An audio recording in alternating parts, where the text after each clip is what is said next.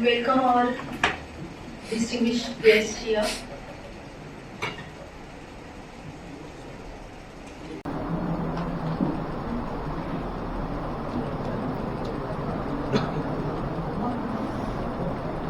Before starting the submission, I would like to tell about the bills. The first bill will be there at the start of the submissions. Second bill will be after 4 minutes of. Third bill will be after 8 minutes. Fourth bill will be after. That is for the stop or the end your submissions. If time for the rebuttal given by the honorable judges,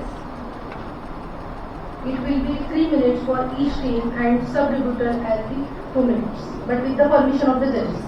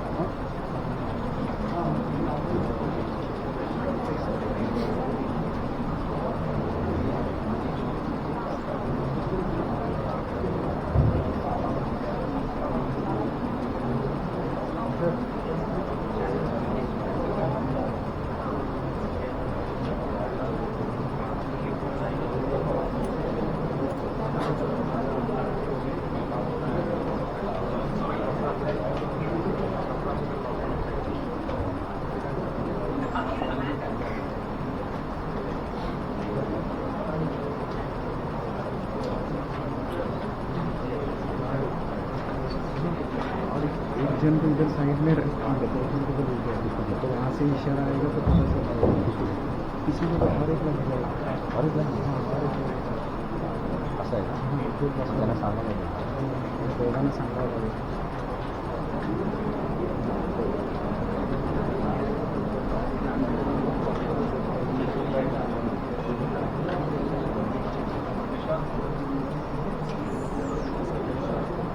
उनका इशारा उनका चालेगा जरूर नहीं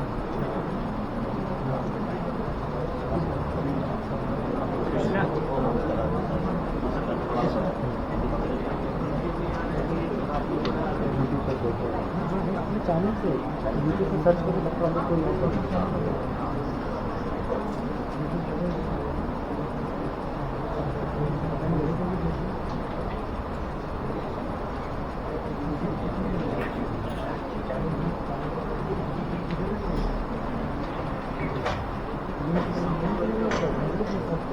Let me tell you all audience and judges, this program is live on YouTube. It is available on Dr. Babasaheb Ambedkar Law College, Wadala YouTube channel. It's not Dr. Ambedkar Law Dr. College. Ambedkar Law College, Mumbai. Mumbai. At YouTube channel.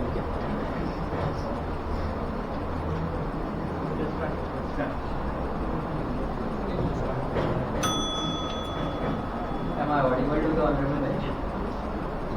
The Council seeks permission to address the bench collectively as your honors. The Council is here in the matter of Tomar Singh versus NCB Mumbai on behalf of the appellant, that is Mr. Tomar Singh, alias Tom Singh. With the due permission of the bench, the Council would like to state the jurisdiction.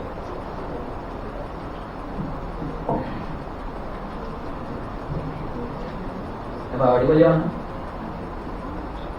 The appellant in the present case has approached the Honorable Supreme Court of India to initiate the present appeal under Article 136 of the Indian Constitution. The appellant most humbly and respectfully submits that the Honorable Supreme Court has jurisdiction under this article.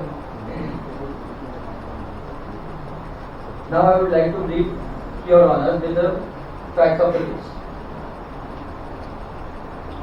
The present case arises out of the raid conducted by a Narcotics Control Bureau, Mumbai, on 12th of December 2024 on a luxury Italian cruise ship named Del Rey, which is famous for organizing EDM parties, which was hosting a rave party where all the ravers were partying all night. Sir, the cruise ship had departed from Italy on 8 December 2024 and reached the coast of Maharashtra on 9 December 2024. When the ship reached the coast of Maharashtra, 4 individuals, namely Amy Dadani, accused number 1 in the case, Ansh Sabri, the accused number 2 in the case, Rudraksh Lupin, accused number 3 in the case, and the appellant, Mr. Tomar Singh, my client, alias Tomsi, accused number 4, boarded the vessel. The appellant is a well-known Bollywood actor and brand ambassador with significant public recognition. His presence on the cruise was purely social and not connected to any alleged illegal drug activity.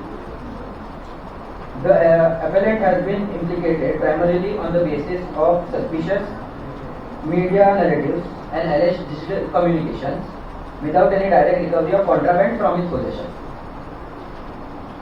Now, during the course of discovery and investigation, on 12 December 2024, NCB conducted a raid on the cruise ship while the party was still ongoing and seized the vessel, initiating investigation under the Narcotics, Drugs and Psychotropic Substances Act 1985. During the search and subsequent interrogation, 5 grams of metazocine were recovered from accused number 1, 50 grams of charas from accused number 2, and 1 gram of hydromorphone from accused number 3. Notably, no contraband substance were recovered from the appellant despite the absence of any physical recovery. The appellant was arrested along with the co-accused and subject to custodial interrogation. Additionally, the NCB reported further recoveries from the cruise ship, including 5 grams of morphine, 25 grams of opium, 2 grams of cocaine, and cash amounting to up to 2.5 lakhs rupees. Subsequently, additional arrests were also made, wherein 3 more individuals were apprehended with approximately 100 grams of charas, indicating that investigation extended beyond the present accused persons. The prosecution has relied upon alleged WhatsApp chats indicating a supposed nexus among the accused, a purported cryptic message between the appellant and a foreign national, Mr. Lex, from Italy, and some general allegations that the appellant had knowledge of the rave party. So far as the consequences and cause of actions are concerned, the arrest of the appellant led to widespread media coverage, adversely affecting his professional reputation and public image. As a direct consequence, a major brand endorsement contract with Tesla was terminated. The appellant suffered financial loss amounting to Rs 10 lakhs and irreparable reputational harm was caused due to unverified allegations. The appellant contends that he has been falsely implicated without any substantive evidence. There exists no direct link between him and the possession, consumption or trafficking of the narcotic substances, and that the alleged digital communication is vague, uncorroborated and open to multiple interpretations. Therefore, the cause of action arose due to arbitrary arrest, wrongful implication and continued prosecution without prima facie evidence. The legal proceedings arise due to this matter. The appellant, aggrieved by the actions of the investigating authorities, approached the Honorable High Court of Mumbai under Section 528 of the Bharatiya Nagarik Suraksha Sanhita 2023, seeking quashing of FIR and grant of interim bail. The High Court rejected the application primarily relying on the alleged WhatsApp chat between the appellant and a foreign national, the presumption of knowledge and involvement in the alleged offence. Now, the present case is that the appellant has filed a petition before the Honorable Supreme Court seeking quashing of the FIR, protection of his fundamental rights, and appropriate relief against wrongful prosecution. And the Honorable Supreme Court has agreed by the discretionary power to hear the present appeal. Your Honor, with your due permission, I would like to proceed with the issues. Sir, I will be dealing with issue number 1, whether the provisions of the Narcotic Drugs and Psychotropic Substances Act 1985 are applicable and enforceable against the accused for alleged offences committed on a foreign cruise ship situated 24 nautical miles off the coast of Maharashtra. And issue number 2, whether the search, seizure and arrest conducted by the Narcotics Control Bureau comply with the mandatory procedural safeguards under the Narcotic Drugs and Psychotropic Substances Act 1985 in light of constitutional safeguards, admissibility of electronic evidence, and the principles governing personal liberty under Article 21 of the Constitution of India. Sir, I stand here today to defend the intermediary who is a star in the Bollywood industry. The counsel on behalf of the appellant humbly submits that the Narcotics, Drugs and Psychotropic Substances Act 1985 does not apply to the alleged offence because it occurred 24 nautical miles off the coast of Maharashtra, that is in the contiguous zone, which lies beyond India's territorial waters, that is 12 nautical miles. Now, the territorial waters is defined under the Territorial Waters, Continental Shelf, Exclusive Economic Zones and Other Maritime Zones Act 1976, which states that under Section 3, Subclause 2, territorial water, sovereignty over and limit of territorial water is 12 nautical miles from the nearest point of the coast of Maharashtra, of the coast of India, from the territory of India. That is.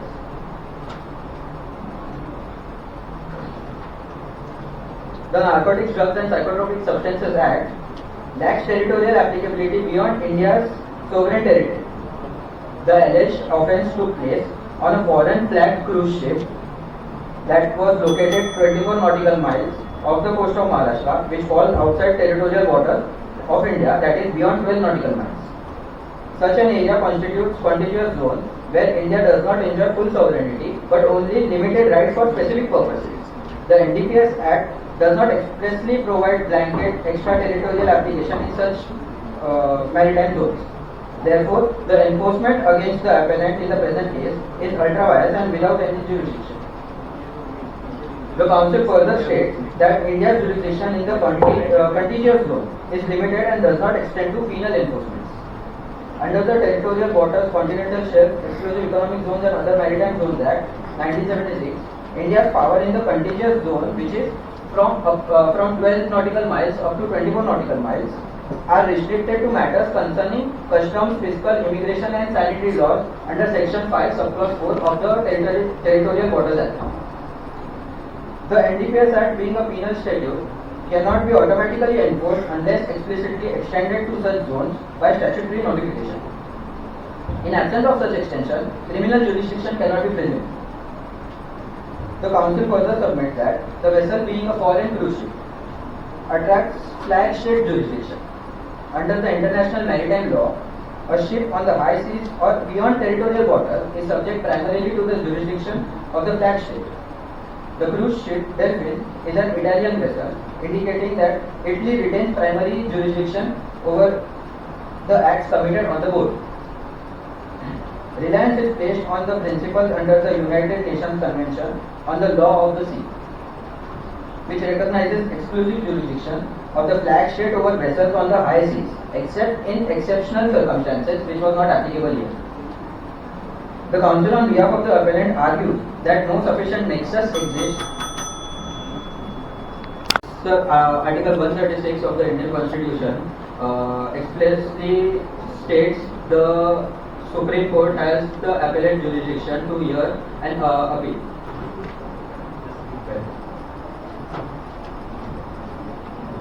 So, quoting Article 136, special leave to appeal by the Supreme Court. Notwithstanding anything in this chapter, the Supreme Court may, in its discretion, grant special leave to appeal from any judgment, decree, determination, sentence, or order in any court. So that is special leave. Yes, sir. That means that unless the leave is granted by the Supreme Court, you cannot have an appeal. Right. So what should be your application? Seeking leave of the court. Seeking leave petition. So you are arguing a matter for quashing.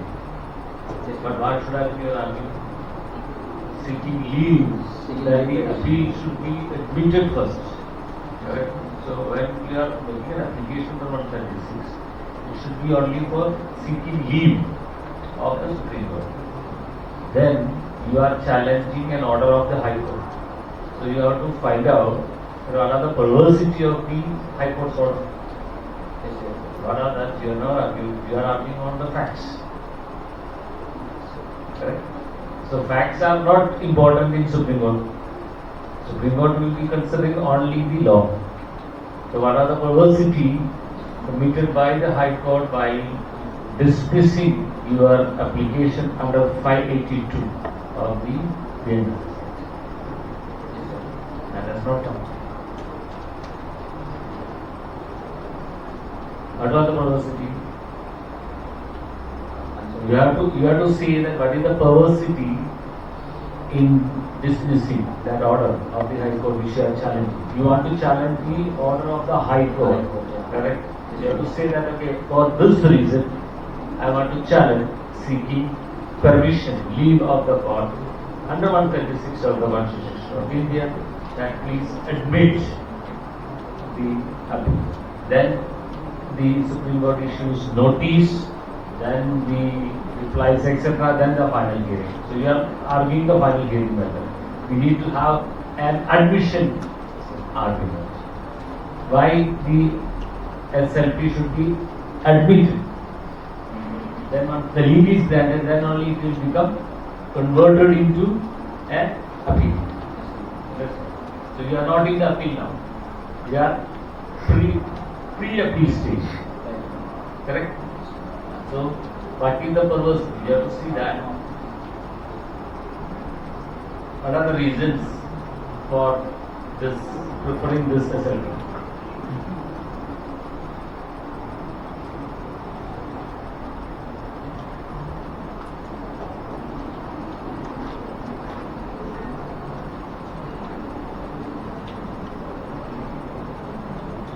If I may, the appellant. We have 3 points. Yes, sir. The appellant being an aggrieved party has the right to invoke Article 136 of the Constitution of India and file a special leave petition. No, that you have the right, but why? And file a special leave petition. Why?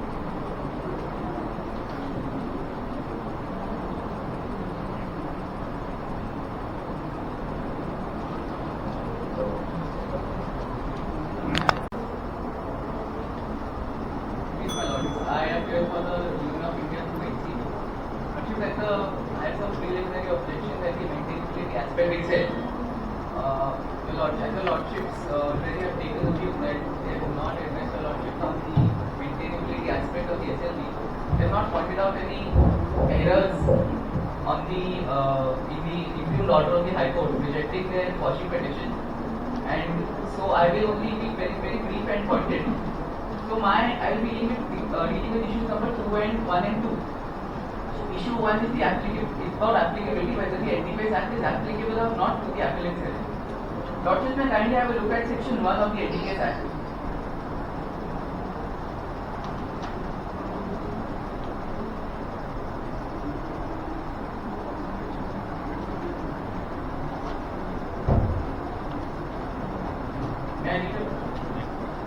Section 1 states, this act may be called the Narcotic Drugs and Psychotropic Substances Act 1985. Section 1 subsection 2 is important. it extends to the whole of India, and it all applies also to all citizens of India outside India. So the question of extraterritorial or this international waters does not arise because this act is already applicable to all citizens outside of India. This is in line with the object that is sought to be achieved by the NDPS Act. So therefore, that you may reach submission on issue number 1 that this act is applicable to everybody, all citizens outside of India and to the territory of India. As far as issue 2 is concerned, issue 2 is whether the search, seizure and arrest conducted by the NCB comply with the mandatory procedural safeguards under the NDPS Act, and whether non-compliance, if any, vitiates the entire proceedings. Now, this issue can be answered in 2 parts. One is whether the NCB has complied with it, and the second is whether if they have not complied with it, whether it initiates the proceedings. Lordship, this question was answered in one judgment of the Constitutional Bench of this very court in Karnal Singh versus Union of India, which I'll just give you a lordship.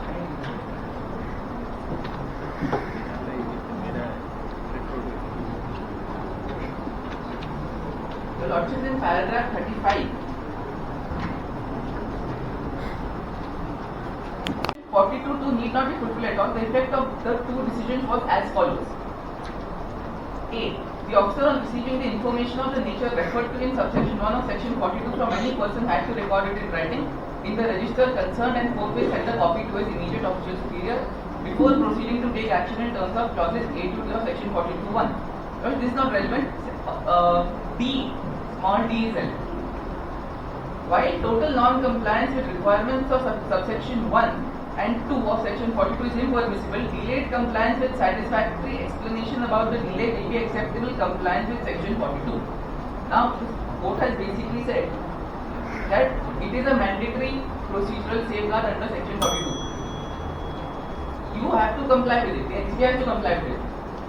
But your lordships, furthermore, this court has held in this judgment and another judgment of 2021 Justice Mohammed Nawaz Khan that this procedural aspect, whether the NCB has complied with the procedure or not, is a question to be decided at the stage of the trial, not at this stage. So the question that is, the issue will be answered in 2 parts. That is, 1, whether the NCB has complied will be decided at the stage of the trial. Second, if it does not follow the procedure, will it initiate proceedings? Yes, it will initiate the proceedings. That is my submission. Now, you have to answer. He said that there was nothing recovered from the perspectives for the appeal. So what about that? Your lordships, that refers to the aspect of possession, that no recovery was made. It is not necessary that possession is physical, that it is in his pocket or something. But possession means conscious possession, and it can also mean constructive possession. My learned friend will be dealing with those aspects in issue 3 and 4 particular. So, if it's always that will be dealt with my learned friend. But whether there is no recovery, your lordship, the investigation is still going on, and charge sheet is not filed. But investigation will be completed as soon as possible, not more than 2 weeks. And 3 people have already been arrested. What about the procedure adopted that instead of filing a bail application, they have preferred a quashing petition, and in the quashing petition as an interim relief asking for bail. So is it the proper procedure? Your lordships, bail and quashing are 2 different reliefs. Quashing is something higher than bail. If they are asking for quashing, what they are asking is that all criminal proceedings be ended. But if they ask for bail, that means that the appellant may only be set at liberty, but the criminal proceedings, the trial will still go on if once the charge sheet is filed in formation in this stage. Both reliefs cannot be asked together because quashing itself will lead to the appellant getting his liberty, but once they get bail, it does not mean that the whole criminal proceedings are quashed. Why are you justifying that the lower court order is correct? Well, lordship, the High Court's order is correct because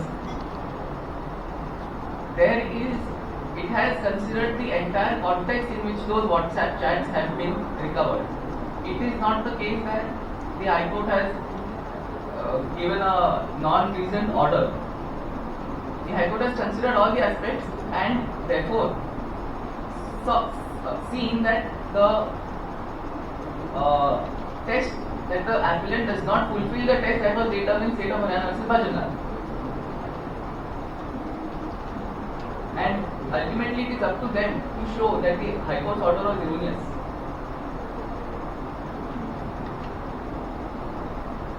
That's my learned friend will be, if there are no further questions.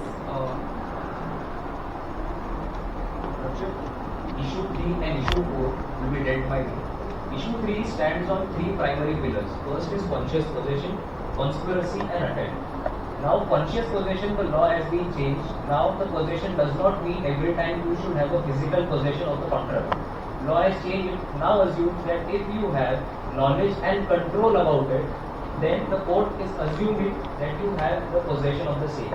I'd like to tender 2 judgments of this honorable court, which is one of Gurmat Lal and another is of Madan Lal. In these 2 judgments, your lordship, it is categorically held that if one has a knowledge and control, it can be assumed that he is in the possession of that contract. Lordship, I refer to the highlighted part. And if we apply the same principles to this case, your lordship, there are 4 things which are being given in the fact sheet itself. First is the WhatsApp chat with Mr. Lex, who is alleged to be a single person who is connected to all the other co-accused. Second, they all are present on the ship where some narcotics was recovered. Third, in the fact sheet it is given that he had knowledge about the drug party which is going to take place in that ship. Considering these 3 things, NCB has reasonable suspicion on them, constituting to register an FIR and start the investigation.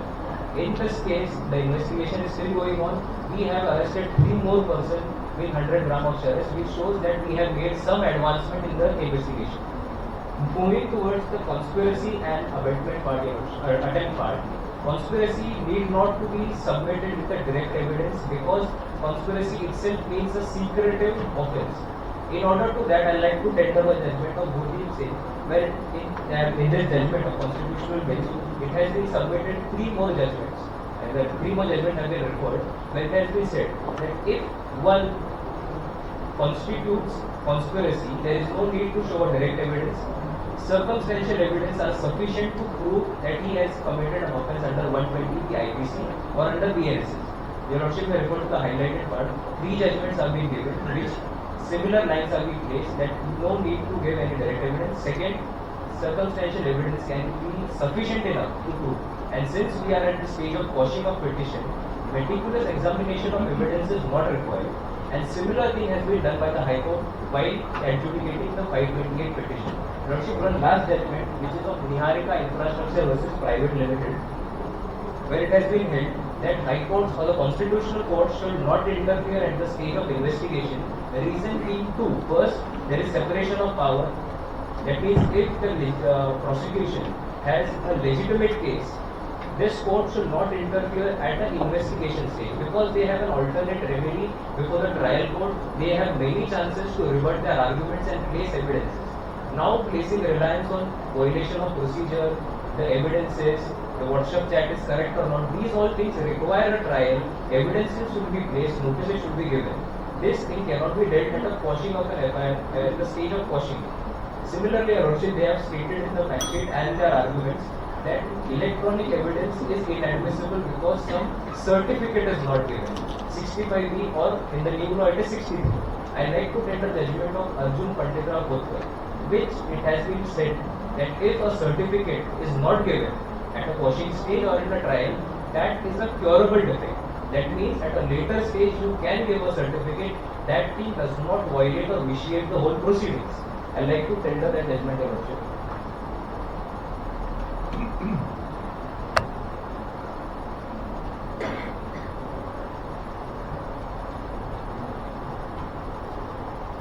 Para 15.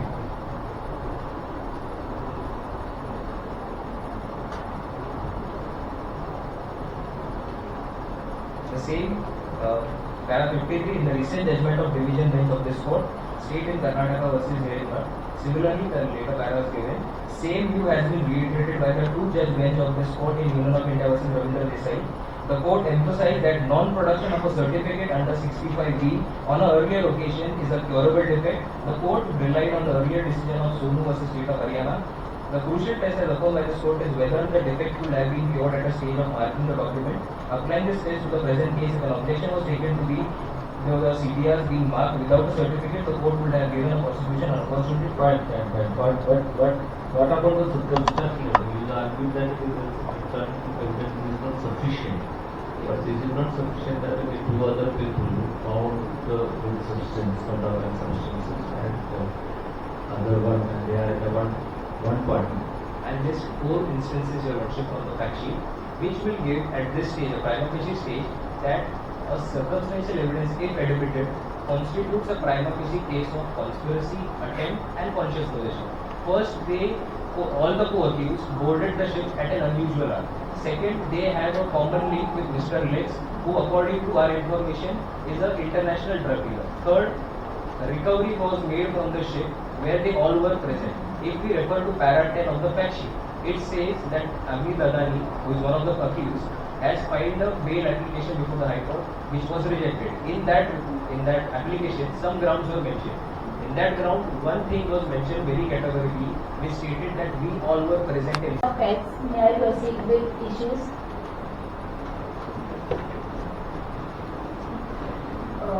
Issue 1, whether the provision of Narcotic Drugs and Psychotropic Substances Act 1985 are applicable and enforceable against the accused for allied offences committed on a foreign cruise ship stated 24 nautical miles off the coast of Maharashtra. My Lordship, my respectful submission is that the NDPS Act is not applicable in the present case because the allied offence took place outside the territorial jurisdiction of India as a foreign flagship vessel. Therefore, the entire action of the authorities is without legal foundation. The facts clearly shows that the allied incident occurred on the the vessel MV Appellant, where it is an Italian flagship. It is extremely important because under international law, a ship is treated as a floating territory of a country whose flag it flies. Therefore, the present case, the ship must be considered as an Italian cruise ship and as an Italian territory and not an Indian territory. Further, the location of the allied offence is stated to be approximately 24 nautical miles and not Indian territory. Further, the location of allied offence is stated to be approximately 24 nautical miles from the Indian coast. This area does not fall within Indian territorial jurisdiction. Territorial waters, which extends only up to 12 nautical miles. Instead, it lies where it is known as contiguous zone.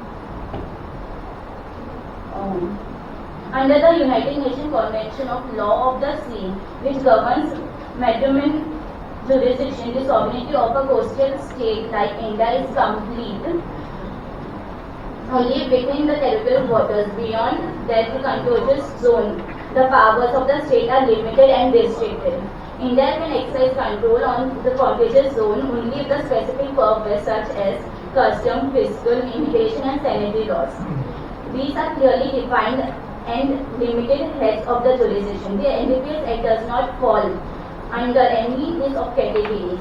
This is a criminal statute dealing with narcotic offence, and there is no provision under international laws that allows India to enforce such law in the contiguous zone against a foreign vessel. Therefore, when the Indian authorities boarded the ship vessel and conducted the raid, they were acting beyond the scope of the legally permitted powers. In NDPS Act itself, the section 1 clause 2 clearly defines that its applicability. It extends to whole of India, and in certain cases it may apply to Indian citizen outside India or Indian registered ship or aircraft. The vessel is not registered in India. The offence did not take place in India, and therefore the basis to treat the ship as falling under Indian jurisdiction. Therefore, the NDPS Act cannot be invoked in the first place. It is settled principle of law that jurisdiction cannot be assumed. It must be clearly conferred by the statute. If the statute does not provide jurisdiction, then an action can be void ab initio. Further, even under domestic legislation like Maternal Zones Act, there is no provision that extends the application of NDPS offence to the contiguous zone. In such a manner, therefore, both under international law and domestic law, the position remains consistent that India did not have jurisdiction in this case. If this honorable courts allow such exercise of power, it would be set as dangerous precedent where authorities could extend their jurisdiction beyond legal limits, which would be contrary to established principles of sovereignty and international law. Therefore, I respectfully submit that since the very initiate of proceeding is without jurisdiction, all the subsequent actions, including search, seizure, and arrest, stand vital. The prosecution is illegal.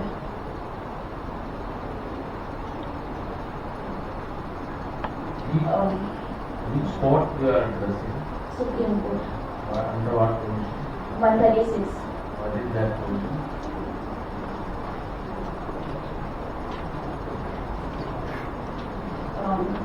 Under the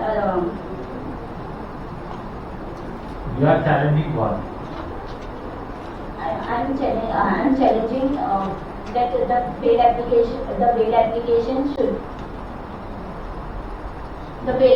Should not be done. So it should be granted. Sorry. The specially Article 136 is a special leave to appeal by the Supreme Court, and I am appealing this because there is a grave miscarriage of justice in this. There is no proof of drugs that Tommy Singh has taken. There is no even proof of that he is intoxicated, and the messages in the WhatsApp chat also does not prove that is scripted.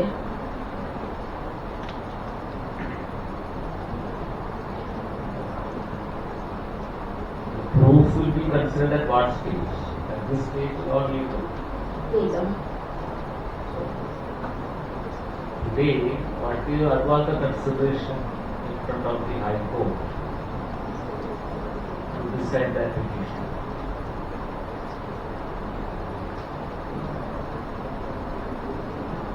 It was filed under what provision? I filed under the 136 of No, that is Supreme Court. Before that, you are challenging an order of the High Court. Right? Yes. Under what provision it was filed?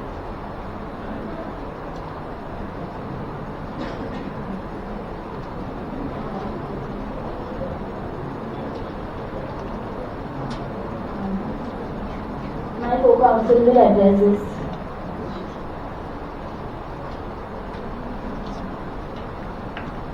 Counsel seeks permission to proceed further. Your Lordship, the issue number 3, whether the prosecution has established prima facie consequences, conscientious position, criminal conspiracy and abatement under section 28, 29, 35, 54 of the NDPS Act. Your Lordship, the NDPS Act criminalizes not presence with narcotic drugs but with conscientious position. But it should have presence of the substance. Second, the accused should have the knowledge of the substance. Third, the accused should have the control over the substance.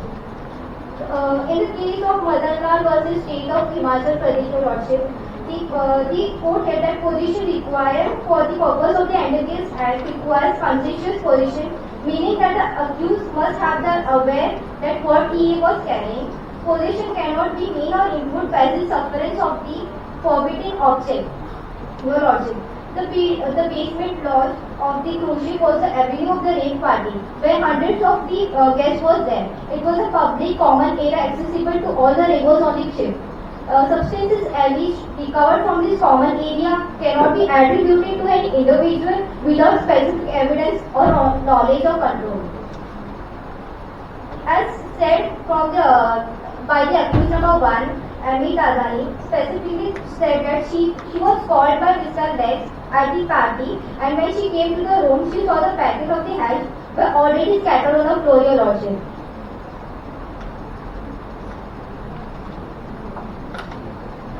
Moving to the criminal conspiracy, the essential element of criminal conspiracy is an agreement or meeting of two minds between the parties. The prosecution entire conspiracy rests on three pillars: that all the four accused are present at the same party, the alleged WhatsApp chat which is inadmissible, and the media reports which is impermissible as evidence or logic. Each pillar collapses independently because the presence at the same party is not enough. Over 200 of people attended. Just like acquaintance with someone does not imply criminal conspiracy, presence in same vicinity is not also enough, Your Lordship. Your Lordship, in the case of Amar Singh versus the state of Maharashtra, page number 29 of the memorial, the Supreme Court held that mere acquaintance between co-accused would not prove conspiracy unless and until the prosecution can prove an agreement between them. Section 28, 29, 35 of the NDPS Act. May please the Honorable Court, the law is well settled here. Once possession is established, Lord, the presumption of conscious possession arises and it switches the burden to the accused. Here in Himachal Pradesh, the case law I would like to cite, Madan Lal versus State of Himachal Pradesh, and further it was reaffirmed in Meg Singh versus State of Punjab, wherein this Honorable Court held that possession itself gives right to a presumption of a mental state. I request my Lordship to come on page number 23, last paragraph.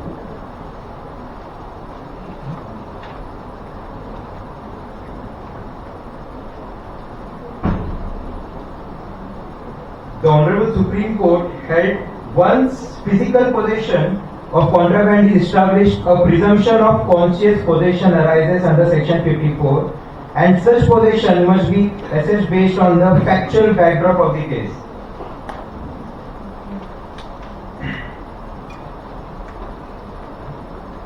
Here, my Lord,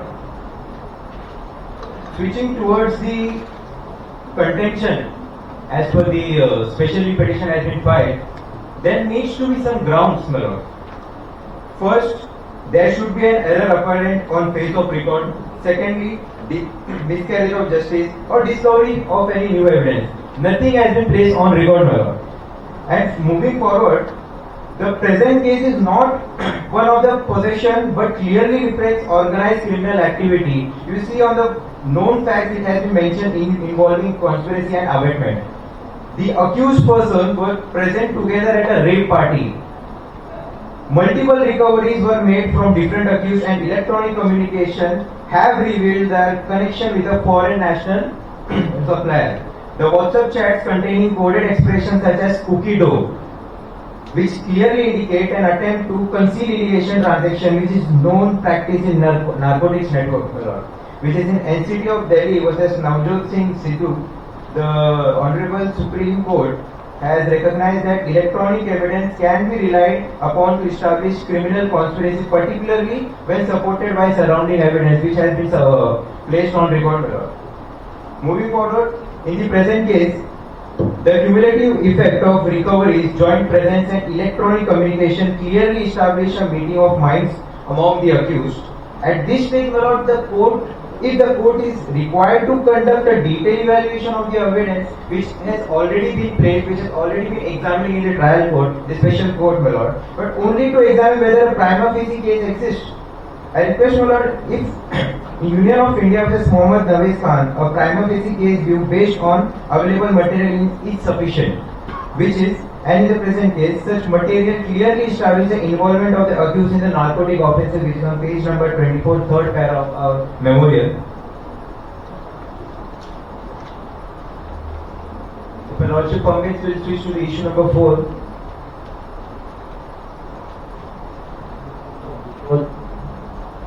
Before that, you have to tell that the thing was recovered from a person accused. So, how he can be treated? Lordship has stated in the issue number 3 whether the prosecution has established a criminal conspiracy. He was there in the rape party. There has been a term, legal term, which is known as a criminal conspiracy. He was aware about that term. He was aware about the narcotic drugs which has been consumed all on record. Question. That is the question. That, how he was aware. How we are saying that he is aware. My Lordship, Awareness has to be established. My Lordship, I request you to come on the propositions page 2, paragraph 13.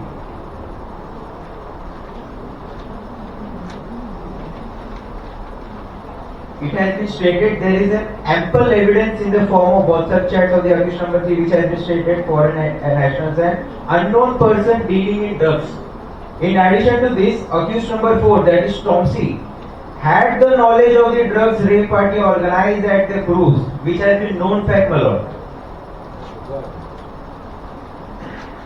Issue number 4.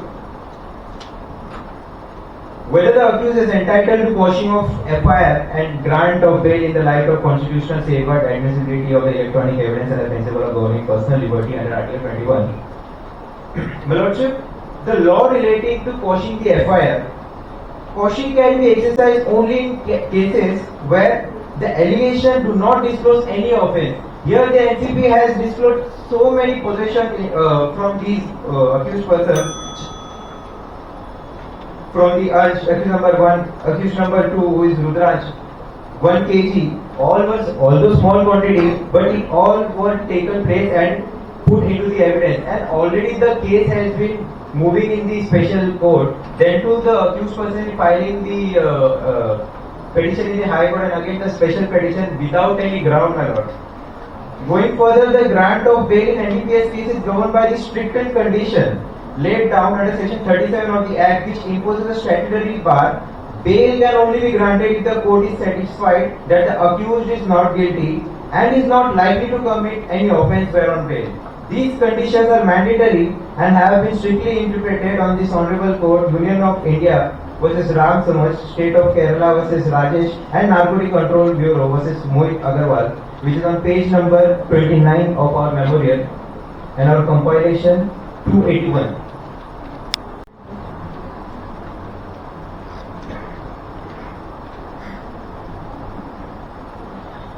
Whether the search, seizure and arrest conducted by the Narcotic Drugs Bureau complied with the mandatory procedural safeguards and the NDPS Act, and whether non-compliance, if any, violates the entire proceedings. It is respectfully submitted that the search, seizure and arrest was conducted lawfully, and even if there is a minor procedural lapses, it doesn't mean the entire case has been invalidated. Under section 41, 42 and 43 of NDPS Act, officers are empowered to conduct the search and seizure. In the present case, the raid party which was on the cruise ship was a public gathering, and therefore section 43 applies and the officers can conduct the search without warrant. In the state of Himachal Pradesh versus Pawan Kumar, the Supreme Court clearly held that section 50 applies only to the personal search, not to the bags or surrounding. Here, the drugs were recovered from the bags of common areas, so section 50 compliance was not required. And further, the actual recovery of drugs such as churros, metazonic, hydromorphone and other substances. We would like to submit the complaint.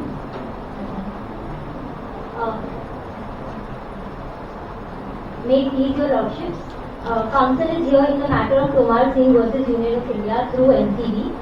My lords, before I begin my submissions, may I request that I be permitted to reserve 2 minutes for the rejoinder. Much obliged. At the outset, counsel appears on behalf of the petitioner and will be addressing 2 issues before this honourable court. Whether the NDPS Act applies to alleged offences committed on a foreign cruise ship 24 nautical miles off the coast of Maharashtra, and whether the search, seizure and arrest conducted by the NCB comply with mandatory procedural safeguards under the Act. The petitioner respectfully submits that the present case suffers from a fundamental defect that goes to the very root of the prosecution or respondent's case. The alleged offence took place on a foreign flag cruise vessel Delphin, situated approximately 24 nautical miles off the coast of Maharashtra.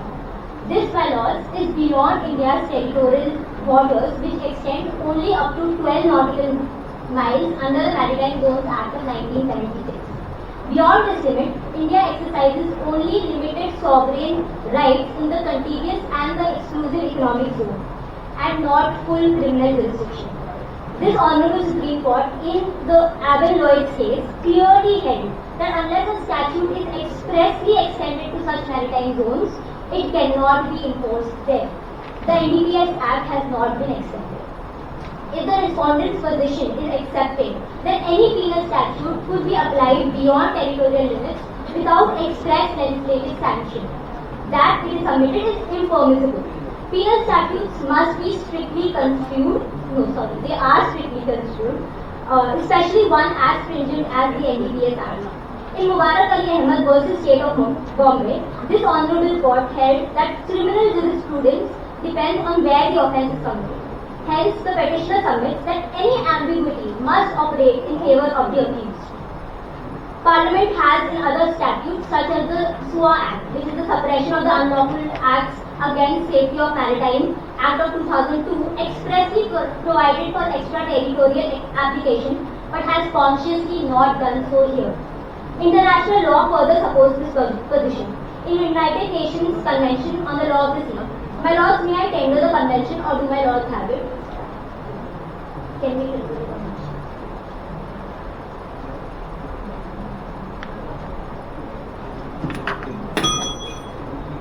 Under Article 92 of the UNCLOS, a vessel is subject to the exclusive jurisdiction of the state, of its flag state. In this case, the flag state is Italy.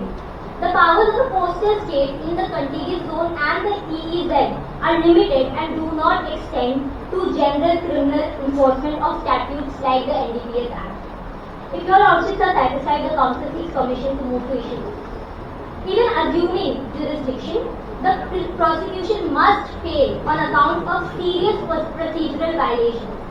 The search was conducted at 3 a.m. without a warrant and without compliance with sections 41 and 42 of the NDPS Act. There is no record of information being reduced to writing, no communication to superior officers, and no reason recorded for a night search. In state of Punjab versus Balbir Singh, such requirements were held to be mandatory and their violation goes to the root of the case. The violation of section 50 is even more serious.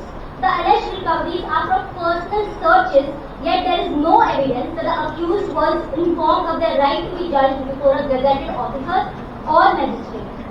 In Vijay Singh Chaduba Jadeja versus State of Gujarat, this Honorable Court held that this is a substantive right requiring strict compliance. In its absence, the recovery itself becomes suspect.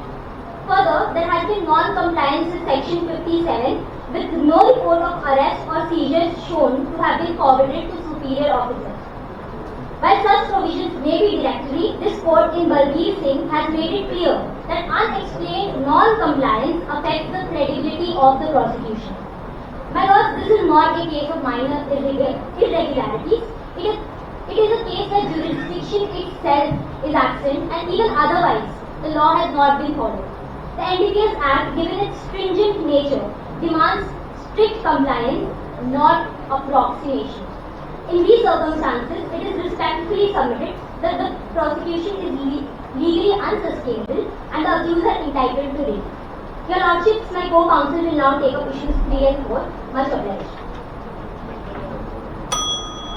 Your lordship, the council seeks permission to proceed with issue 3 and 4.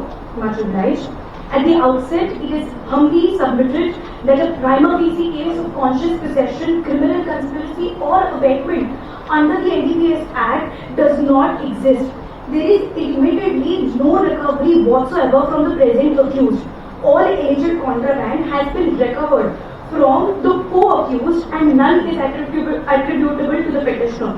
In the absence of any recovery, the essential element of conscious possession is missing. It is settled in Noor Agha versus State of Punjab that the burden lies on the prosecution to first establish possession before invoking statutory presumptions. The allegation of criminal conspiracy is equally unsustainable, and to know that conspiracy requires a clear meeting of minds and a prior agreement. In Nadeem Ahmed versus State of Uttar Pradesh, this honorable court emphasized that conspiracy must be supported by cogent and tangible evidence and cannot be inferred from mere suspicion. However, in the present case, the alleged WhatsApp chats are only between accused number 3 and a foreign national, and there is no communication whatsoever linking the present accused to any such arrangement. The prosecution further relies on media reports and an alleged coded message to implicate the accused. It is respectfully submitted that media reports have no evidentiary value in criminal proceedings and cannot form the basis of criminal liability. The alleged message referring to cookie dough is vague and ambiguous, and there is no material to establish that it relates to any contraband substance.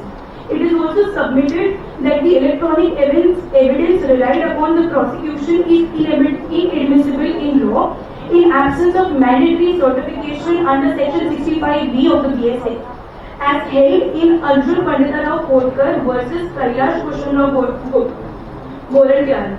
It is also said under the legislation that it is to be proved beyond a reasonable doubt and not merely preponderance of probability. If your lordships are satisfied, the council seeks permission to proceed with issue 4. Much obliged. It is respectfully submitted that in absence of any prima facie case, the continuation of the proceedings amounts to an abuse of the process of law. The present case squarely falls within the principles laid down in State of Haryana versus Bhajanlal, wherein the Honourable Court held that proceedings may be quashed where the allegations do not disclose any offence. The prosecution seeks to rely on inadmissible electronic evidence and unsubstantiated allegations, which cannot form the basis of criminal prosecution. The continued prosecution of the petitioner in such circumstances violates the guarantee of personal liberty under Article 21. On the question of bail, the prosecution may seek to rely upon the rigors of Section 37 of the NPS Act. However, in the state of Kerala versus Rajesh, this Honourable Court held that when NPS offences are serious, the court must first be satisfied that there are reasonable grounds to believe that the accused is guilty. In the present case, there is no recovery, no admissible evidence, and no material establishing conspiracy or possession. Therefore, foundational facts themselves are absent. Further, the petitioner is a public figure with established rules in society, and there exists no apprehension of absconding or tampering with evidence. There is no overt act, no financial trade, and no independent corroboration. The prosecution case is purely based on suspicion and media narratives, which is insufficient to justify continued incarceration. In view of the facts of the present case of the issues involved, the submissions advanced herein above, it is humbly prayed before this Honourable Court that this Honourable Court may be pleased to admit the appeal seeking the leave and to quash the FIR and consequential proceedings, or in the alternative grant bail to the petitioner in the interest of justice, and pass any order that it deems fit in interest of justice, equity and good conscience, and for this act of justice the petitioner as in duty shall ever pay. Now tell me what was the quantity recovered from this video? Your Lordships, may we submit the notification? No, I'm asking the facts, not the law. Okay, so your Lordships, the drugs found were metazocin, counterly found 5 grams, charas initially 50 grams and later 100 grams, hydromorphone 1 gram, myrophine 5 grams, opium 25 grams. This is counsel number 1. In the case of the other from the respondent, in the case of Commercy and others were say NCB and even copy. Counsel number 1, discussion on the issue number 1 and 2, and my co-counseling will argue on the issue number 3 and 4. We will divide equally in 4 minutes. So, my lordship, should I go to state on times or should I not land on the issues? It's facts. So, my lordship, the third party said the event was organized at the patient, pre-position party with the Italian and the raid conducted by the NCB with the reason to believe right to record it. The vessel was intercepted 24 nautical miles from the Maharashtra coast. As the sea was destined to Indian port, NCB exercised a surveillance enforcement power within the contiguous zone of the to prevent the infringement of the Indian narcotics and sanitary laws. The systematic search happened with the 66 cabin only sales. The variety and quantity of the sales drugs is indicated in commercial space in large in compiled bulk quantity and different variety of drugs found on the end. This is linked from the network of the individual consumption as well as the conspiracy involved with the drug racket. The petition only promising was appended in the luxury suit alongside co-accused individuals from the physical counterpart was brought. The presence in the restricted area, access area where drugs were being held established constructive possession and clear prima facie link to the crime. A forensic review of the petitioner mobile device unaided encrypted WhatsApp communication with associated with Mr. Lex discussing the procurement of foreclosure of Twitter. This is the highlighting some of the big rackets, something they have acquired the big quantity for the entire party. They organized racket of the drugs mafia and the drugs trafficking. Expert narcotics analysis identified these terms of documented analysis for systematic drug trafficking. Furthermore, the involvement of Mr. Lex point toward an organized international drug syndicate with a European footprint. The evidence suggests the petitioner acted as a functional link in a conspiracy under the Section 29 of the NDPS Act. His social interest was allegedly leveraged to facilitate and gather the people for different luxuries and background for to gather and enter seat for this events. The petitioner was informed on his rights and produced before the magistrate within the statutory 24th of period. Based on the gravity of these digital and physical links, the court granted 15 days procedural integration to the NCB. The investigation is in sensitive stakes involving the mapping of financial players.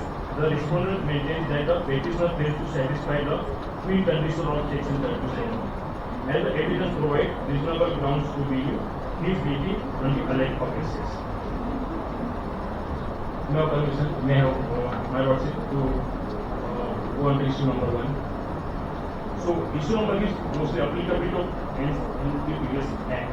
We have mostly fabulously discussed in the fact put in the High Court also, and Honorable High Court granted such he denied the bail and to the Roman Singh and others. So, Indian validity exercise under the jurisdiction of control of mines will majorly cover 3 areas: quantities in zones, powers, effects of the doctrine is applicable there, and statutory expansion of NDPS Act. So, conditional zone, Maritime Zone Act 1976, Section 5, and Article 23 of the United Nations Law of Seas that prevent for that applicable here to prevent the infringement of the customs and statutory laws. So, under these provisions, the NDPS has the right to conduct this investigation further. The effects doctrine. Effects doctrine is mostly about outside, though this is outside of Indian territory, sovereign area, but it affects the Indian land. The operation is such drugs operation under the shadow part of the Indian sovereignty. Effects are internal, intended to India. It is destined for the Indian and Indians are involved. Indian people. Access Section 1.2 of the NDPS Act is applicable to the Indian society. So, I will enter issue number 2, validity of seizure, arrest and search. So, responsible submits, there is a substantial compliance with the NDPS as well minor procedure, deviation though there could not violate the procedure. Though NDPS is not automatically applicable. So there is Section 50 is comprehensive of the personal search, but not for the premises, cabins and basal searches. NDPS can say the premises, cabins and basals. There is one logistic controls. NDPS is they have searched the 366 cabins. They also logistical and limited officer to count all seizures. So this is applicable here. So they are this is actual that they have seized and searched the operation and seizure and arrested the people. That is I am from end of my issue number 2. My co-counsel will approach here.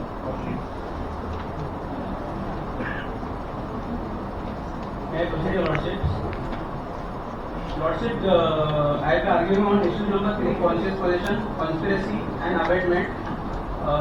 May it please Your Lordships, Your Lordship, the... No, section 42. No, there is no warrant required for the express section 42. How are you saying so? Anybody can answer. My Lord, section 42 is for public places. Considered the ship was an open room to enter for the general public. It was under section 42 allowed without a warrant to go there, provided under 72 hours. They can provide the reason for it. That what was the urgency, and considered that ship, if left the 24 nautical miles, could not be captured again, and the case will go to Italy in fact. So that's why the raid was to be done. So you have to say that okay, you got the information when, what time, so that you had no sufficient time to issue notice and conduct the search. So when you got the information?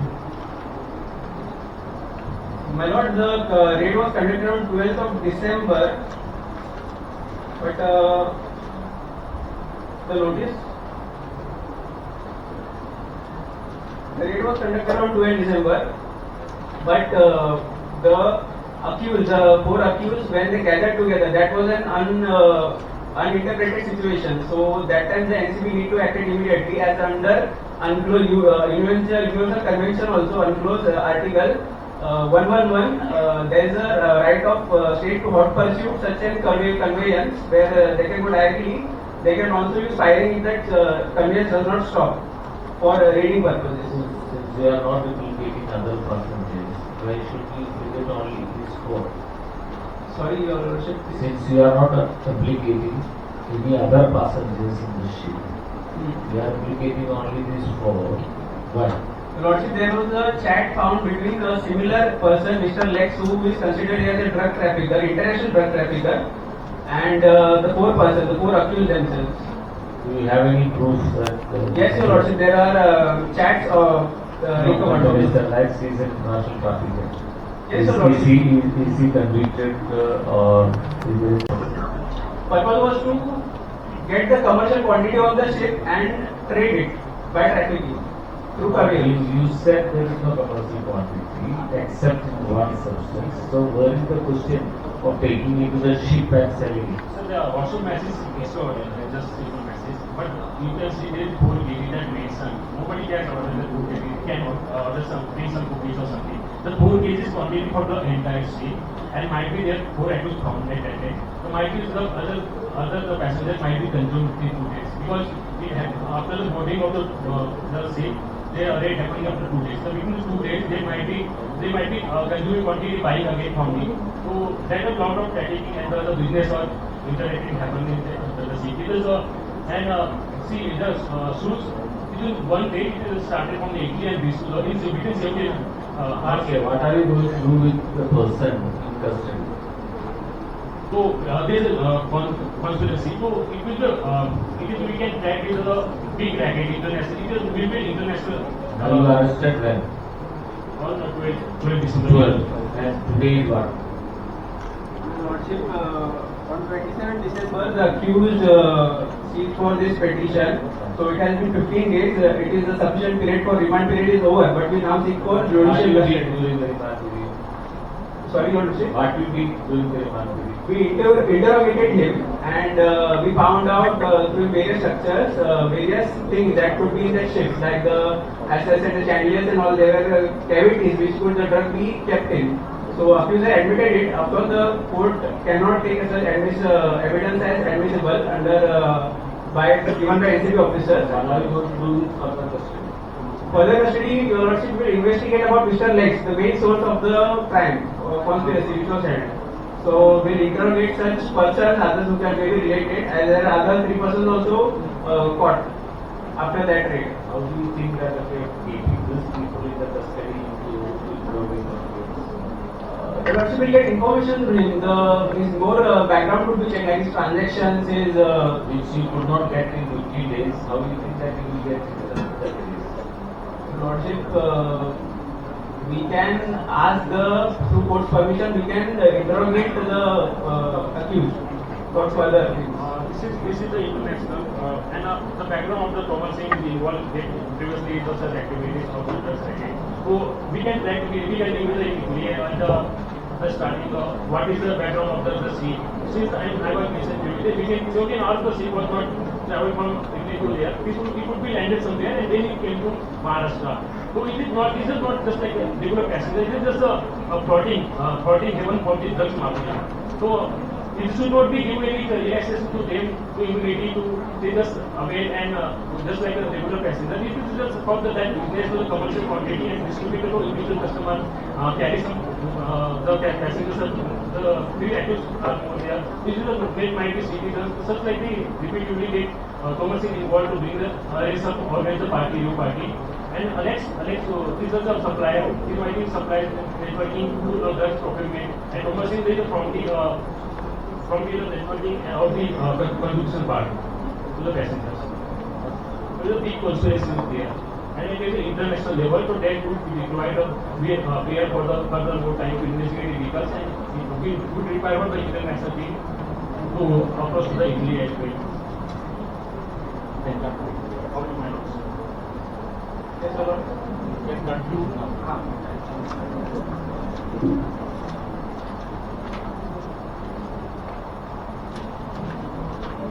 My lords, no innocent tourist boards a cruise ship with 4 kg order of dough, check that doubles as a concealed narco warehouse decorated with stolen Picassos and mirrors.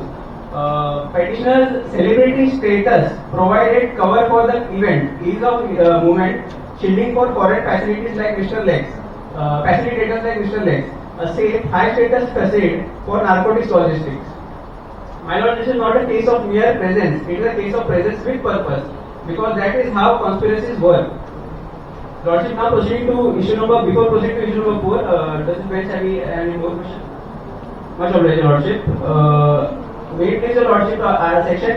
Article 33 of the Union Clause, but that article only allows limited jurisdiction in the case of immigration, sanitation, fiscal, etc. and not criminal jurisprudence. Section, also my Lord Counsel has made a mistake in the section of the NDPS Act. Section 42 is not the section that talks about public places, but it is section 43. I'll read the section 42 for the convenience of the court.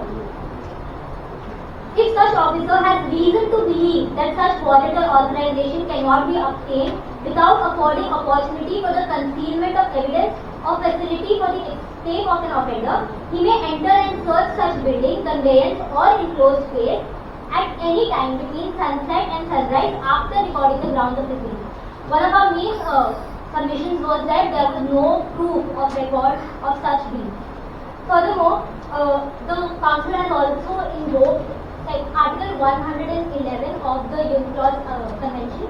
I would like the court to refer to the memorial on page 18, point number 22.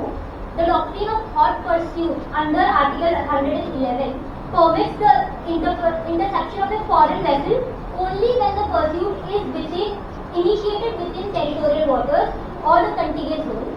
There exists a prior violation of laws applicable within those zones, and such pursuit is continuous and uninterrupted. In the present case, the interception was initiated at 24 nautical miles with no evidence of prior violation within territorial waters.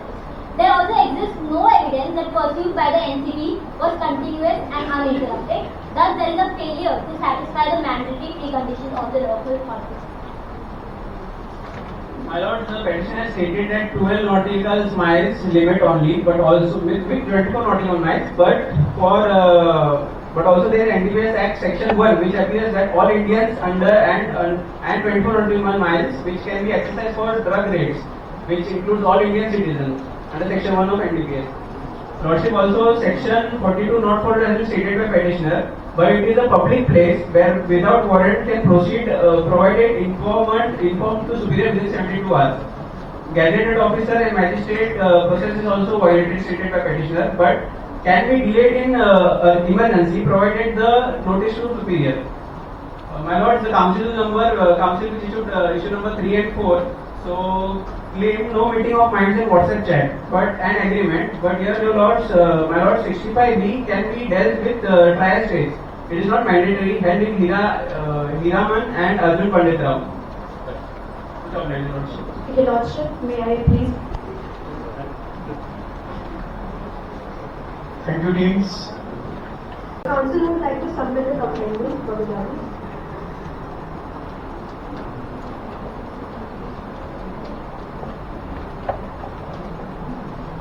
Your Lordships, if you are well versed with the facts, I would like to begin with issue number 1 and 2.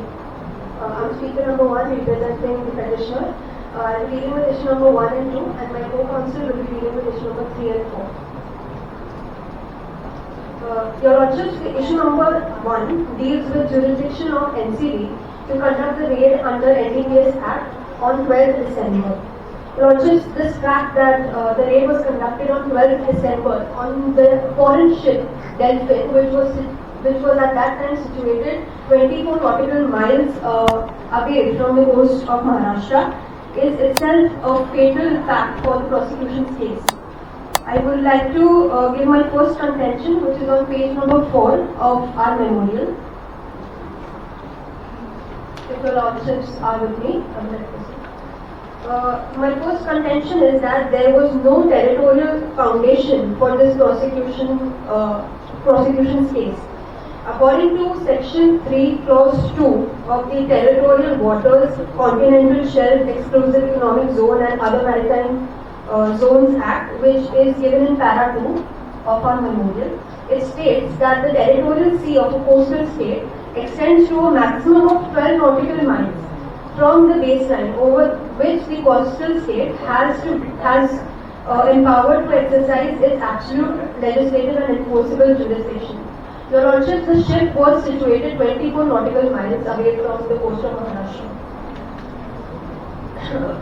Your Lordship, the second contention which I have to present is that Article 92 of the United Nations Convention on the Law of Sea, which states that, which is also given on Para 4, page number 14 of the memorial.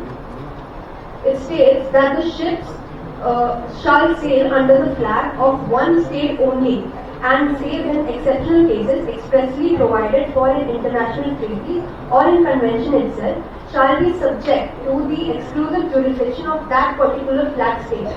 Your Lordships, the ship Delphin Italy is the flag state of that ship, and it exercises excessive exclusive criminal jurisdiction.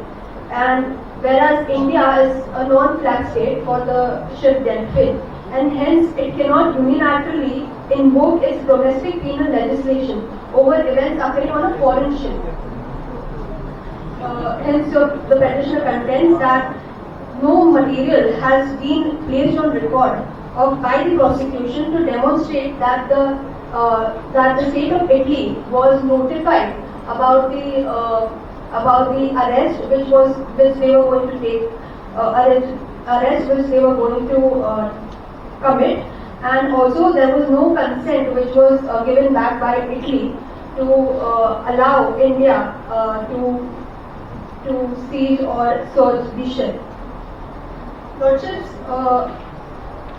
my next contention would be the prosecution may seek refuge under Article 33 of the UN clause, which states that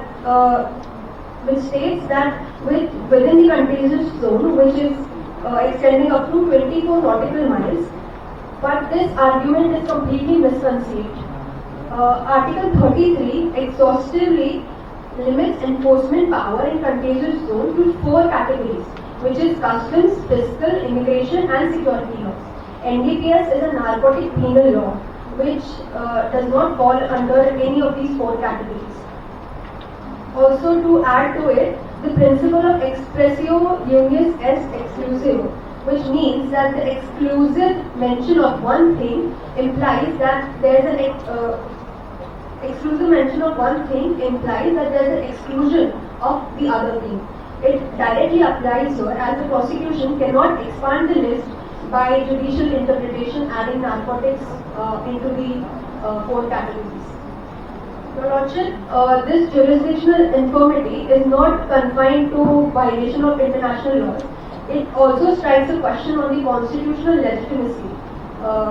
Article 51C of the Constitution, which is a directive principle of state policy, it mandates the state to act and endeavor in such a way that it fosters respect. Which is stated in section 35 clause 2 of the NDPS Act. It states that for the purpose of this section, a fact is said to be proved only when the court believes it to exist beyond reasonable doubt and not merely when its existence is established by preponderance of probability. My lord, to conclude my argument, the whole case is only based on the probability and hence the conscious position is not with my client. To begin with... Wait. Beyond reasonability comes when? Pardon, my lordship. Beyond reasonability comes when? What stage of the trial?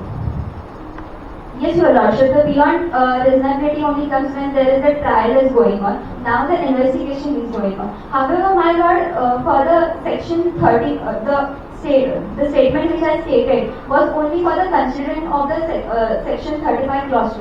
As NDPS Act itself is a stringent provision. If it is already presuming the accused has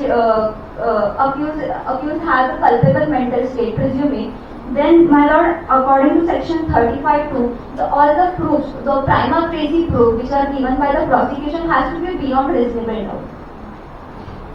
They found the substance in their possession, right? Yes, my lord, but was it not prima facie proof? My lord, the substance was not found with my client, that is a Tomsey, only with the accused number 1, 2, and 3. When? When the raid was conducted by the NCB. Who chartered the ship? Mr. Lex. And there is a WhatsApp communication among the Yes, my lord, there is a WhatsApp communication. Your lordship, for the WhatsApp communication, I am dealing with issue number 4 as well, but for here I am telling that there is no any certificate even given by the accused, and the big term should not be considered related to the narcotics. And if it has to be considered as a prima facie evidence, then your lordship, they need to give all the forensic analysis here behind it. Why we are not for the bill application and asking for quashing at this stage? Your lordship, in this case, basically we are at the both prayers we are doing, that is quashing the FIR and for seeking application for a bail. Your lordship, this both are we are aware that the both prayer cannot be stated at the once. However, these are the alternative prayer. According to the good consciousness and the interest of justice, my lord may give us a bail or quash a FIR. If my lord is will. Should I read it? Yes. What is that? Read it crisp because you are out of time. Yes. My lord, briefly I would just tell that under Article 136, 1985 are applicable and enforceable against the accused for alleged offences committed on foreign cruise ships situated 24 nautical miles off coast Maharashtra. Your lordship, I urge you to refer page number 12 of memorial. Para 1A, section 1, subclause 3 of the NDPS Act 1985 provides in unambiguous term that the Act shall apply to all citizens of India outside India. Therefore, the section 1 subclause 2 of NDPS Act clearly applies to all citizens abroad without limitation. All 4 accused were Indian nationals. Your Lordship, under the United Nations Convention on Sea of Laws, Article 33, drug trafficking in the contiguous zone violate the India's Customs Act 1962 under the section 111 and the NDPS Act. The Article 33 expressly authorized enforcement in this zone. Your Lordship, on page number 13, second para, The UNC laws Article 33 permits the coastal state to exercise the control in the contiguous zone to prevent the infringement of the custom, fiscal, immigration or sanitary laws. Your Lordship, the drug trafficking falls within the both custom and sanitary categories. Your Lordship, the joint operation of the NCB and the Coast Guard was fully lawful under the Coast Guard Act 1978 under Section 14 and 21, which grants maritime enforcement powers in all zones including the contiguous zone. Your Lordship, on page number 14, I see second para. The Coast Guard Act 1978 Section 14 subclause 1 expressly mandate the Coast Guard to protect the maritime and other national interests in marine zones of India, and Section 14 subclause 2 sub C specify empowers it to provide the assistance to customs and other authorities in anti-smuggling operations. Section 21 of the Coast Guard Act empowers the Coast Guard officer to board, search and inspect vessels in India maritime zones including the contiguous zone. Your Lordship, further, the Vienna Convention 1988 Article 70 provides a treaty framework for boarding and searching foreign vessels engaged in the drug trafficking cases. Your Lordship, on page number 15, Article 17 subclause 1, all the parties shall cooperate to fullest extent possible to suppress illicit trafficking by sea in conformity with the international law of sea. Article 17 subclause 3 empowers a state to authorize another state to board and search the vessel flying its flag where there are reasonable ground to suspect involvement in drugs trafficking. This treaty framework operates along and supplementary to UNC laws. Your Lordship, we are citing the case law.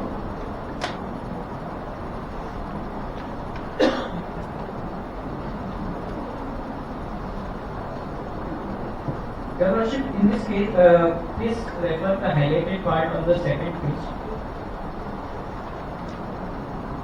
In this case, it was held that, in this case, Gramophone Company of India Limited versus Virendra Bahadur Pandey. The doctrine of the incorporate also recognize the position that the rules of the international law are incorporated into national law and considered to be part of the national law unless there are in the conflict with the Act of Parliament, Committee of Nations or not. Municipal law must prevail in this case of conflict. Your Lordship, may I move towards issue number 2? Whether the search, seizure, arrest conducted by the Narcotics Control Bureau compile with the mandatory procedural safeguards under the NDPS Act, whether non-compliance, if any, violates the entire proceeding. Your Lordship, Section 42 of the NDPS Act allows the officer to record the reasons after the fact in the emergency situation such as 3 a.m. maritime operation, so the search and the seizure are fully valid. Your Lordship, please refer. State of UP.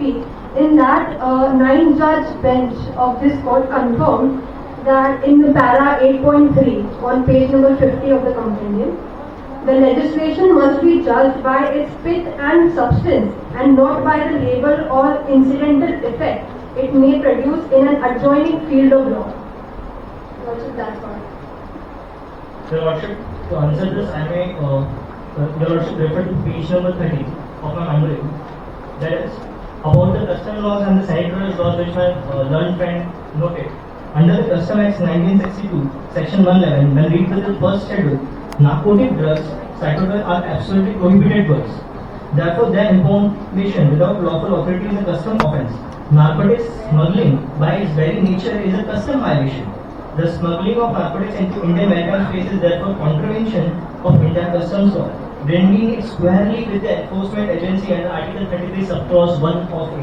And again with the sanitary laws, the same is repeated here. So if any agency has information of drug trafficking, they can give this information to the NCB, and NCB can take help of any of the department of the national government, under the national government, to conduct such raid under the control zone that is up to the 24 nautical miles and prove the search. Your Lordship, in the interest of Your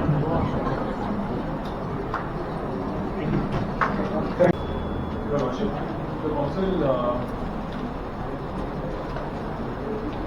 the council seeks permission to collectively call the bench as Your Lordship.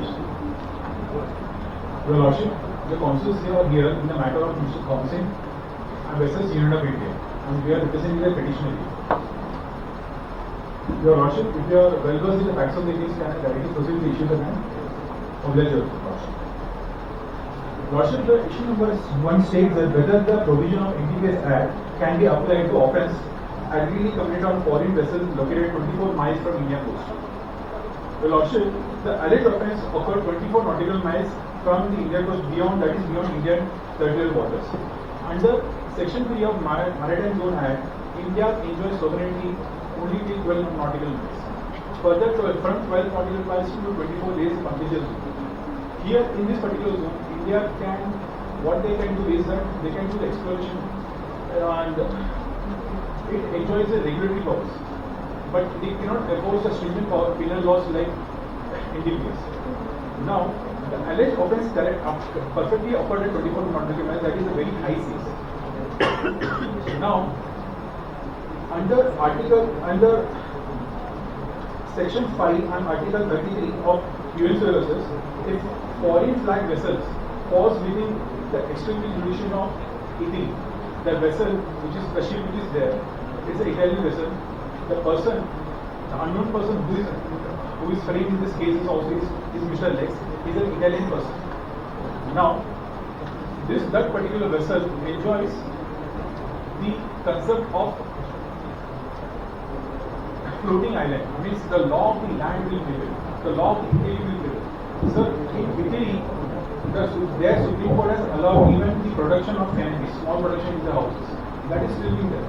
Now, similar case has been filed by in 2011, 8 Italian mariners shot dead 2 Indian fishermen. That particular case went to Permanent Arbitration Court, and that court decided that no, the miners enjoys immunity because they were state officials. And currently, though India was paid compensation, but no prosecution was made against the Italian mariners. Thereafter, the Supreme Court closed this case on the request of the government. Now, what happens is that even by the NTPS Act Section 1 subsection 2, it says that it has the power, it has the powers only on those ships and aircraft which is registered in India. Now, the vessel which is questioned here is Italian ship. Then, what happens is that once you are getting into this territorial water, India has to offer the maritime laws. One maritime that if India exercises the jurisdiction in international waters, what will happen is that even the Italian government will take the cognizance of the matter, and it will become the national reputation cases also. The Lordship, if you have permit, shall I proceed with the issue number 2? The issue number 2 is whether the search and seizure and arrest conducted by NCB comply with the mandatory procedural safeguards or it vacates entire proceedings. Lordship, the NTPS Act is very stringent, and I can say that it's draconian also. It puts the complete onus on the accused person to prove that they are innocent. Now, what? As per Section 42 of NTPS, it requires a search warrant if the search is conducted between sunset to sunrise. Now, the particular raid happened at 3 a.m. There is no document has been produced whether the particular warrant has been taken or not. Section 43 says that it can conduct the raid in public place. Lordship, this is a completely international foreign vessel in international water, and this cannot be considered as a public place for our country India. Next, there is a Section 50 says that once you have to do the search in front of a magistrate. What the partition Even I very much which fact of the case the council is permission to proceed as issues. Issue number 2. Much of the Lordship, issue number 1 says that whether the provision of the Narcotic Drugs and Psychotropic Substances Act 1985 are applicable and enforceable against the accused for alleged offence committed on a foreign cruise ship situated 24 nautical miles off the coast of Maharashtra. Lordship, before I start my argument, it's important to note that whether the 24 nautical miles is considered in the territory or jurisdiction of India. Your Lordship, under the Territorial Water, Continental Shelf, Exclusive Economic Zone and Other Maritime Zone Act 1976, Section 5 of the Act says that contiguous zone of India. Under same section of Section 5, subsection 4, it says that the central government may exercise such power and take such measure in or in relation to the contiguous zone as it may consider necessary with respect to security of India, immigration, sanitation, customs and other fiscal matters. Lordship, the contiguous zone of India is from a line of the coast of the Indian territory till 24 nautical miles. It says in the subsection. And the NDPS and the custom includes all the penal or criminal offences, and NDPS is one of the criminal offence. Lordship. So Lordship, it is only submitted that the accused for offence committed 24 nautical miles of the coast of Maharashtra is under the jurisdiction of the India. Lordship, there is a case law, landmark judgment from this Honorable Supreme Court, Republic of Italy versus Union of India, which also says that the fact of the present matter involving a massive drug conspiracy falls squarely within this jurisdictional perimeter if it is under 24 nautical miles of the jurisdiction.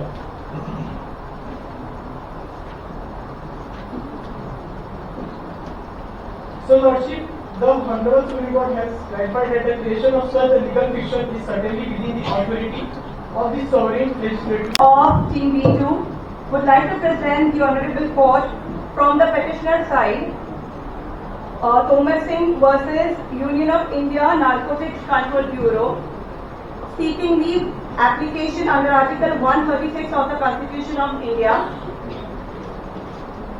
Your Lordship, the present petition is filed under Article 136 of the Constitution of India, seeking special leave to appeal against the order of Mumbai High Court rejecting the application for quashing FIR and grant of bail. Before I start my issue, sir, Your Honor, may I request to present the fact of case? The present case arises from a raid conducted by the Narcotic Control Bureau on 12th December 2024 aboard a foreign cruise Delphin situated approximately 24 nautical miles off the coast of Maharashtra. The petitioner, Mr. Tomar Singh, that is accused number 4, along with other accused person, has been charged under various provisions of the NDPS Act 1985. These allegations stems primarily from purported recoveries, disputed electronic communications, and alleged conspiracies involving foreign nationals. At the outset, the petitioner most respectfully submits that the present prosecution is legally unsustainable, procedurally flawed, and constitutionally violative. Sir, Your Lordship, with your permission, that I start issue number 1.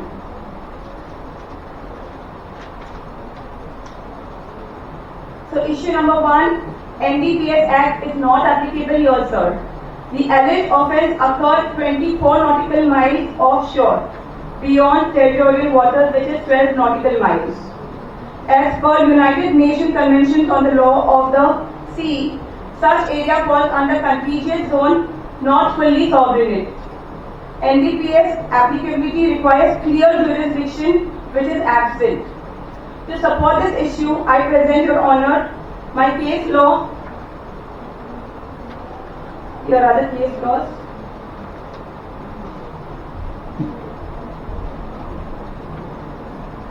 Appellant Lloyd Chills Offshore Limited versus Union of India. which states that territorial jurisdiction strictly interpreted in criminal law.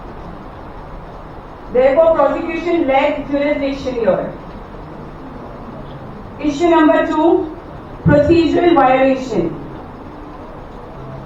which the raid was conducted at 3 a.m. without a recorded reason to believe or search warrants as required for nighttime searches. And the sections applied were 42, 50 and 52. Section 42 NDPS Acts, no prior written information was recorded. Section 50 NDPS Acts, right to be searched before magistrate was not informed.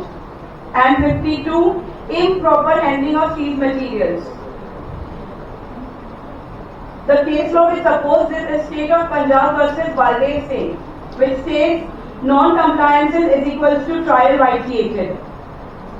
Therefore, making this entire proceedings becoming illegal.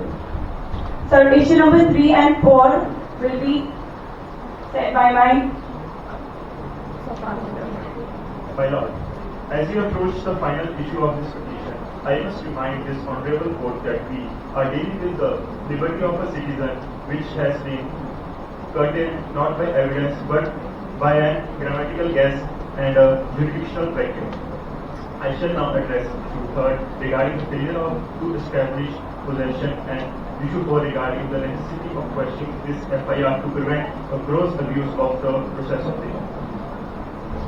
The failure to establish concise possession. My lord, the prosecution case against Kumar Singh is a masterclass in creative fiction.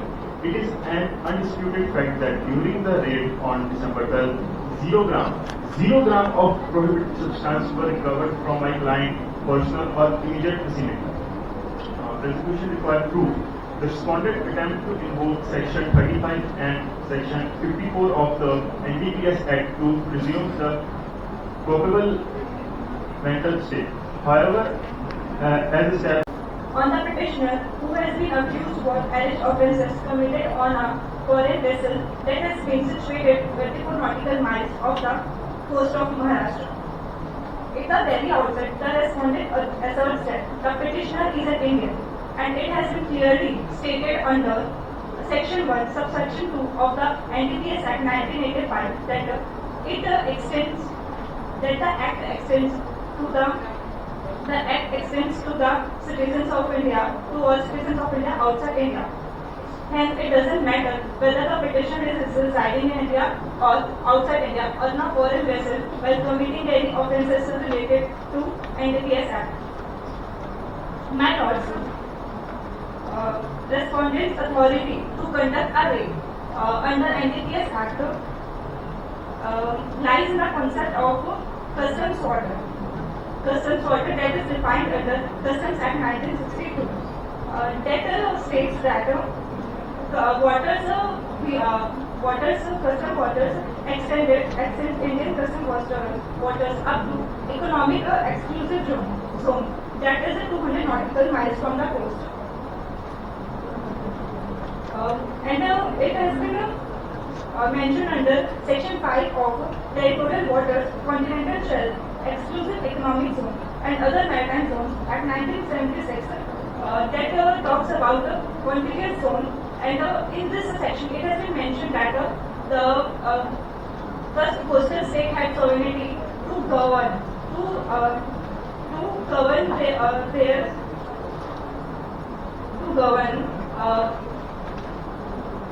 their laws in this area related to custom and fiscal matters.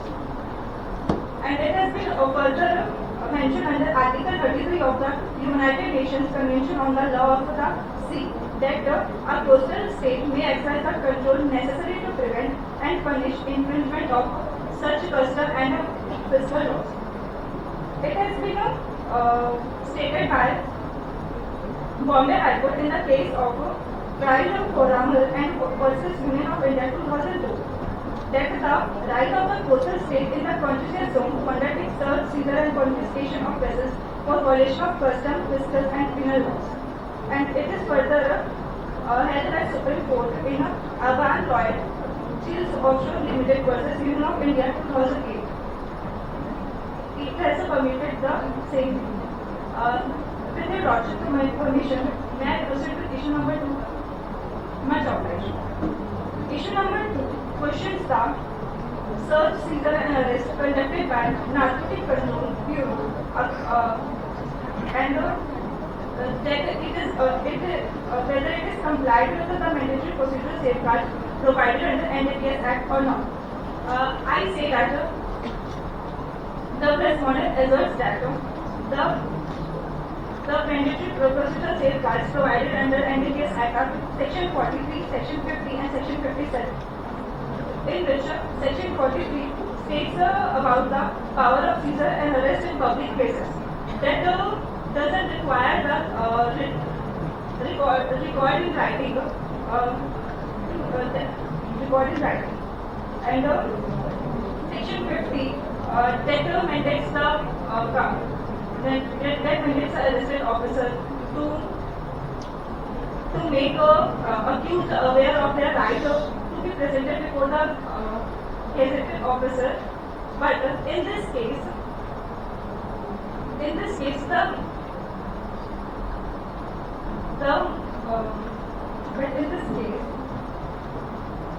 there is a R of me. If the respondent has complied with the act or not, there is with a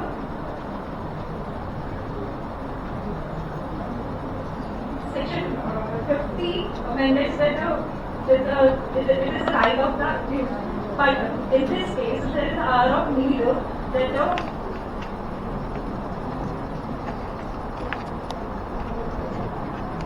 Section 57 of the and other procedures say. I am Counsel 1 appearing from the petitioner side with my learned co-counsel.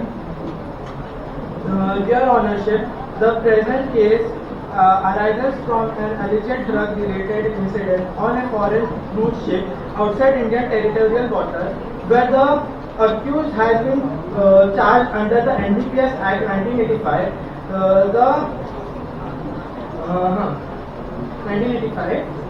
The petitioner humbly challenged the jurisdiction of Indian law, the illegal search and seizure, the lack of evidence, and violation of fundamental rights. May Lordship, with your Lordship permission, may I start with the case fact issue 1. My Lord, it is humbly submitted that NDPS Act is not applicable in the present case. Firstly, the alleged offence took place on the foreign cruise ship situated 24 nautical miles away of the Indian coast of Maharashtra, which lies beyond the territorial waters of India. Secondly, the constitutional zone only grants limited jurisdiction to India. It does not allow full criminal jurisdiction unless the expressly proved under the law. Thirdly, the respondent has failed to establish proper authorization to conduct a search and seizure outside territorial waters of India. Furthermore, the cruise ship was governed by the flag state jurisdiction and therefore Indian authorities exceeded their powers. With your Lordship permission, may I now proceed to the issue 2. Whether mere presence at the rave party amount to possession and consumption of narcotic substance. May Lord, it is humbly submitted that mere presence does not amount to possession. First, no drugs were rescued from Ambedkar personally.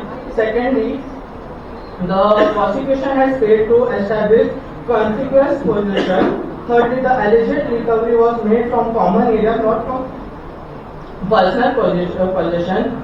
Furthermore, mere attendance at a party cannot attract criminal liability. May Lord, possession under NDPS Act requires knowledge, control, and intention, which are absent in the present case. Now I handle over to my learned co-counsel for issues 3 and 4. may it please this honorable court, I am counsel to appearing on behalf of petitioner. I will be addressing issue 3 and issue 4. Issue 3 is revolved around whether the accused persons were involved in criminal conspiracy under NDPS Act. Your Lordship, it is humbly submitted that no criminal conspiracy exists. Firstly, the prosecution relies mainly on WhatsApp chats which are admissible without proper certification. The chat includes few items, terms like cookie dough and baking stuff. These were ambiguous words and do not directly prove drug dealing. There is no direct evidence linking the accused to purchase, sell or trafficking of drugs. Secondly, there is no evidence of meeting mind between the accused. Furthermore, the prosecution has failed to show any financial transaction or communication indicating conspiracy. Your Lordship, suspicious cannot replace proof beyond reasonable doubt. Mere presence and party do not prove guilty. Therefore, the allegations of criminal conspiracy is baseless. Your Lordship, with your Lordship's permission, may I now proceed to issue 4? Much obliged, Your Lordship. Issue 4 is concerned with whether the accused person were entitled to bail. Your Lordship, it is humbly submitted that the petitioner is entitled to bail. Firstly, the accused has a fundamental right under Article 21, right to life and personal liberty. Secondly, this case is based on weak evidence, doubtful jurisdiction, procedural violation, continued prosecution which amounts to abuse of process of law. Your Lordship, it is well established that court has the power to quash FIR where allegations are weak and procedures are unjust. Therefore, petitioner deserves relief from unnecessary trial and protect from personal. That we can have foreign nationals who have affected India. Another provision, Your Lordship, is under the Mubarak Ali Ahmed versus the state of Bombay. That is the effect doctrine. That means if any crime, no matter who is committing the crime, who may be any international nationals or foreign nationals as well, if that crime has effect in India, that is, it is to deterrence of the Indian public. In that situation, the Indian courts will have jurisdiction. Your Lordship, to emphasize on the aspect of conspiracy, this court has stated in the case of Purushottam Das Dalmia versus the state of West Bengal, where there is a jurisdiction in criminal conspiracy. Any overt act that may derive from that criminal conspiracy, in that situation also, to deal with those overt acts, this court has a jurisdiction. The courts in India has a jurisdiction to deal with. Your Lordship, further under Article 136, if this application is to be, if this current application is to be admitted, the question of quashing the FIR cannot be read as the learned counsel for the petitioner has stated. Because, Your Lordship, the quashing of FIR can only be done when there is absence of material evidence. In this case, this court cannot judge the merit of the evidence. This court may only judge the actual existence of the material evidence, Your Lordship. Your Lordship, instead of arguments of issue number 1, the counsel had to proceed to issue number 2, Your Lordship. Your Lordship, here, under the issue number 2, the question before the Honorable Court is whether the procedural safeguards under the NDPS Act have been complied with. Your Lordship, firstly, the counsel had to establish that the area searched, that is the party area where the party was conducted, rave party, is a public place, sir, because it has free public access. It is not restricted to people who are about this craft. Therefore, the section 43 applies in this case, where any gazetted officer, that is who is qualified under section 41, that is having the authority given by a general or specific order of the state government or central government, that officer can conduct a raid even without warrant in this public place. Even without warrant, as I said, Your Lordship, because in a public place there is urgency to catch the perpetrators, where in a public place they may escape as well. Also, Your Lordship, this inference can be drawn from the explanation given under section 43. The section 43 explanation talks about hotels, shops and any other place of public access. Your Lordship, the mere mention of hotels can be correlated here in the case of cruise ships. Your Lordship, because here the cruise ship is not a chartered cruise ship. It is a commercial cruise ship, which is highly luxurious, where not just these 4 people, but a lot of people were present. With 366 rooms approximately. Your Lordship, also coming to the point that when section 43 applies, the mandates under section 42, that is recording of the tip-off and other mandates that are issued under this by the schedule, are not applicable, not mandatory.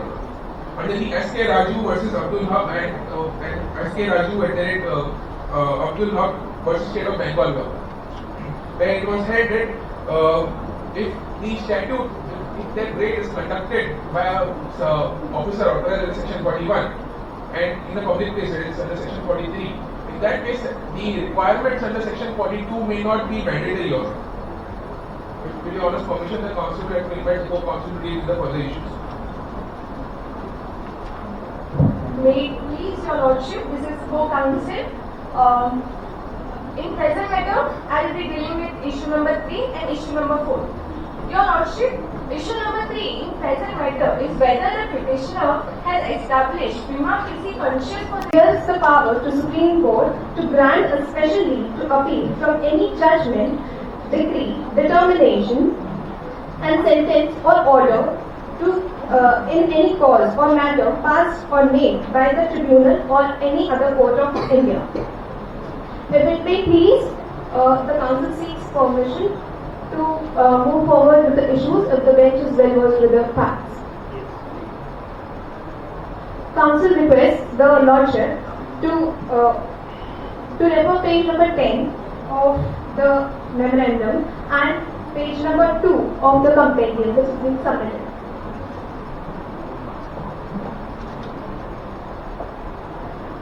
Issue number 1 is whether the provision of the Narcotic Drugs and Psychotropic Substance Act 1985 are applicable and enforceable against the accused for alleged offences committed on a foreign cruise ship situated 24 nautical miles off the coast of Maharashtra.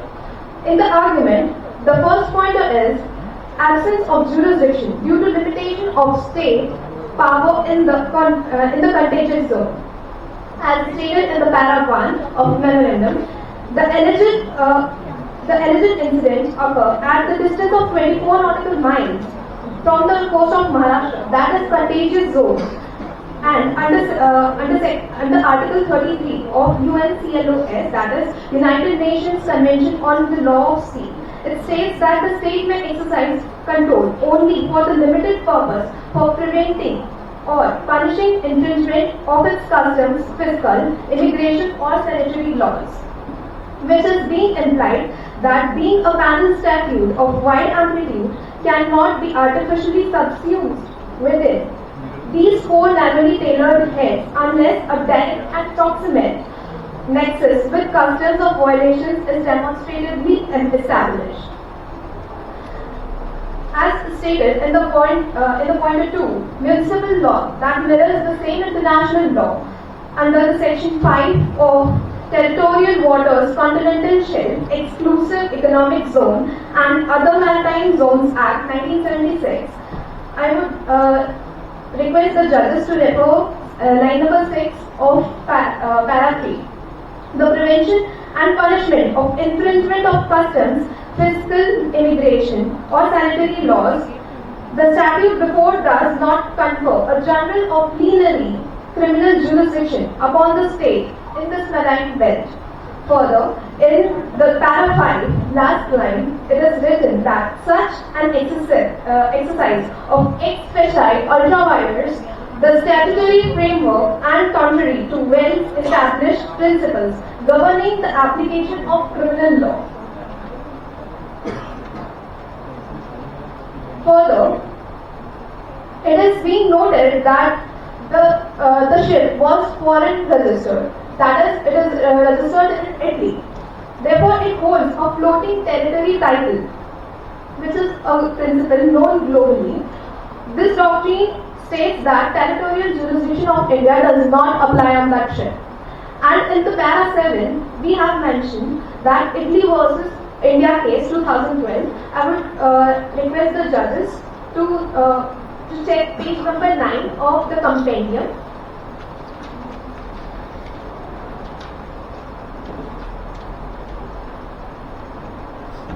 Where the judgment is highlighted and it was stated that Italy has the jurisdiction, where even in a grave offence involving loss of life, the question of jurisdiction beyond territorial waters became deeply contagious, and the ultimate determination by international tribunal under UNCLOS decisively held that Italy as the state flag retained its jurisdiction, recognizing the functional immunity and emphasizing limits on coastal states' authority. If such a restraint is maintained in case of a homicide, it applies with greater liquidating force as well. Further, there was seen that there was absence of Indian nexus, that is, there is no material record to demonstrate that alleged contraband was destined for distribution within India, nor there was any evidence suggested to it. Also, illegal boarding and search is rated in contiguous zone. Contiguous zone is a zone adjacent to the territorial waters from 12 nautical miles to 24 nautical miles. Under Section 5 of Territorial Waters Continental Shelf, Exclusive Economic Zone and other Maritime Zones Act in 1976, under Section 5, it has mentioned that the jurisdiction of India becomes restricted, but only the scope of jurisdiction can be extended when it is about the security of India, it is about the immigration, sanitation, customs and other fiscal matters. In the present case, the security of India is also involved as illicit drug trafficking activities has been found, and the fiscal monetary things has been recovered from LCB in the same vessel.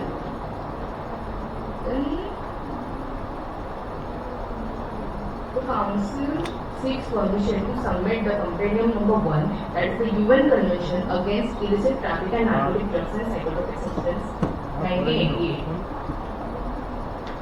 Your Lordship, please refer to page number 2. Here it is clearly mentioned that Italy and India have signatory to UN conventions. They are binding to this.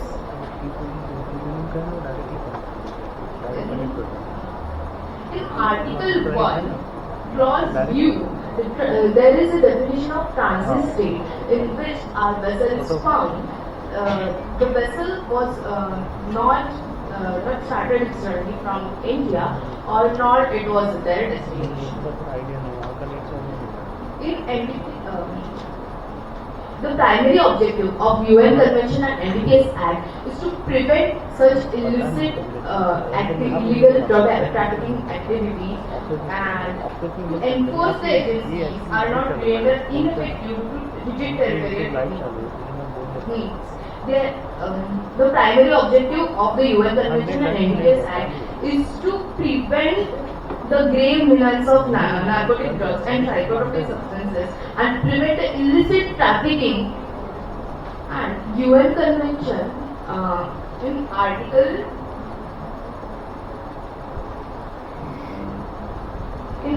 21 to 24, it encourages the states to cooperate, give exchange of information and mutual legal assistance and law enforcement operations.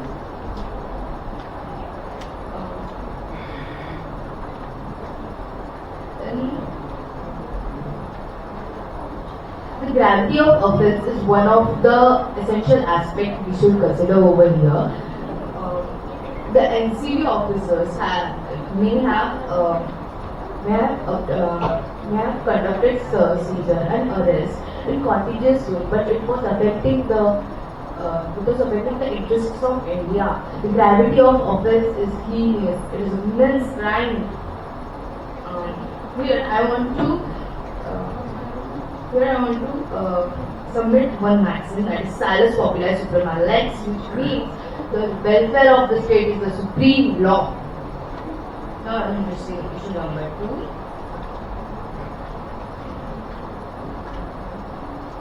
The procedures carried by the NCB officers are I appear here on behalf of petitioner in present matter. The petitioner is accused number 4, namely Thomas Singh, also known as Chomsky.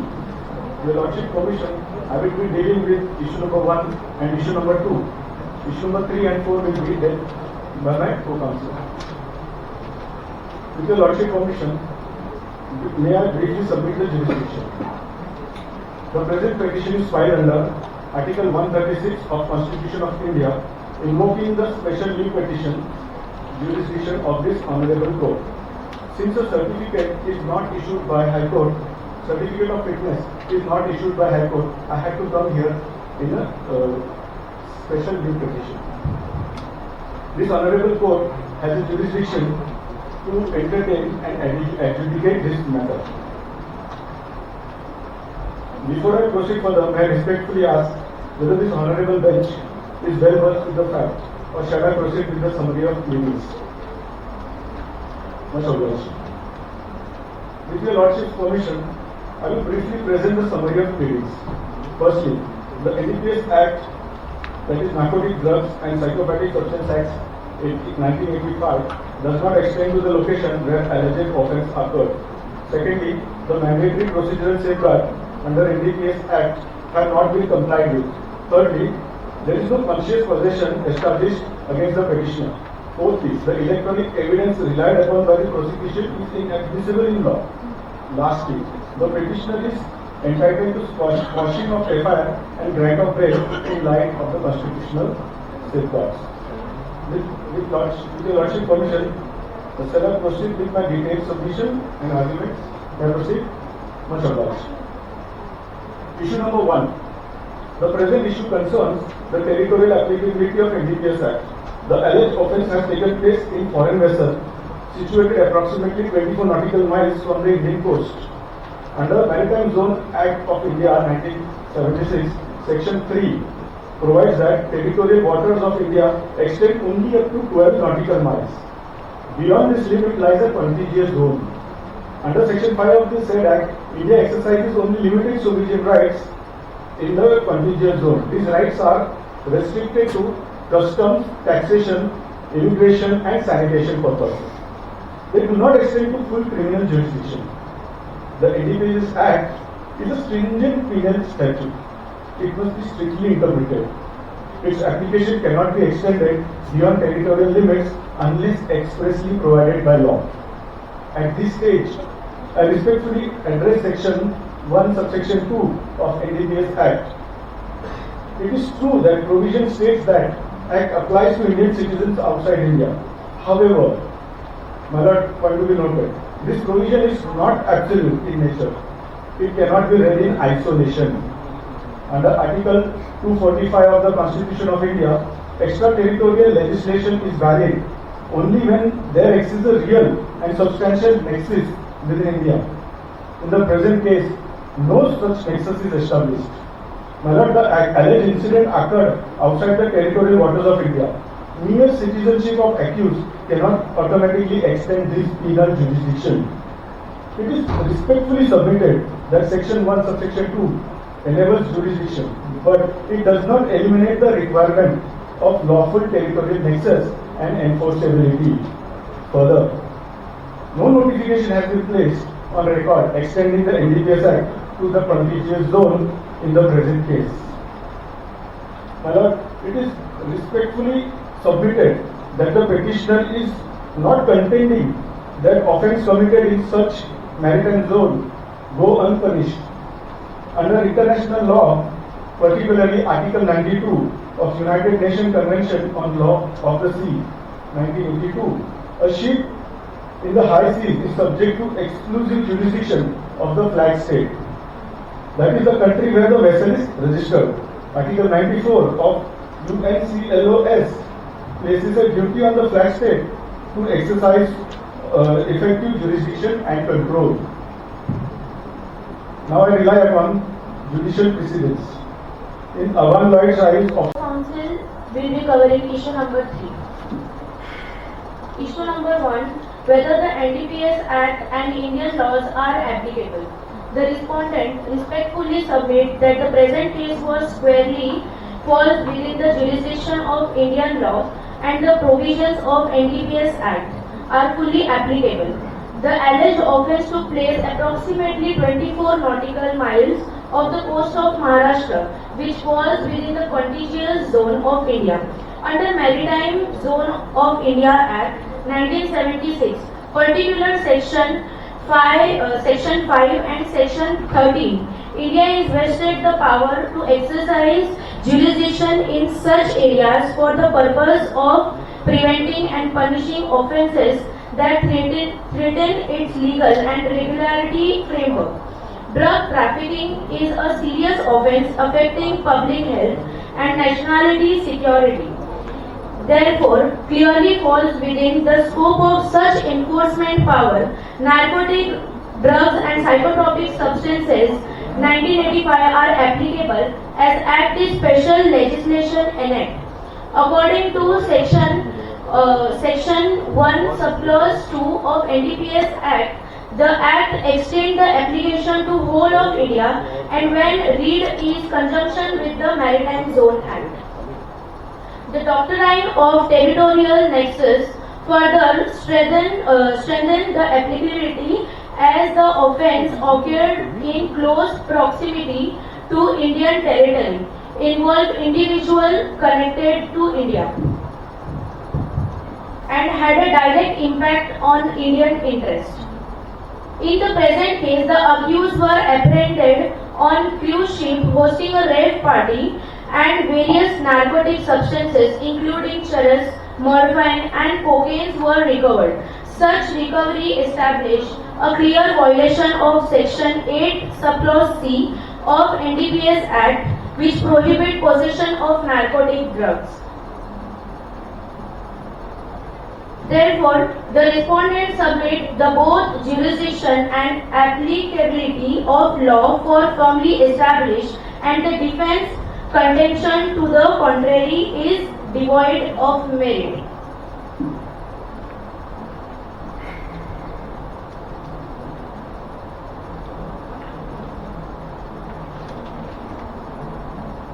In the present case, raid was conducted at rave party on cruise ship attended by a public place.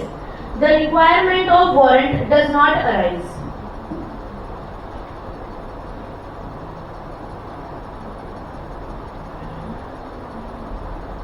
It is most respectfully submitted that the offence was committed on cruise ship situated 24 nautical miles of the coast of Maharashtra. Under NDPS Act 1985, the provisions can apply to Indian citizens and offences connected with India even if committed outside territorial water.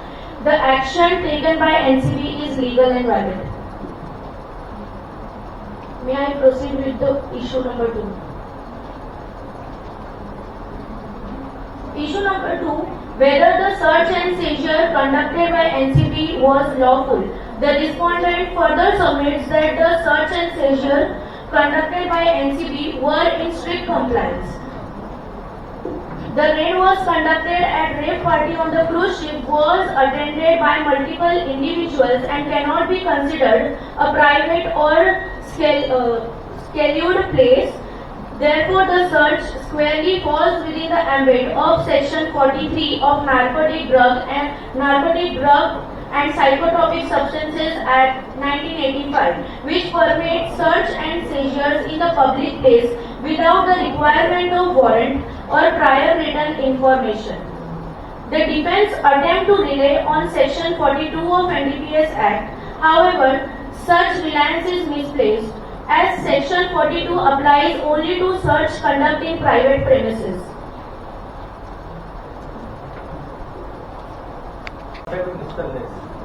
I humbly submitted in the Union of now I would like to cite a case where Narcotics Control Bureau versus Moot 2020 authority held that expression reasonable grounds under section 37 requires substantial probable cause and is far more straitened than many prima facie doubt.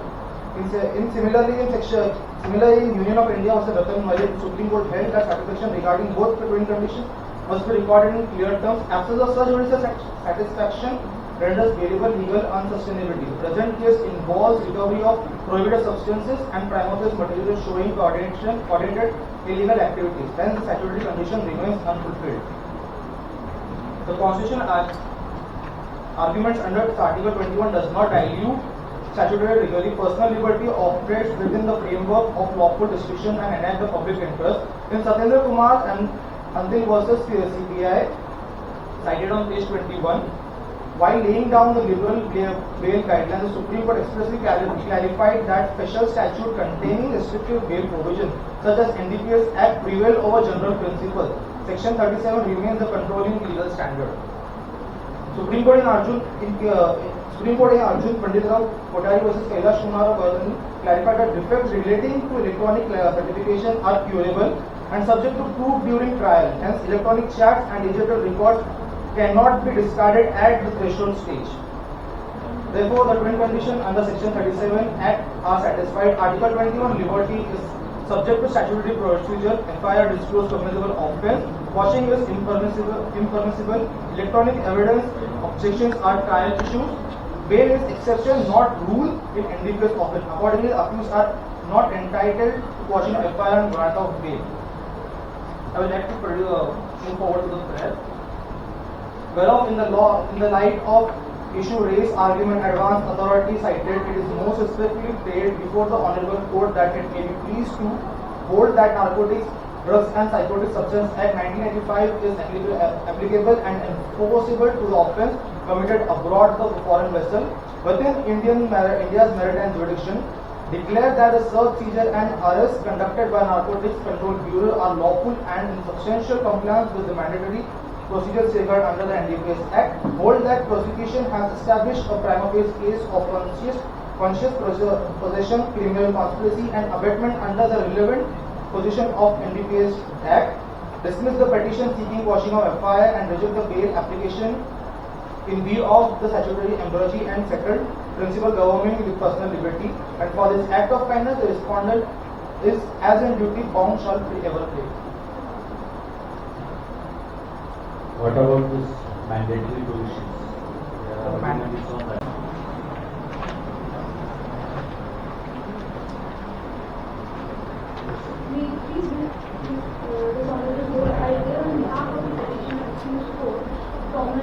Also known as Chomsky. This case is not merely alleged narcotic offence, but about jurisdictional overreach, procedural illegality, and violation of personal liberty under Article 21. The jurisdiction of this Constitution is invoked under Article 136 of the Constitution of India, which gives the court the discretionary power to hear appeal against any order or judgment.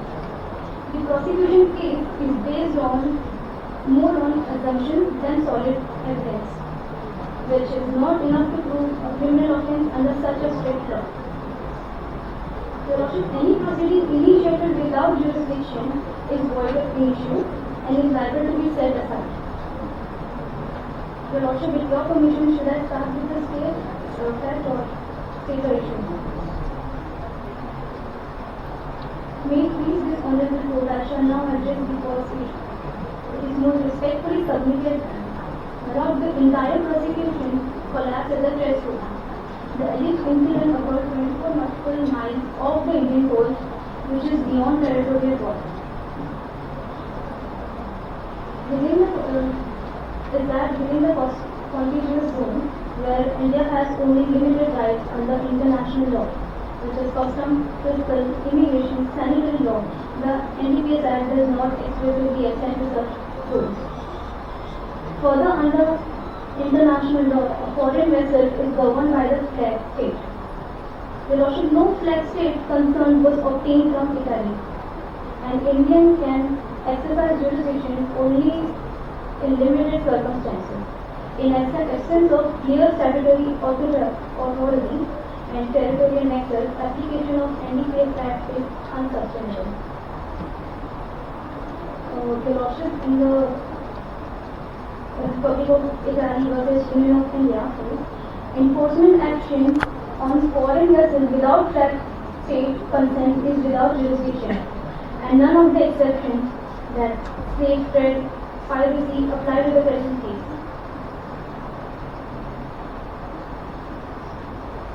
Secondly, in the issue 2, whether search, seizure and arrest conducted by the Narcotics Control Bureau comply with the mandatory procedural safeguard under NDPS Act. No information recorded in writing before such violation of Section 42 NDPS Act. The raid was conducted on 3 a.m. on 12 December 2024 on the cruise ship named Delphin. For convenience, under Section 42, the facts are completely silent on whether the NCB officer recorded the information received in written before proceeding. Section 42, Clause 1 and 2 of the NDPS Act 1985 mandated any such information be reduced to writing and a copy forwarded to immediate official superior. In the case of State of Punjab versus Baldev Singh, non-compliance with Section 42 violates the search and all proceedings consequent upon it. Your Lordship, the Section 52, Clause 1 of the Indian NDPS Act 1985 mandates that every person arrested shall be informed in the writing of grounds of arrest. The sample of seized contraband not drawn in presence of magistrate. It is a violation of Section 50. Mandate that samples be drawn in the presence of the accused or a magistrate and sent to a lab within 72 hours. No reports of arrest and seizure to superior officer. It is a violation of Section 57 NDPS Act. The facts are silent on whether the NCB officer made a full report of all particulars of the arrest and seizures to his immediate superior within 42 hours. Section 57 of the NDPS Act 1985 imposes such a mandatory duty, the absence of such a report when read with the other procedural gaps reinforces the conclusion that the search, seizure and arrest were not conducted in accordance with law. Thank you. So the issue number 1, whether the Narcotics Control Bureau proceed in lawful jurisdiction to conduct the raid and arrest the accused person within the contiguous zone. It is most respectfully submitted that the Narcotics Control Bureau acted within the lawful sovereignty jurisdiction. Under Section 5 of Maritime Zone Act and Article 33 of United Nations Laws at Sea 1982, it is a necessary control in the contiguous zone to prevent the customs, fiscal and also the immigration and contiguous zone. In the NDPC Act 1985, it is essential to specify customs and health law aimed at preventing the import-export of the prohibited substances. Therefore, the NCB has the statutory mandate to intercept vessels in the contiguous zone to prevent the sanity and the fiscal threat of drugs.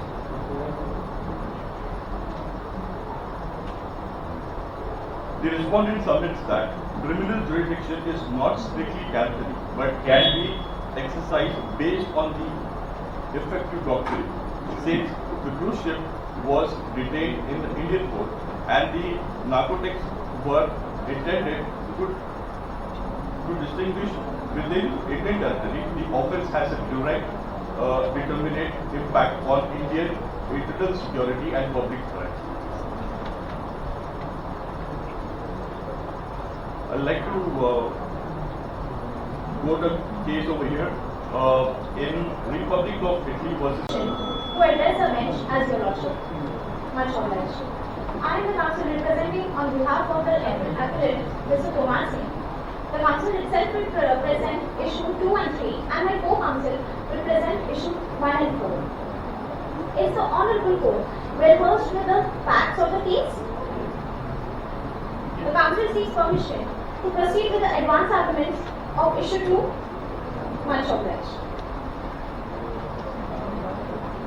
Your Lordship, assuming arguendo that the jurisdiction is applicable, but the procedure itself should be followed strictly, since the stringent nature of the Act. It is clearly stated under the section 42 of the NDPS that when an empowered officer receives prior information regarding the offense, a narcotic offense, the information must be reduced to writing and communicated to the superior officer before the search. Additionally, in the case of Vijay Singh Jadeja versus State of Gujarat, I would like to submit a complaint to court and the Wadala Mumbai as well.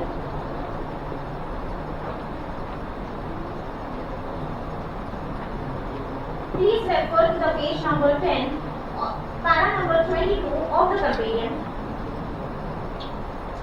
The Honorable Court strongly held that the compliance of section 50 of NDPS to inform the accused his right to be searched in front of a magistrate or a gazetted officer is completely mandatory. Both the sections were not followed strictly in this present case. Further, the mandatory procedures of videographic recording under section 105 of BNSS, medical test under section 51 of BNSS, and proper sampling, forensic examination, as well as maintenance of chain of custody as per section 52A of NDPS, all the three were not at all complied. In Union of India versus Mohanlal, please refer to page number 12, paragraph 20 of the compendium. This Honorable Court held that an unbroken chain of custody from seizure to the forensic examination is essential, and any deviation renders the evidence unreliable. Since there are so many numerous procedural lapses, the search, the seizure and the arrest itself is vitiated and the entire proceeding itself collapses. If your Lordship is convinced, the Council seeks permission to proceed with the issue 3. Much obliged. Your Lordship, the foundational requirement of conscious possession, essential for invoking sections 35 and 54 of NDPS, is not at all fulfilled in this case. As my client not only was unaware of the presence and the nature of the contraband, but also no physical recovery was made from him, and nor did he have an exclusive control over shared party space. Also, with respect to section 28 and 29 of the NDPS Act, there is no proof of any act of procurement, any role in distribution, any conduct indicating control over the contraband in this case. Just mere presence at a social gathering is insufficient to establish conspiracy, as it has been held in Indra Dalal versus State of Haryana case. Please refer to 23 page of memorial, point number 3.2.3. Furthermore, it was affirmed by this Honorable Court that in Arjun Kotkar versus Kailash Goriantal case, please refer page number 16, para A of the compendium. This Honorable Court held that the valid electronic evidence under section 60 in case of domestic versus NCD and others. If the dates are aware of such date, may I be allowed to move on this submission? Much obliged, Your Lordship. Your Lordship, the counsel in the pertinent case has 4 submissions. I will be taking 2 submissions, and my co-counsel will do 2 submissions with the prayer in the remaining course of time.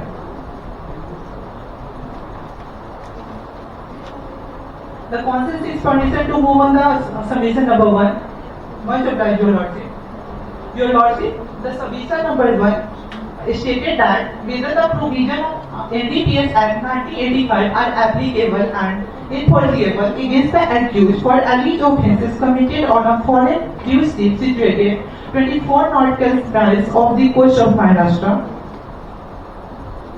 Your Lordship, the NDPS Act 1985 is applicable. India has lawful jurisdiction over the contiguous zone and over Indian nationals. Your Lordship, it is fundamental to India's criminal jurisprudence that Indian criminal law follows Indian national wherever they go. Section 1 of the BNS 2023 provides that every person shall be liable to punishment under the law enforced in India for any act or omission outside India.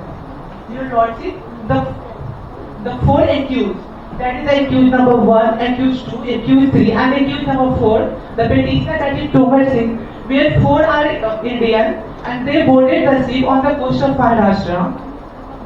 The Indian nationality alone provides an unimpeachable jurisdiction foundation regardless of the flag of the vessel. Your Lordship, it is must humbly submitted that the United Nations Convention Laws of Sea, Article 108, Subclause 2, especially mandate cooperation in suppression of drug trafficking, a mandate that NCB operation fulfills.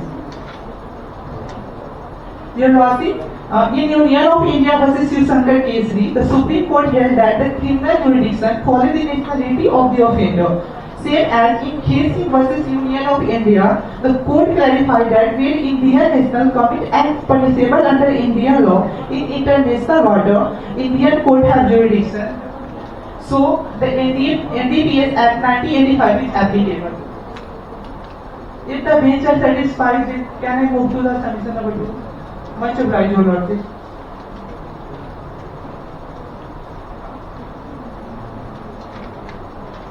Your Lordship, the submission number 2 stated that whether the search, seizure and arrest conducted by the NDPS with a mandatory procedural safeguard under the NDPS Act 1985 and whether non-compliance, if any, initiate the entire proceeding. Your Lordship, the Supreme Court has consistently held that where the purpose and spirit of mandatory provision have been substantially achieved and no prejudice has been caused to the accused, technical non-compliance does not vitiate the trial. Your Lordship, the search, seizure and arrest of substantially comply with the NDPS Act safeguard, any alleged lapse causes no prejudice and does not vitiate the proceeding. Your Lordship, the accused in the present case have been apprehended with the contraband of their person. The physical evidence is incontrovertible and admits of no prejudice argument.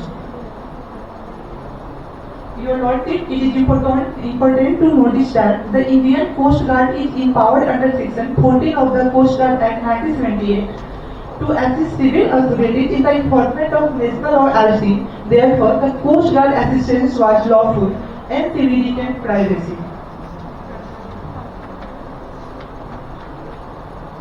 Your Lordship, here the physical recovery of 50 grams of church from accused 2, the hydromorphine from accused 3 and the overall seizure provide an independent, incontrovertible evidentiary base that cannot be displayed by procedural objection.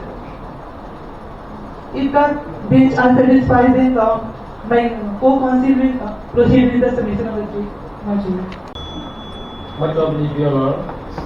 With Your Honor's permission, may I refer to the Honorable Bench as Your Honor.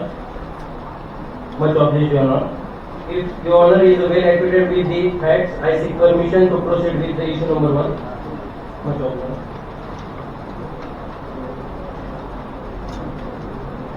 In issue 1, raised whether the provision of the Narcotic Drugs and Psychotropic Substances Act 1985 are applicable and enforceable against the appellants for the alleged offences committed on a foreign cruise ship situated 24 nautical miles off the coast of Maharashtra. It is most respectfully submitted that the alleged offence occurred outside the territorial jurisdiction of India.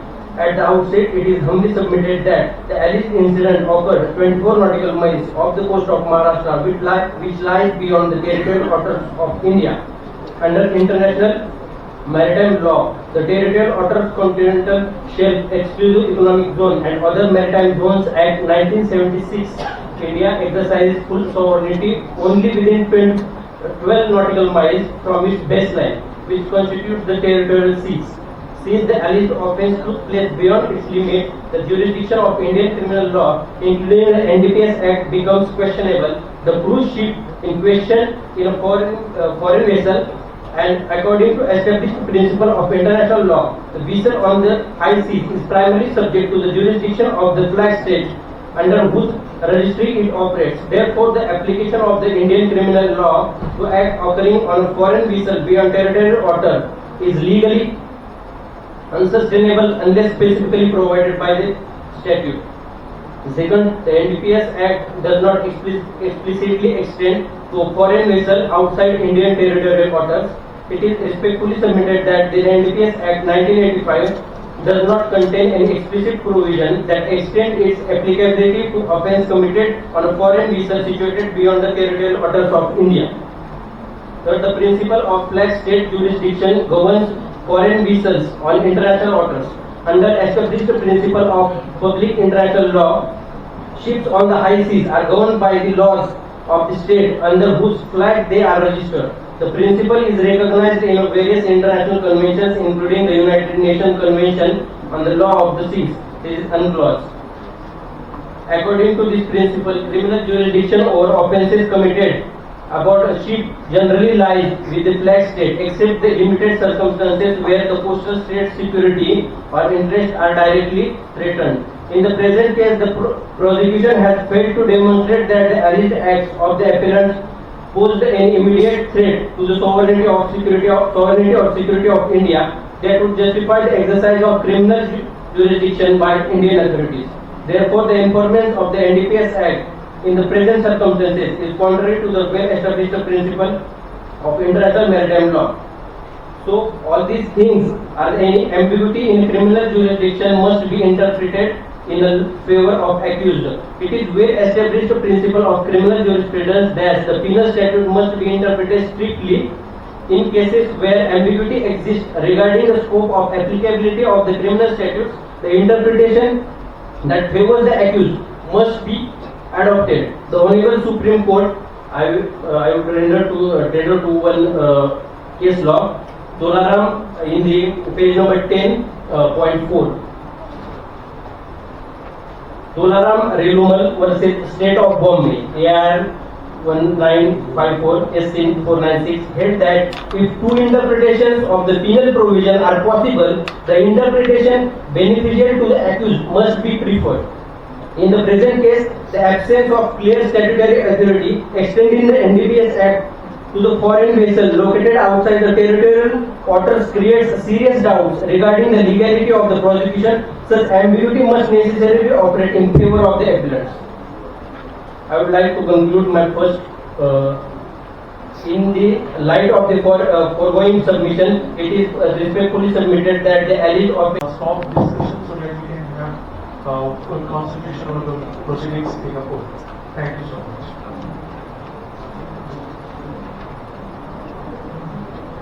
The council seek permission to address the bench, Your Lordship.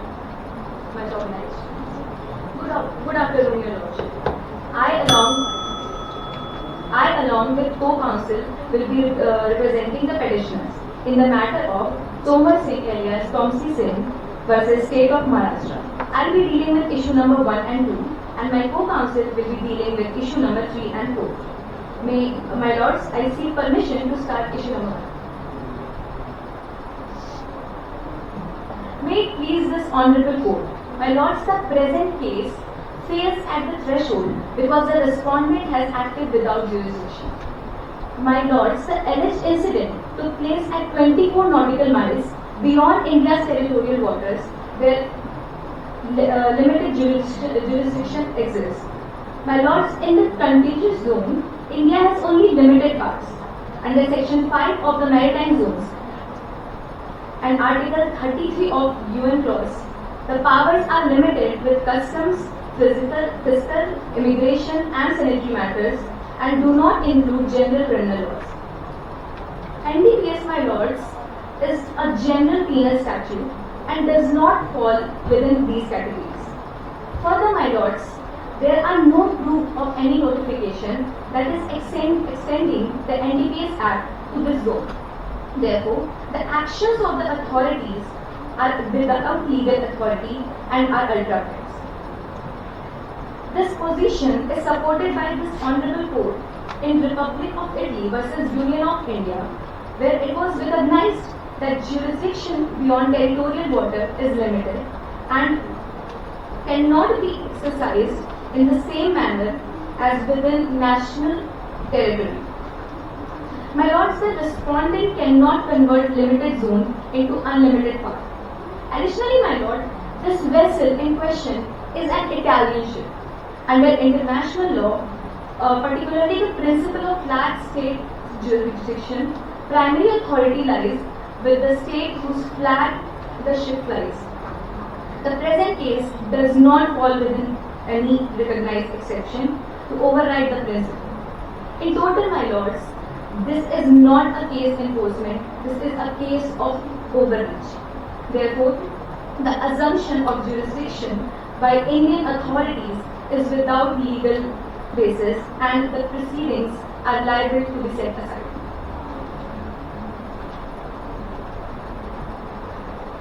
My lords, can I move to the issue? My lords, the petitioner submits that the entire case is invalid because there is clear violation of mandatory procedures under NDPS Acts. My lords, firstly, there is non-compliance of Section 40. The search in the present case was conducted at 3 a.m., which is during night time. In such situations, the law clearly requires either a warrant or a proper reason must be recorded before the search, and those reasons must be informed to the superior officer. However, in this case, there was no proof that any such steps were taken. Therefore, the search itself becomes illegal. My lords, there is also violation of Section 50. The prosecution claims recovery from the accused, but there is no record that they were informed of their rights to be searched before the magistrate and the gazetted officer. In Mohan Singh versus State of Punjab, this Honorable Court held that this requirement is mandatory and the failure to follow it makes it the recovery invalid. Further, my lords, the chain of custody is doubtful.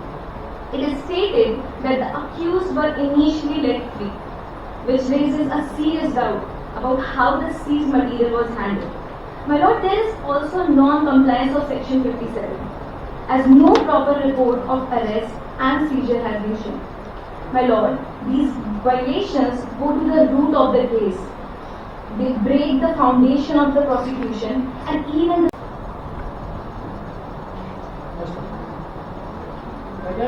the first issue on behalf of the respondent, that is the provision of the Narcotic Drugs and Psychotropic Substances Act 1985 are applicable and enforceable against the accused for any offence committed on a foreign ship situated at 24 nautical miles of the coast of Maharashtra. With all due respect, the answer with the utmost respect is yes, because your lordship, the NDPS Act 1985 is squarely applicable and enforceable The petitioner attempts to create an artificial jurisdiction vacuum at 24 nautical miles is misconceived and must be rejected outright. Thereafter, Section 1, Subclause 2 of the NDPS Act is crystal clear. It extends to the whole of India, and it applies also to all the citizens of India outside.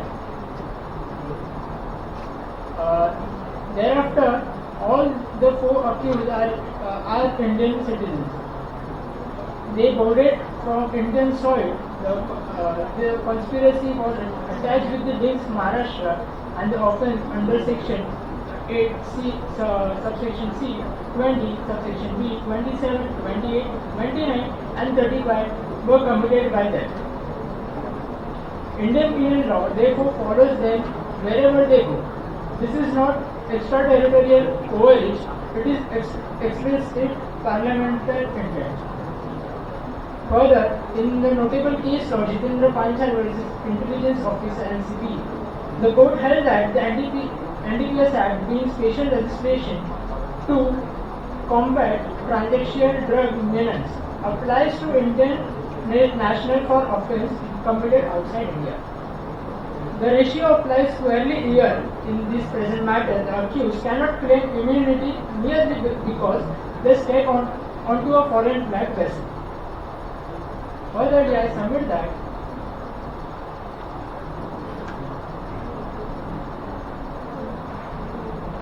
narcotic drugs and psychotropic substances are prohibited goods under Section 2, Subclause 33, read with Section 11 of the Custom Act 1962. The NDPS offence are therefore directly linked to the custom violation.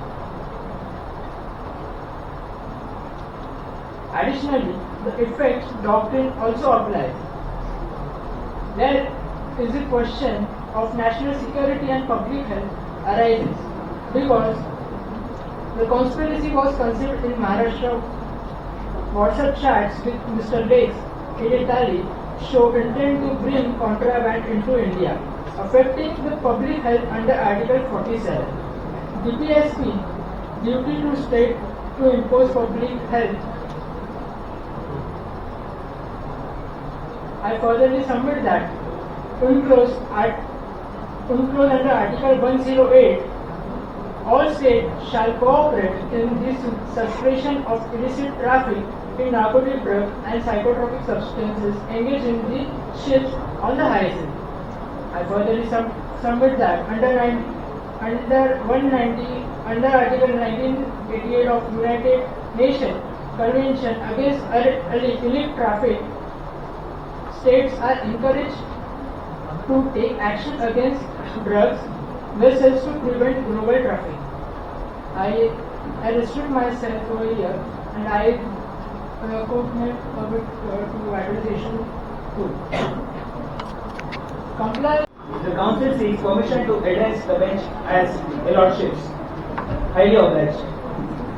If the lordship permits, the council would like to start with the statement of jurisdiction.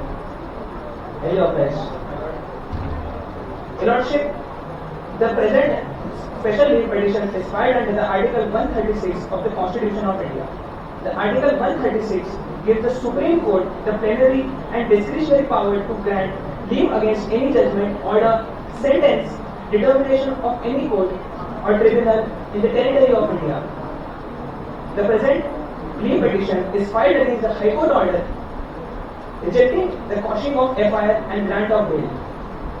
The present case raises serious legal issues that are extraterritorial application of NDPS Act 1985, jurisdiction beyond territorial waters, violation of personal liberty under Article 21, serious procedural violations under the NDPS Act, inadmissibility of electronic evidence. Hence, this Honorable Court has the requisite jurisdiction to entertain the special leave petition. If your lordship is convinced, I would like to start with the issue number 1 and issue number 3. My lordship, issue number 1 deals with lack of territorial jurisdiction. At the very outset, the present prosecution is void ab initio due to lack of jurisdiction of the case. The alleged offence occurred 24 nautical miles of the Indian coast beyond territorial waters. It is humbly submitted that first, under Section 5 of the Maritime Zones Act of India 1976, India's sovereignty only extends up to 12 nautical miles. Beyond that lies the contiguous zone, where the jurisdiction is limited and restricted, confined to custom laws, fiscal laws, immigration laws, and sanitation laws. The same is referred on page 12, paragraph 2. Secondly, the NDPS Act 1985 does not provide any extraterritorial application in such circumstances.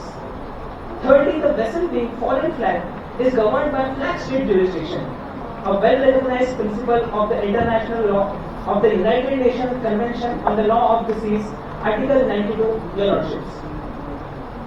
The reliance is placed on Republic of Italy versus Union of India, where this honorable court held that jurisdiction beyond territorial waters requires clear legal sanction. Your Lordship, the same is referred on page number 12, paragraph 4. In the present case, no such sanctions exist. Further, even assuming the jurisdiction could be extended, there must be a territorial nexus. Here, the prosecution has completely failed to prove that the drugs were specifically intended for India. No trafficking into India has been proved, and no impact on Indian sovereignty has also been established by the prosecution, Your Lordships. Thus, mere presence of Indian nationals cannot substitute jurisdiction. Therefore, Your Lordship, in the absence of jurisdiction, the entire proceeding is a nullity in law. If Your Lordship is convinced, I would like to proceed with issue number 3. Your Lordship, the prosecution has failed to establish even a prima facie case. Firstly, there is no recovery from the appellant Mr. Tomar Singh, also called as Tomsi, a recognized Bollywood star. Secondly, there is no proof of conscious possession. As held in Mohanlal versus State of Rajasthan, mere presence is not sufficient. Possession requires knowledge and control. The same is referred in page number 16, paragraph 2, Your Lordships. In the present case, the alleged recovery is from a common area. No link connects the appellant to the contraband. Thus, the foundational fact of the prosecution is itself missing. My Lords, with your kind permission, I would like to make a brief additional submission, which though not expressly elaborated in the memorial, goes to the root of the prosecution's case. It is most respectfully submitted that all the alleged recoveries in the present case fall strictly within the category of small quantity under the NDPS Act 1985. For instance, 50 grams of charas is below notified small quantity threshold of 100 grams. Similarly, 2 grams of cocaine, 25 grams of opium and 5 grams of morphine are at or below the prescribed threshold limit. Thirdly, the prosecution relies on the alleged WhatsApp chats between the appellant and Mr. Lex. However, they are vague and ambiguous. They do not show any clear intent of the appellant. The same is referred on page number of accused number 4, Thomas Singh, in an organized narcotic conspiracy. On the night of 12th December 2024, the NCB intercepted a rave party aboard the luxurious cruise Delphin and uncovered a network of drug possession, consumption and procurement. Accused number 4 was there as a knowing participant in the illegal activity. While no contraband was physically recovered from him, digital evidence, that is WhatsApp communication between the accused and a foreign supplier, clearly reveals conscious involvement of the accused. The accused had prior knowledge of the drug-laden rave party and maintained connection with international suppliers. Hence, the provisions against offence of criminal conspiracy under Section 29 of NDPS Act are applicable. The Honorable Court of Mumbai High Court has already recognized the seriousness of the evidence and refused to squash the proceedings. The evidence will prove that accused number 4 is guilty not by just presence but by participation, intent and conspiracy. I hereby request I may be permitted to deal with the issues number 1 and 2 and my co-counsel will deal with issue number 3 and 4. The issue of jurisdiction is unequivocally settled. Section 1 and Clause 2 of the NDPS Act extends its applicability not only throughout the India but also to Indian nationals beyond territorial water. This is further reinforced by Section 1 Clause 4 of the BNS 2023, which expressly provides extraterritorial jurisdiction over Indian citizens. In the present case, accused number 4 is Indian national and therefore squarely falls within the ambit of these provisions, irrespective of location. Moreover, the vessel was situated within India's contiguous zone, where under Article 33 of UN Clause, that is United Nations Convention on Law of the Sea, India is empowered to enforce its laws and prevent violations of custom regulations. Section 79 of NDPS Act stipulates that violation of provisions of NDPS Act will be treated as violation of Customs Act 1962. Therefore, the application of NDPS Act is legally sound and the jurisdiction of the Honorable Court is fully established. Issue number 2. This is not case of procedural lapse. This is clear case of a well-orchestrated international drug conspiracy. The defense may raise non-adherence with the technicalities of the NDPS Act 1985, but the law is crystal clear. The raid was conducted in the public place, therefore Section 43 applies. No warrant, no prior recording required. The action of NCB was lawful. Section 50 applies only to personal search, whereas it was a collective seizure from rave party basement in this case.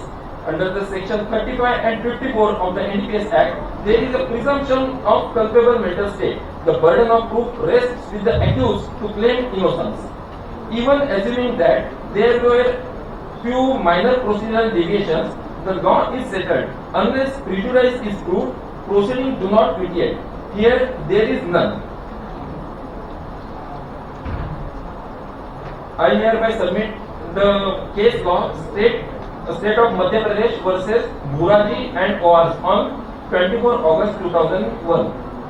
In this case, Supreme Court has stipulated that minor procedural deviations may not vitiate the proceedings. Now I request the permission of the court to allow my co-counsel to deal with the issue number 3 and 2. Your Lordship, shall I proceed with the considerations? In this issue, the accused number 4 was present at the rave party, fully aware of ongoing drug activities, and more importantly, he was in the direct contact with an international supplier. The WhatsApp message is coded communication for the bulk narcotics.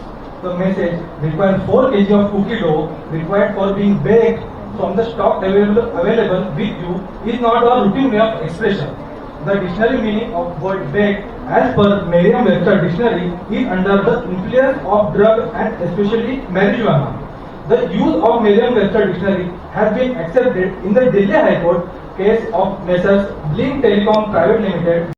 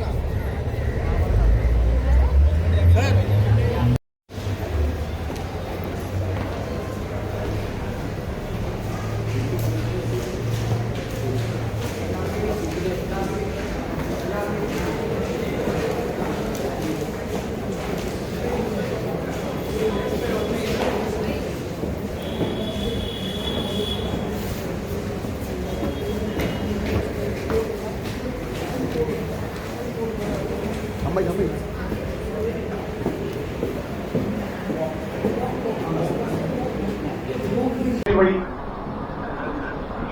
welcome, sir.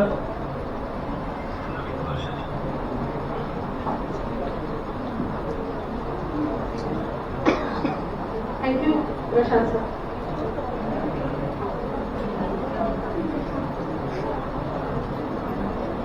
So now it's the time to announce the results of the preliminary round. After the deliberation, there are 14 There are 4 teams which are qualified for semi-final rounds.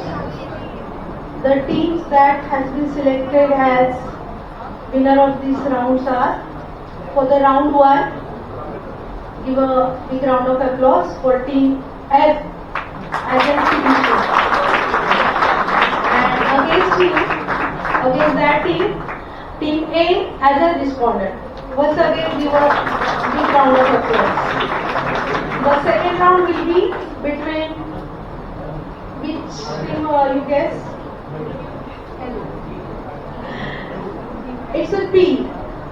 It's a P as a petitioner side, and the respondent, please guess. For the second round as a respondent, it's a team T. Team T as a respondent. Congratulations to the team F, A, P and D who have displayed exceptional skills in their presentation. Apart from winning teams, but let us not forget, every team today has displayed tremendous efforts and each of you deserve the recognition for your hard work. As there are many awards and prizes with certificates and trophies are given to the participants in valedictory ceremony. I request all the participants to wait till the end of program and the competition. So please give a big round of applause for which have not came into the semi-final round. Understood it? Okay, go ahead.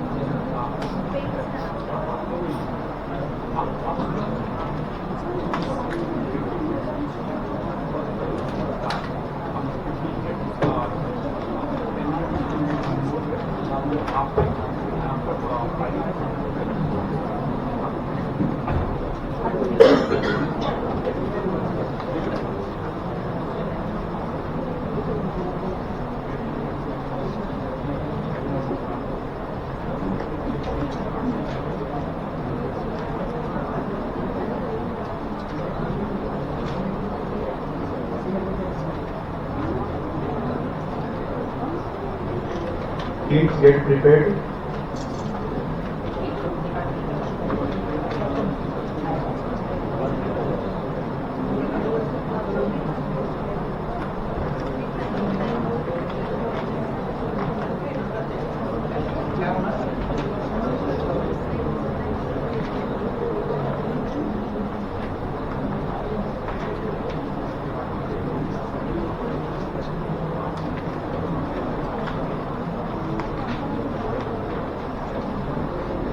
Rules regarding the bell.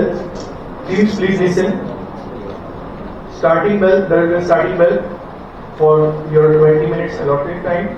Then between that, after 10 minutes, you will be given another bell. That will be the signal of half time over. And after that, there will be 8-minute bell, where there will be a warning bell for you that only 2 minutes remain. And the final bell will be given, and the stop card will be raised, so that you can stop. And okay. So once the stop break is there, you have to stop it. Once the stop break is there, you have to stop. Please adjust the time, because we have to be within time. Justice is doing for us. Please go ahead. Thank you so much. All the best. Please report. Lordship, I am Appellant for the behalf of the Appellant. Lordship, Council seeks permission to start with the fact of the case. Oblige Lordship.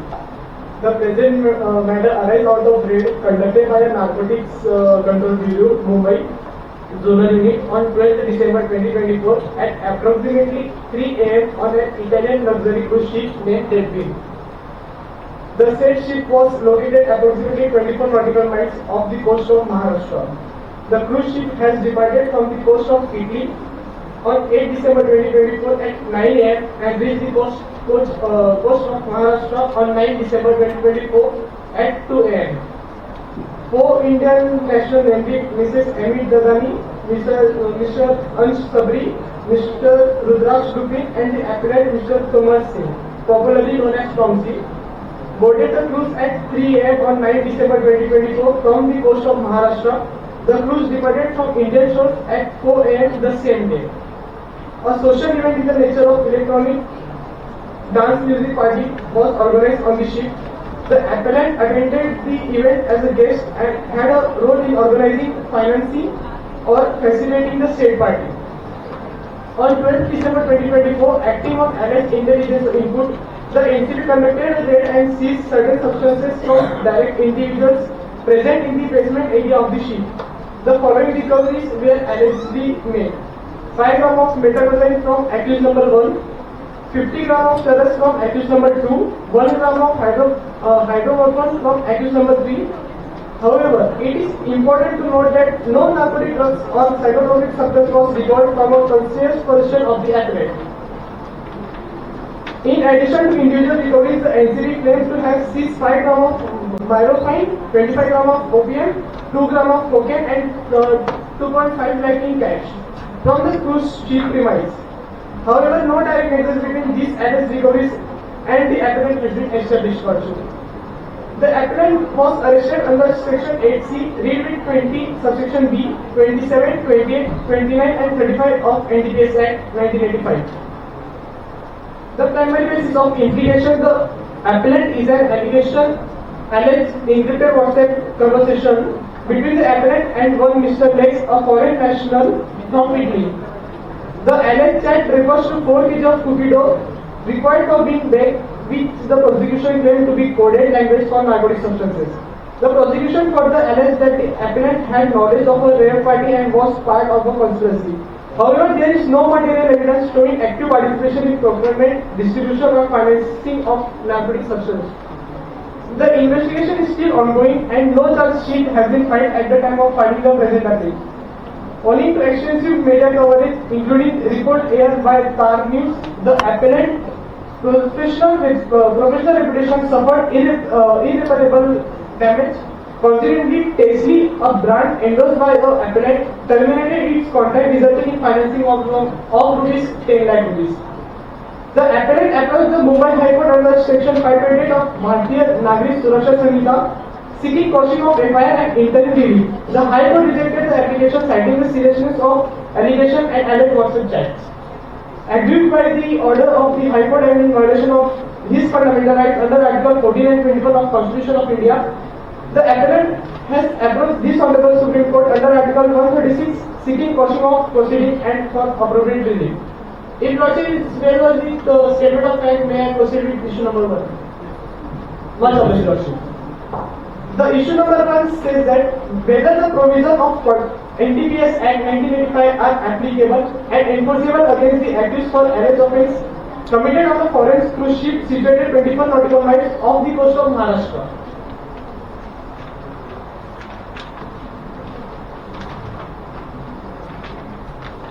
The counsel for appellant respectfully submit that the prosecution case is inherently flawed, resting on reasonable doubt rather than cogent evidence or material evidence proof.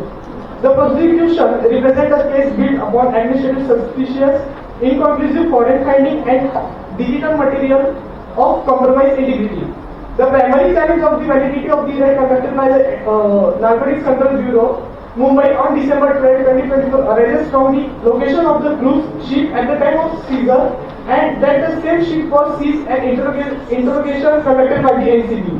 According to the present case before this Honorable Court, the ship was situated 24 nautical miles off the coast of Maharashtra.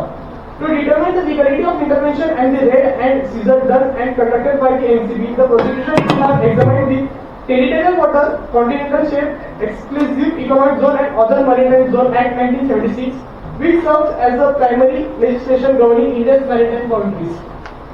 Lordship Section 3, Subsection 2 of this Maritime Zone Act 1976 clarifies that the sovereignty of India extends and has always extended to the territorial waters of India, the limit of which is 12 nautical miles and the nearest point of the appropriate baseline, which is case of coast of Mumbai, Maharashtra. Within this 12 nautical miles zone, India exercises full and absolute sovereignty, making all domestic penal laws, including the NDPS Act, applicable to any individual regardless of vessel's flag or any other factor. However, the ship Delphin was apprehended in the contiguous zone, which is defined under Section 5 of Subsection 1 of this Act as an area beyond the adjacent of the territorial water at a distance of 24 nautical miles. Both the above mentioned sections are as quoted.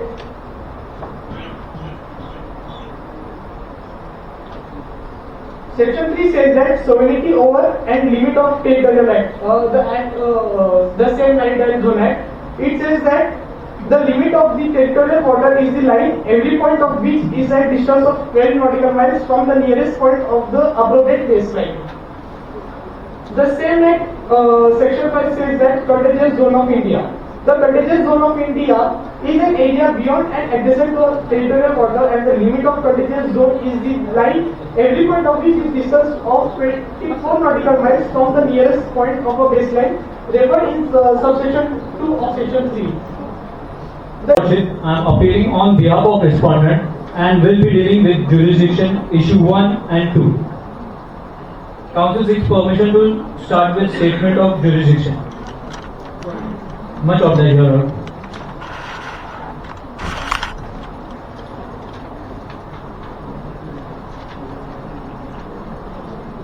Your Lordship, the Respondent most respectfully submits that the Honorable Supreme Court of India has jurisdiction to entertain and adjudicate the present matter under Article 136 of the Constitution of India by virtue of the special writ filed by the petitioner challenging the order passed by the Honorable High Court of Jurisdiction at Bombay.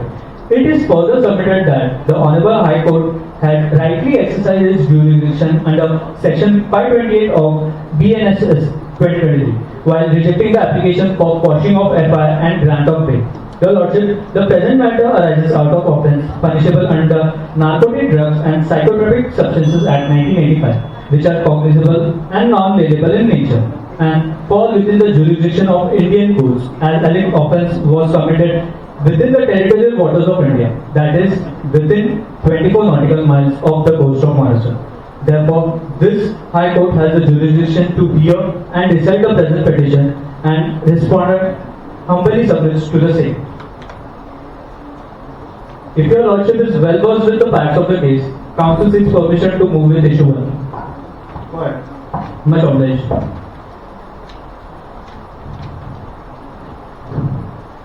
Your Lordship, please kindly refer to page number 12 of the memorial. Page number 12.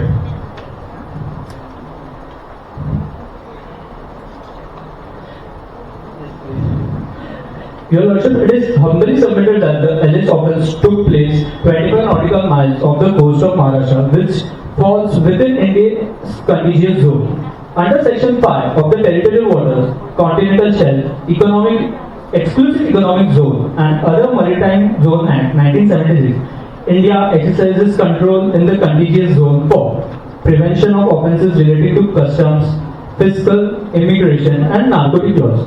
Thus, the provisions of the NDPS Act are fully applicable to the acts committed within the maritime zone. It is also submitted that the Section 1 of the NDPS Act 1985 provides for extraterritorial applicability. For the Section 4 of the Indian Penal Code extends jurisdiction committed by Indian citizens outside India on ships or aircraft registered in India. Although the vessel is foreign, the accused are Indian national, thereby attracting the Indian jurisdiction.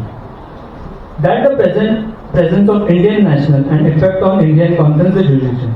Your Honor, it is humbly submitted that the jurisdiction can be invoked where the accused are Indian citizens, the effects of crime impact India. In Mombari Ahmed versus State of Bombay, the Honorable Supreme Court held that India can exercise jurisdiction where the offences has nexus with India. In the present case, all accused are Indian nationals. The drugs were intended for use and distribution affecting Indian society.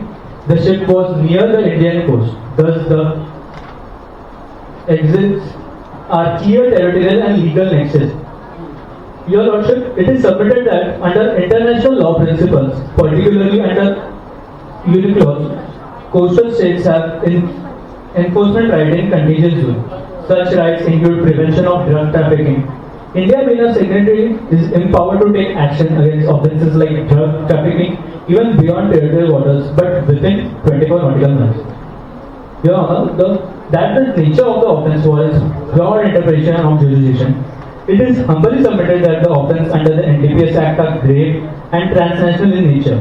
In Union of India versus Mohanlal, the Honorable Supreme Court emphasized strict enforcement of NDPS provision to curb the drug trafficking. In the present case, the offences involve an international drug nexus.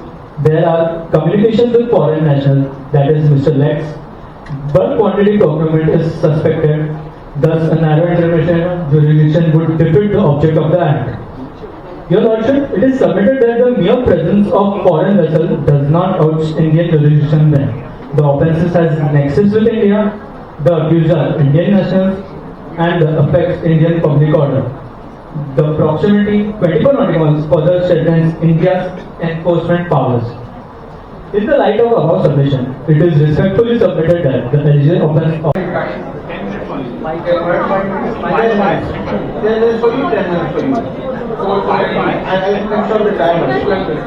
I'll ask the questions immediately. Just a clarification, it's 5 minutes per speaker and 2 minutes for rebuttal. You allocate your time accordingly to your wish. 5 minutes per speaker and 2 minutes for rebuttal. 5 minutes per speaker and 2 minutes for rebuttal. Okay? 5 minutes per speaker? For speaker only. For speaker. It's not 5 minutes, then 5 minutes. Only 5 minutes. No. First 5 minutes, then 5 minutes. 2.5, okay? Yeah, Ladies and Lordship, this is Counsel on behalf of the petitioner in the matter of Umar Singh versus the NCB. If your Lordship is well versed with the facts of the case, the Counsel would like to break you. Go ahead. Much obliged, Your Lordship. Your Lordship, the first issue is squarely on the basis of jurisdiction, on whether the courts of India can deal with this matter. Your Lordship, firstly, the Council would like to take a twofold manner to establish this issue. Your Lordship, firstly, we shall read the section 1 clause 2 of the NDPS Act, which says that this Act applies to the entire whole of India, all Indian citizens outside of India, and a ship or an aircraft bearing the flag of India, that is registered in India. Your Lordship, here we shall apply the two principles of statutory interpretation. That is the expressio unius est exclusio alias, that means that where there is an express mention of something, it means there is a deliberate exclusion of the opposite. Your Lordship, here there is an express mention of a ship that bears the Indian flag and that is registered in India.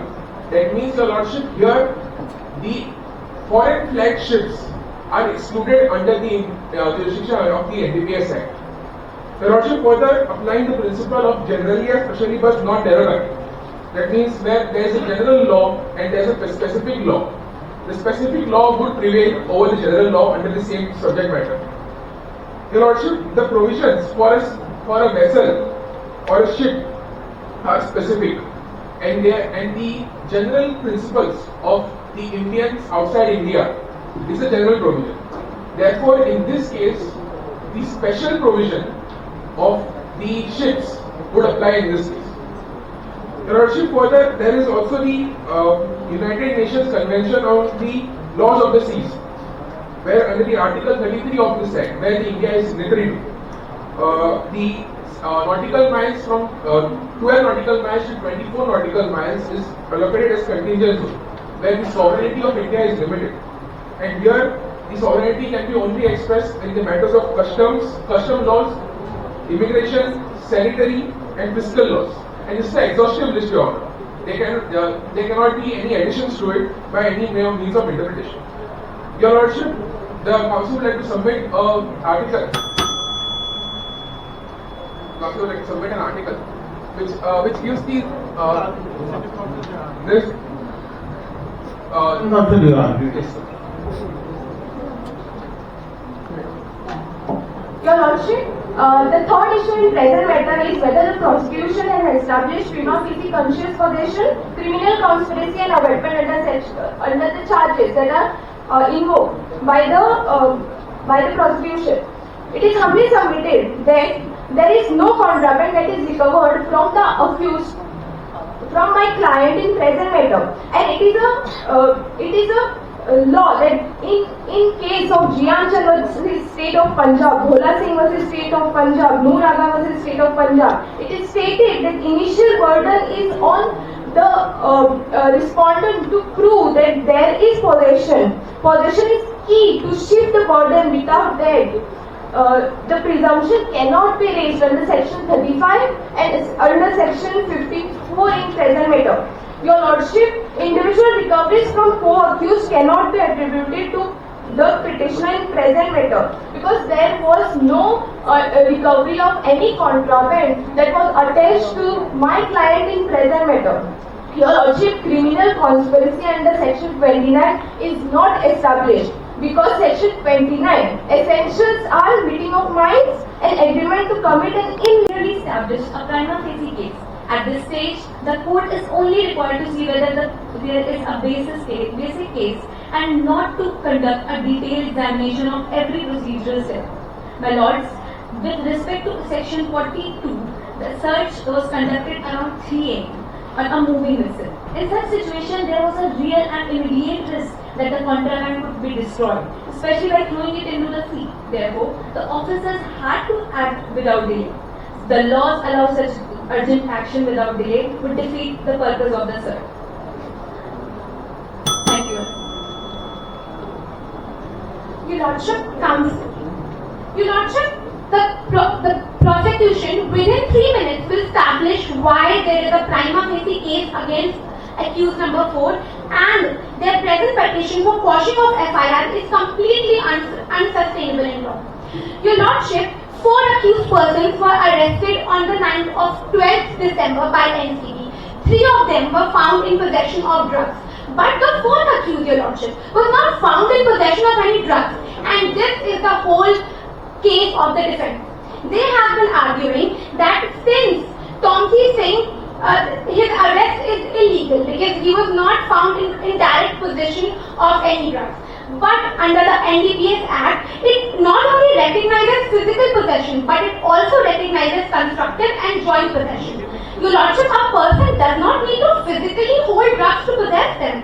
If a person knows that drugs are there and he and she have control over them, over that place or situation, then the law considers that as constructive possession. More than one person knows about drugs and shares controls over them, then all of them are said to have joint possession over the drugs, Your Lordship.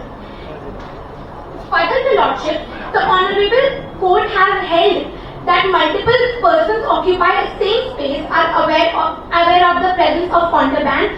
All can be said to be in conscious possession. In this present case, narcotic substances were recovered from a confined and controlled environment, Your Lordship. And Your Lordship, it is mentioned in the factual matrix of the case itself that accused number 4 had knowledge of the drug rape file. Your Lordship, knowingly attending a party. Your Lordship, knowingly attending a party where drugs are being circulated along with co-accused who were found in possession of narcotic substances forms the reasonable grounds and this clearly establishes conscious possession, Your Lordship. And according to section 35 of NDPS Act, once possession is established, the court presumes culpable mental state of the accused. That means that the presence of mens rea is established, and after that, the burden of proof shifts to the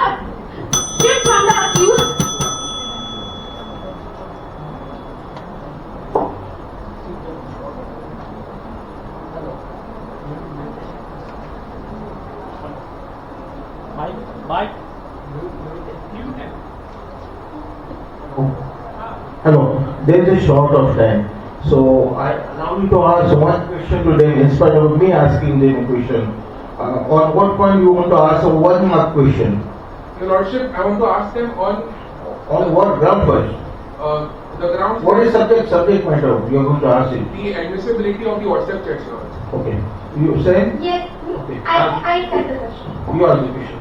Your Lordship, the entire evidence based against my client in this case is based on the WhatsApp chat that was achieved. However, Your Lordship, that WhatsApp chat is talking about this particular instance is not been established because the date and time of the WhatsApp communication has not been mentioned here, and therefore the only evidential ground. Asking the question or answering it? Your Lordship, I accept. What question? What is the evidential ground to accept that evidence when it is not clearly denoting? What is the evidential ground to accept the evidence when it is not clearly denoting what time the communication was held? Sir, I'll answer in one line. The only reason to accept that evidence is because High Court accepted it.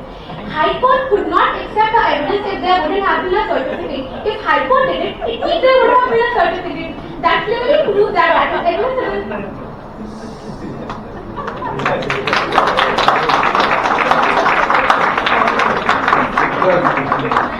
You ask the question. I asked my question? Okay. So can you tell me why was your client attending a party knowing that their drugs are going to be circulated? Why did your client do that? Why was he present at such an environment in the first place?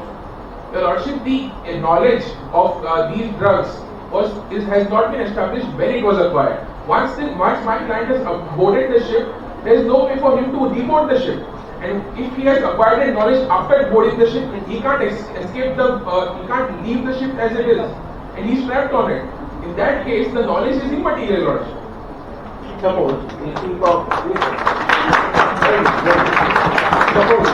your client has got the knowledge after boarding the ship, ask the question, what you should have done?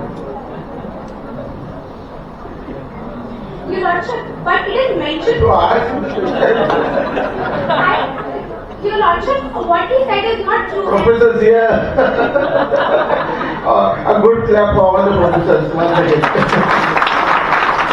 Thank you all, my friends. Madam, I wanted to ask you the question. If suppose he got the knowledge after boarding the boat, what steps you would have taken it? That was I asking you. You would ask that question. I gave. She's answering. She is answering. I gave a clue. He asked this question. See, what I would like to add to this one. You should be very alert when you are reading. Thank you so much. It is mentioned in the undisputed facts of the case that he had the knowledge of drugs before. Rajapurkar sir.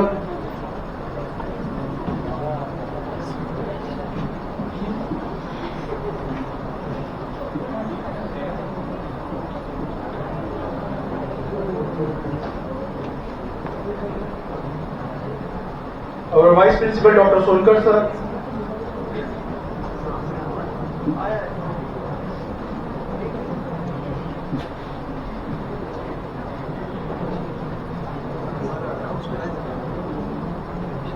With the permission of the Justice.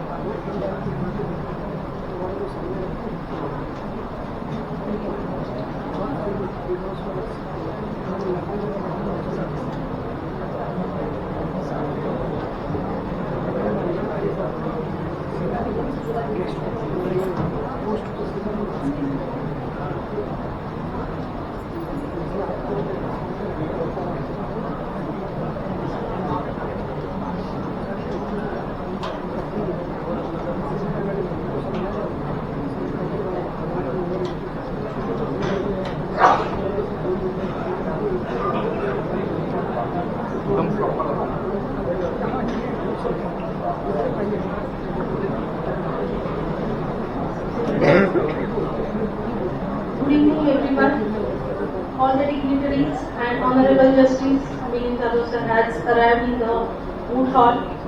Please give him a great applause. Now I would like to announce the semi-final round result. Give a huge round of applause for the two finalist teams, Team D and Team P. I also say that participants of semi-final round have shown incredible talent. Today they have proven their worth on the stage. Please give a great round of applause for the participants. Thank you. Before the commencement of the final round, I would like to read some rules for the final round. Okay. Team D is for the petitioner side and Team P for respondent side. Please take your positions.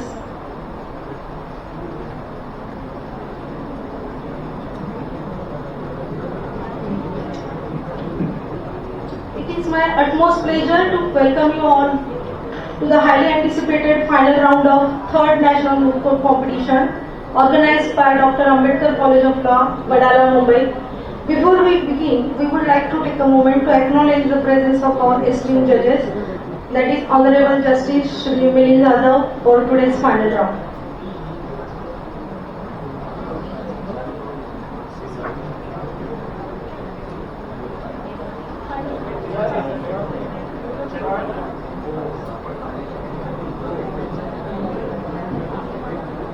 I request all the dignitaries to take their seats.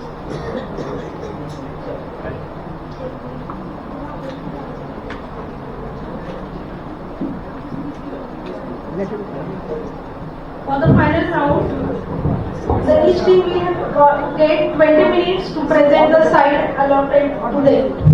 Please pay attention, Team B and Team P. You are going to have 20 minutes to present the side allotted to them. The scoring criteria for the final round would be application of law relevant to the case 20 marks, advocacy presentation 15 marks, court etiquette 10 marks, answers to the court questions 15 marks, interpretation of and use of facts. It is my kind request to all the people present here in the Moot hall, keep the decorum of the Moot court and keep your mobiles on the silence mode and follow the etiquettes of the court. Thank you. I would like to share about the bail. As the 20 minutes are given for the each Listen team. carefully, guys. Team P and Team P, 10 minutes for each speaker. Okay? So 20 minutes for two speakers means 10 minutes for one speaker. And there will be no rejoinder or extra time given like 5 minutes. Okay, only 20 minutes you are having in hand. And another thing, after half time, after 10 minutes there will be a one bell. After 18 minutes that will be the warning bell. And after completion of 20 minutes that will be the final bell. Okay? All of you got it? With the due permission of Honorable Justice, can we proceed, sir? Yes. Thank you, sir. Switch on the mic, please. Mic. Hello. Yes, can you hear me? Yes. Okay. Now, the college has taken a lot of efforts to reach this stage of the final round. Excuse me, when the court is in session, no one talks. Otherwise, get out of the court. I am serious now. I mean serious business. If you want to chat, please step out straight away. I take you all off immediately. Just as I do in my court. Remember that. This is serious. Whoever is standing in the aisle and the wings, please sit down. Except for the photographers. Okay? Please have your seat. Please have your seat, petitioners and respondents. You don't have a seat? Oh my God. Just see that some seats are given to them. Please.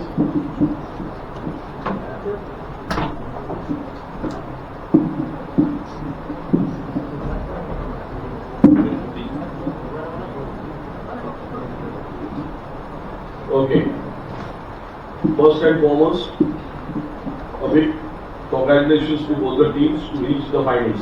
It's no mean achievement, let me tell you that.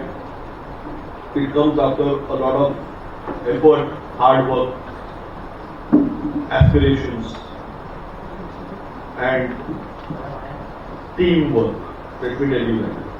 I wish you all the very best. You all know the rules. 20 minutes each team, 10 minutes per speaker. Don't rush. Make your best points. Argue your best points. There is no point in arguing rhetoric. Remember that. This is nothing but an opportunity to prepare you for the best in your life. Okay? And if I ask you a question, don't get flustered also. Even if you do not know the answer, behave like a lawyer. Okay? You are not going to get scared or intimidated by the judge. Right? But this is the way you all will find yourself in the realm of the court when you all will graduate. I would only request the audience that if you don't understand what is going on over here, please don't disturb us by chatting. You can step out and again rejoin us if required. Okay? Appreciate the efforts of those who have organized this competition. It is no mean feat. Let me tell you that the competition has been organized in one day, but efforts have been made for the last 3 months. That is what I know. It's not easy. Be that as it may, please cooperate with everybody and see and increase and boost the morale of all participants. Okay? Okay. Now the petitioner begins first. Which is your team, D or P? D. D for Delhi? Yes. Okay. So you can begin. And one more thing. There's no need to take my permission for everything. Have you been to a court of law? The High Court? Do the lawyers take permission of the judge for doing this, for doing that? No. So you can just start shooting straight away. Right? Your time begins now. Good evening, Your Lordship. I, along with my co-counsel, will be representing the petitioners in the matter of Tomar Singh alias Tomsi Singh versus State 1 and 2, and my co-counsel will be dealing with issue number 3 and 4. May it please this honorable court. My lord, the petitioner respectfully submits that the present case is not maintainable due to lack of jurisdiction, and therefore the entire proceedings are liable to be set aside. My lord, the alleged incident took place 24 nautical miles from the coast of Maharashtra. This area clearly falls within the contiguous zone and not within India's territorial border. Under Section 3 of the Maritime Zones Act, India's sovereignty extends only up to 12 nautical miles. Why are you reading, lady? Why don't you argue your matter? Come on, tell it to me like a story. You're not prepared? I am prepared. No problem. Follow your way. No problem. Thank you, sir. Make an effort. See, I am going to judge you on different parameters as a judge. Okay? If you are going to read, it's going to be a reading competition. Or probably an elevated elocution competition. We are not here for this. We are here for mooting. And what does mooting mean? Mooting means you have to assert your best points and they are going to respond to your best points. That's it. Okay? So under the Section 3 of Maritime Zones Act, India's sovereignty extends up to 12 nautical miles. Beyond this limit, India does not have full jurisdiction. or complete criminal jurisdiction. My lords, this distinction is very important. In contagious zone, India is given only limited powers. Under Section 5 of the Maritime Zone Act and Article 33 of the UN Clause, these powers are strictly limited to matters of custom, fiscal, immigration, and sanitary laws. These are specific and narrow areas of control. Then who will have jurisdiction beyond 12 nautical miles? If India would not have jurisdiction. India has sovereignty, full sovereignty till 12 nautical miles, but it still has some jurisdiction. It is not like it has no control, it has limited control. So if somebody commits an offence in the territorial jurisdiction of India and up to 12 nautical miles and travels beyond 12 nautical miles, will India have jurisdiction or not? India will have jurisdiction. So, how would you argue and answer issue number 1 in that case? But the incident took place at 24 nautical miles, my lord. What is the incident? The incident was, there was an Italian cruise ship and there were ravers, they were partying, and on 12th December, NCB conducted a raid at 3 a.m. Where? In the cruise. Where? Which place? In the cruise at 24 nautical miles away from the coast of Maharashtra. So who will have jurisdiction? Will India have or will India not have it? You just now said India would have jurisdiction.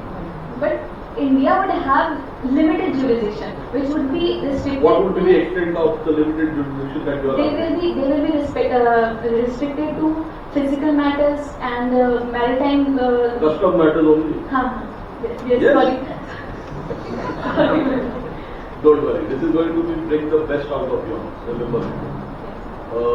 Try and understand, if somebody commits an offence and travels beyond 12 nautical miles, will we have jurisdiction or not? This is the question. In 12 nautical miles, we have complete. After that? After that, we have just limited jurisdiction. Limited jurisdiction? Yes, yes, please proceed.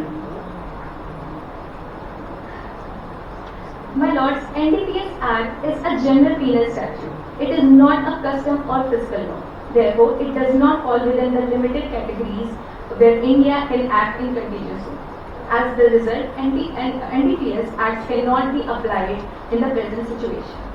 Further, my lord, there is no notification shown by the prosecution which extends NDPS to that area. In law, such an extension is necessary if the statute is to be applied beyond territorial waters. In the absence of this, the action of the NCB, including boarding the ship, conducting search and seizure, and making arrests, are without legal authority and therefore ultra-vires. My lord, this position is clearly supported by this Honorable Court in Republic of Italy versus Union of India. It was held that India's jurisdiction does not extend beyond its territorial border. Similarly, in Appellant Chili's Offshore Limited versus Union of India, this court recognized that India's authority beyond territorial waters is limited and cannot be treated as full territorial jurisdiction. See, suppose if India is a signatory to the UN and if somebody commits an illegal act in the Indian jurisdiction and travels beyond 12 nautical miles, will you still maintain that India will have only limited jurisdiction to the extent of customs and fiscal statutes and not with respect to a penal statute like the NDPS Act? I am asking you a very basic, fundamental first principle of law. So the first thing that you will learn as a lawyer is that if you don't know the answer, say you don't know the answer. Always. Right? No problem. Please proceed. My lord, the vessel is Italian ship. Under Article 92 of UN Clause, the jurisdiction lies with the flag state, that is Italy, and no exception applies here. Now I will be dealing with issue 2, my lord. Yes, you have finished issue number 1? Yes. It's only with respect to the jurisdiction aspect and nothing more? That is the main crux, my lord. So how does one reach the Italian vessel? Tell me. Somebody must have reached the Italian vessel through the Indian waters only. Yeah. Carrying Indian bags Yes, my and lord. Indian material. My lord, the cruise came to the coast of Maharashtra, Yes. and then 4 Indian nationals boarded on the cruise. That's how they So did that it. answers the question. Then in that case, the limited jurisdiction in such a case is bound to be extended because every case is a special statute. Yes. Because what you argue that is a general act, it cannot be held as a general act in that case. Otherwise, somebody will commit an offence. Somebody will murder somebody on Indian shores and go beyond 12 nautical miles and say, "I am sorry, you cannot arrest me. You have no jurisdiction." Do you think our constitution and the Bharatiya Nyaya Sanhita is so weak? It is not. Okay. Yes, go on to issue number 2. Which is issue number 2? Raid. My lord, issue number 2 is About the raid, search and seizure. yes, whether the search and seizure and arrest conducted by the Narcotics Control Bureau comply with the mandatory procedural safeguards under the NDPS Act 1985 and whether non-compliance, if any, vitiates the entire proceedings. Yes. What is 42A of the NDPS Act? What are the basic ingredients? My lord, section 42 of the NDPS lays down the rule for search, seizure and search. Basically that whole process is laid out. So, what has happened in the present case? Where is the dereliction occurred in search and seizure? When the NCB conducted a raid on 12 December at 3 a.m. First of all, it was 3 a.m. and section 42 only gives the special provisions for night operations. Here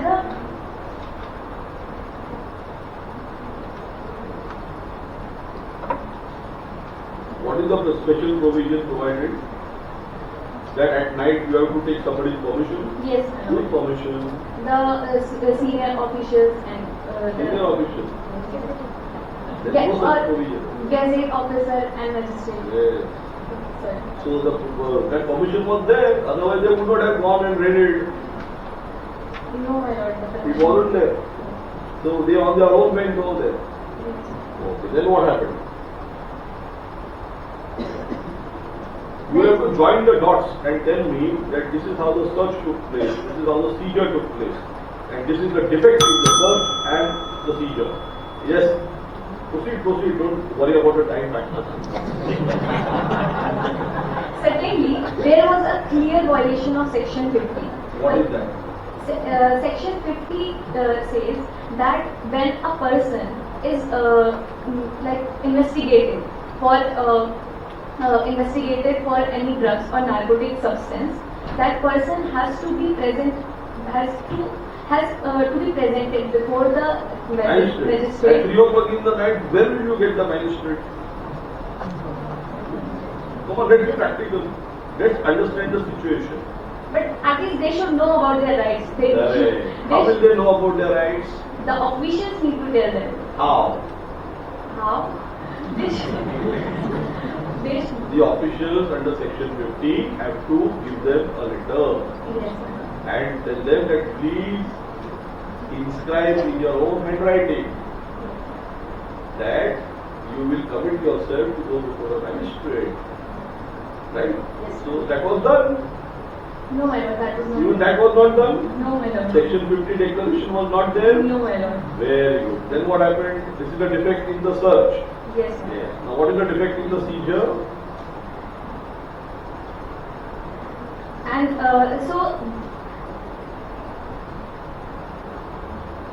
this is a very important safeguard to ensure fairness. However, there is nothing on record that this Was right. Panchanama done? No, my lord. The brief says it was done. Then what kind of a raid was this? That is the point, my lord.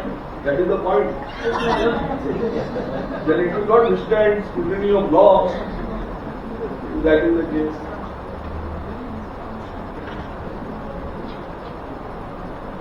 Something must have been done. Nothing was done. No, my lord. Then what happened? Further, the chain of custody was also doubtful. It has been stated that the accused were initially let free. This creates a serious doubt about how the seized material was handled and whether it remains safe and untampered. That means they were arrested, Yes, set sir. free, Yes, sir. and re-arrested. Yes, sir. Right? Yes, sir. So something has happened. Yes, my lord. What about seizure? You have not answered the question. Seizure, my lord. What was seized from them? The Water bottles? no, my lord. Narcotic substances were seized from them. How much quantity? From accused number 1, 5 grams of methazoline. From accused number 2, 50 grams of charas. From accused number 3, 1 gram of hydromorphine. Is it small quantity, intermediate quantity, or It is commercial a small quantity, quantity? my lord. It is small quantity, my lord. Then no offense. Then it is a drug, which is permissible.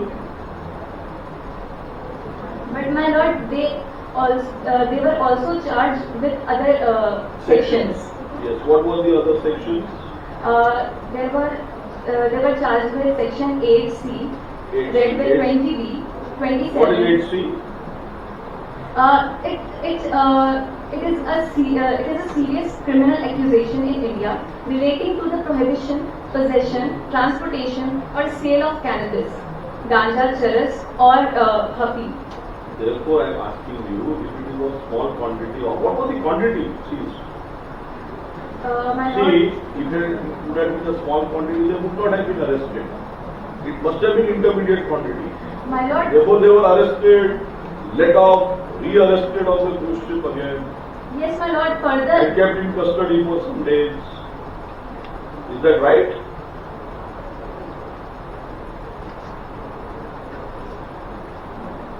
but my lord, the narcotic substance was still found there. Small quantity does not mean that it is not a contraband or it is not illegal. Okay. What else happened in seizure? Other than that, my lord, and when NCB raid occurred, accused number 1 told that there were hash packets lying on the floor.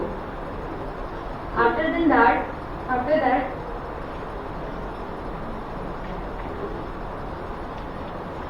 NCB effected seizure for 5 grams of myrophene, 25 grams of opium, 2 grams of cocaine, and 2.5 lakhs rupees on the cruise ship.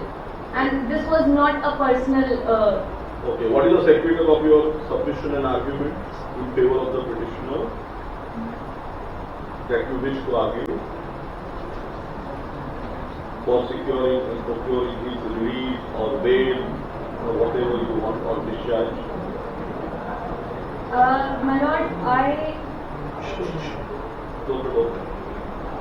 What is the sequitur of your argument, the conclusion of your argument?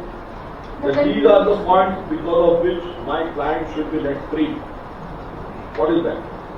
What are those submissions? my client is accused number 4, who is Tomar Singh, and he, first of all, he Mandatory was. procedure was not followed. You argued that. Yes, You said that yes, 42, 50. Yes, sir. Yes, sir. The seizure quantity. The most important thing, my lord, is that nothing was seized from him. Correct. So, no conscious possession. No conscious possession. So, where was the possession? On the ship? My lord, it is stated in the factual matrix that he was aware of the. So, if he was aware, then he knew who must have kept it over there. But, Will that not amount to conscious possession? but my lord, the timeline is not mentioned here. Maybe he was aware about it when he got on the The fact ship. that he was aware means that he was aware about a contraband which he was not supposed to be aware of. But how Then does would he that? not be guilty? What is the definition of conscious possession? That Does it mean that only physically it has to be on your person? No. may also mean that you are aware about where it is kept. Would it not mean that way? Yes. No. No problem. Good. Yes, you are doing well. What next? Knowledge aspect, that he had the knowledge that drugs were present in this party. So that how he had knowledge? Your Lordship, it's a proven fact. It's an established You fact. argued that WhatsApp chats were there, but per se, they cannot be construed or considered unless a trial is imminent. Argue that. Your Lordship, it's a fact arising out of the investigation. Just because you say your officer's name does not ipso facto mean that it is true. Your Lordship, coming to my arguments for issue number 1, that is the jurisdiction aspect, Your Lordship. Yes. Your Lordship, this court does not need to rely on any foreign authorities or United Nations laws to establish a jurisdiction on this matter. The NDPS Act itself is sufficient enough to establish the jurisdiction. The NDPS Act itself has extraterritorial powers, Your Lordship. Your Lordship, if we read this entire Act as a whole, specifically taking 2 sections, that is Section 1, Clause 2 and Section 29, Clause 2, we can draw the inference from this case that the extraterritorial jurisdiction exists. I understand. As students of law, whenever you refer to provisions of a statute, the statutory provision which is in the bracket is a subsection. Remember that. So this is Section 1, subsection 2A of Section 1. This is the right nomenclature. Yes, sir. The reason why I am telling both of you all is this, because you all will remember it for your lifetime now. Okay? Yes, sir. This is how you will have to pronounce the nomenclature of a provision. Yes, sir. There is nothing like clause 2 in the NDPS Act. Your Lordship, Section 1, subsection 2 states that you start practicing from today. So by the time you get your degree as a lawyer, I am sure you will be fluent in this. Sure, Your Lordship. Your Lordship, Section 1, subsection 2 states that the Act applies to the whole of India. Under this, under point A, it says that it applies to any Indian outside India, and under point B, it applies to any ships or aircrafts that is registered in India, that is bearing the flag of India, Your Lordship. Yes. Your Lordship, it can be enforced. Yes, Your Lordship. Beyond 12 nautical miles. Yes. Furthermore, Your Lordship, in this case, the flag is worn by of the Italian ship. However, Your Lordship, under Section 29, subsection 2, a person affects or is a party to a criminal conspiracy to commit an offence within the means of the section, who in India affects or is party to the criminal conspiracy to the commission of any act in a place without or beyond India, under point A, which would constitute an offence if committed within India. Your Lordship, if an Indian is participating in a conspiracy within, without, beyond India, and that is a crime in India, that means, Your Lordship, that Indian courts have the jurisdiction to try that person. Okay. Your Lordship, if we read the entire statute as a whole and interpret it, that means the NDPS Act has this extraterritorial jurisdiction to entertain this matter, Your Lordship. Your Lordship, furthermore, to affirm the standing of the conspiracy matter, the Council would like to cite the case of Purushottam Das Dalmia versus the state of West Bengal. So first you finish your submission on jurisdiction, and then you can go to the issue of conspiracy, seizure or whatever you Your Lordship, it is part of the jurisdiction point that under this case it was held that when a court has the jurisdiction of conspiracy, it also has the jurisdiction to deal with all the overt acts that arise out of conspiracy. Your Lordship, another important doctrine that this court has observed under the case of Mubarak Ali Ahmed versus the state of Bombay is the effect doctrine. In the effect doctrine. Effect doctrine. Yes, Your What is that?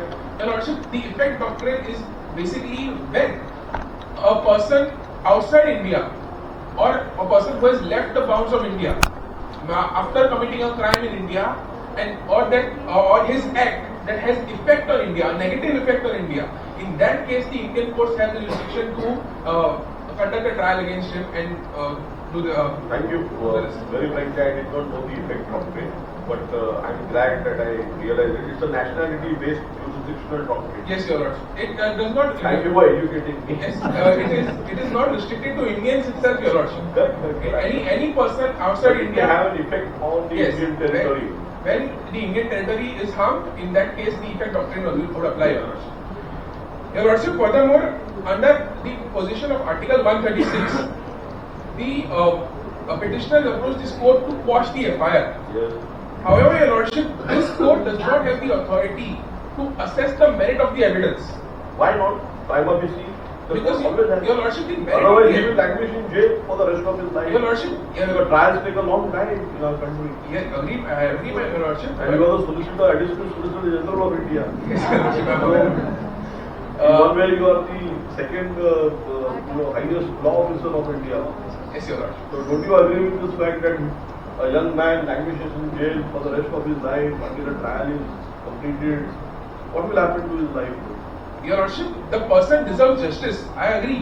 However, So please tell me the extent of his involvement in the crime or the facts of this case. Then only then you will be justified in stating that he needs to be kept in jail. Your Lordship, Your Lordship rightly pointed out that prima facie fact. That if prima facie evidence exists against the accused, in that case, the quashing of FIR cannot be done, and that is the extent of the court's assessments. See, quashing of FIR is on a different thing. When the act of the prosecution is assumed to be perverse, then and only then, prima facie, if the court finds this out, the court can step in and quash an FIR. Otherwise, there is every likelihood that the trial is imminent.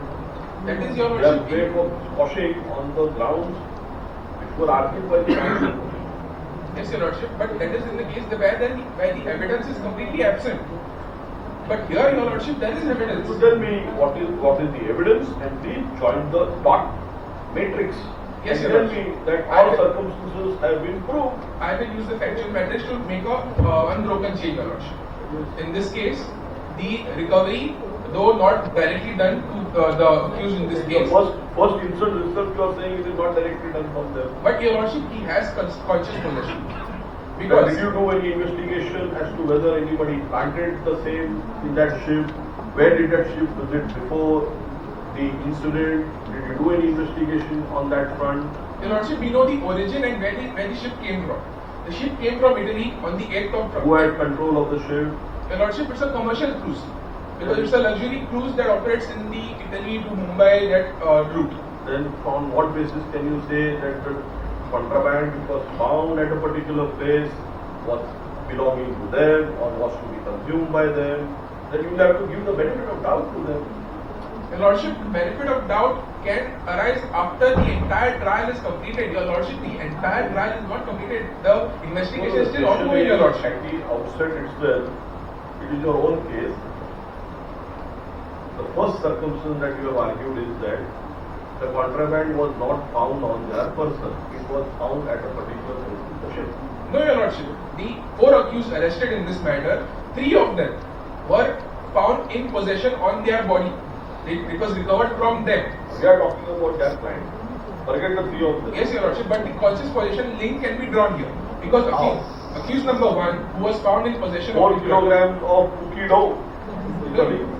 Your Lordship, that is another point. However, that is the main point. Yes, Your Lordship, but I will prove it to you, Your Lordship. How? Accused number 1 says that she was invited by a certain Mr. Lex, Your Lordship. This Mr. Lex invited her to this ship and she was found in possession of one of the contrabands. It was recovered. This same Mr. Lex is in contact with the accused number 4, that is the Tomar Singh, Your Lordship. Your Lordship, this Mr. Lex can be the common link of how the drugs are being smuggled here, Your Lordship. In this situation, the Mr. Tomar Singh asking for 4 kgs of cookie dough can be inferred that he meant drugs at the prima facie stage. So therefore, you have to show that in the international market or probably the national market, these are the synonyms used for obtaining contraband. Have you placed anything on record to show that reference to 4 kilograms of cookie dough would mean 4 grams of that alleged contraband, cannabis or ganja or whatever it is. No, Your Lordship, but however, Your Lordship, it is the modus operandi of the smugglers here that they use these specific code names that we are unable to report, Your Lordship. We ask, please tell us what are those, there are texts, there are harmonized systems where they list down these kind of names. Nowadays it is very simple and very easy. If you Google the name, you come to know straight away. But Your Lordship, that inference can concretely be made if the accused in this case cooperates with the investigation authorities and helps in finding out what is this cookie dough. The investigation agencies. That is for you to decide. That is for you to do forensic about that phone, that WhatsApp message in the market. What does 4 kg mean? What does cookies and what does dough mean? Yes, Your Lordship, this investigation is ongoing here. If the investigation is ongoing, can you curtail and better to all terms? But Your whatever Lordship, terms you say, additional solicitor justice. but Your Lordship, that whether that evidence is to be recovered, Your Lordship, and if He will not tamper with the evidence, and if he tampers with the evidence, his bail will be cancelled immediately and he will be rearrested. Question is Article 20, issue number 4. You should have a very strong prima facie case. Please show that you have a strong prima facie case. I am with you. Your Lordship, here in this situation, we can, because it's a very nascent stage of investigation, we cannot draw direct inference that there was that conscious position. However, Your Lordship, it is a known How many fact. people were there on the cruise ship? Your Lordship, if the statements of the accused number 1 are to be relied on, then there were more than 100 people, Your Lordship. That is what I am trying to tell you. Have you arrested all 100? No, Your Lordship. Because, Your Lordship, the 3 people who were arrested, accused number 1, 2, 3, they were found in possession of the drug. And accused number 4 was found in contact with the common link. In that situation, and furthermore, Your Lordship, in the pursuit of investigation, 3 more people were arrested in possession of 100 kgs of 100 grams of charas. In that, the investigation that is, Your Lordship, is continuing. We are trying to find more evidence to corroborate in this case. Okay, then why are you continuing with liberty? Article 21. That is the question which begs an answer. Your Lordship, it is required for him to be part of the investigation. He will cooperate. You tell us where do you want him to come and attend investigation. From morning to night, we will ask him to attend your office, see that you give him proper lunch and everything, and also show him some good painting. At the end of the day, try and understand, the debate over here is over liberty. Yes, sir. Have a very strong prima facie case. Show that. Argue that. Argue your best points. Your Lordship, this in Argue this on possession. possession. Conscious possession. Yes, Your Lordship. Definition. Yes. He had the knowledge. For conscious possession, the scenario should be in the person's control, Your Lordship. For him to have the control of the scenario, it does not mean that he had to possess the drug in his hand or be control of the cruise. The raid was conducted in a public place, Your Honor. Because, Your Lordship, because that raid was conducted in the party hall or the basement of the cruise ship. Yes. This cruise ship had more rooms which were not conducted, where the search was not conducted at that instance. Yes. Because the party was the main target for the raid. However, Your Lordship, he had the knowledge that there were drugs present at this party. And in having that knowledge, he himself made the conscious decision to attend this party. Yes. So in that case, Your Lordship, he has a conscious possession. If I make a conscious decision to come to this college, and I know only a handful of your who normally come to my court or to my court in person, like your president or Mr. Lal, Advocate Lal, or this gentleman who appears before me many times. So, but I don't know the others. Will I also be implicated? Let us understand it on fundamental principles of law. Fundamental principles of law. What you are saying, a ship having 100 people, and you are attributing conscious possession. When admittedly the prosecution case is, the contraband was not found on this person. And the only link which the prosecution has established till now, at least according to the transcript given to me, is that there were WhatsApp conversations, but the WhatsApp conversation relates to some cake preparation, cookie dough. So, will that be good enough for the prosecution to shift the burden of prosecution to them?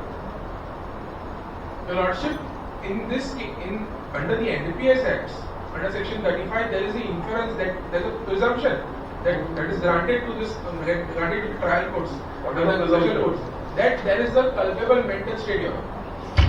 That he has a mental state, intention that if and when the prosecution is able to establish that he was, yes, a very concrete part of the conspiracy, in that situation, he cannot plead the defense that he did not intend to be a part of it. If he has to, if he has to make the point, the proving of that point that he did not possess that he did not have the intention to be a part of this conspiracy lies on the prosecutor, lies on the defendant. I would have believed the prosecution, prima facie, if the prosecution would have arrested all 100 people on the cruise ship. Why target only 4 of them? Arrest all 100, show that you are absolutely non-biased, and then your action would be called as arbitrary. Your Lordship, it was also the fact that these 4 individuals boarded the ship together. When the ship is going to sail, everybody comes in that separate car and boards it together. Does that mean that they are together? Your Lordship, it was not. The ship join the dots, chain of evidence, what they call? Yes, Your Lordship. And something missing, the link is missing. If your link is missing, you will not be able to wear your watch. You will have to carry it in your pocket. So the chain is, link is missing. What is that link? She has argued that link very well. The prosecution is in active pursuit of that link, Your Lordship. That one, how that the conspiracy is the main factor here. That he was part of a conspiracy of getting these 4 kgs of whichever drug it may be to India, or smuggling it out of India, however it may be. Yes. In that situation, this conspiracy is to be tackled, Your Lordship. But it is not the prosecution case that 4 kilograms of whatever drugs which was conspired by them was recovered. What was recovered at some place was 5 grams, and then at some place 100 grams. That's it. So what does 4 kg mean? Then how do you explain the conspiracy? Your Lordship, the conspiracy. Please make out a strong prima facie case. Otherwise, I can't bail to them immediately. I give them a discharge. Your Lordship, for conspiracy to be established, there has to be a meeting of mind, Your Lordship. That meeting of mind on WhatsApp, 4 kg dose is the only meeting of mind.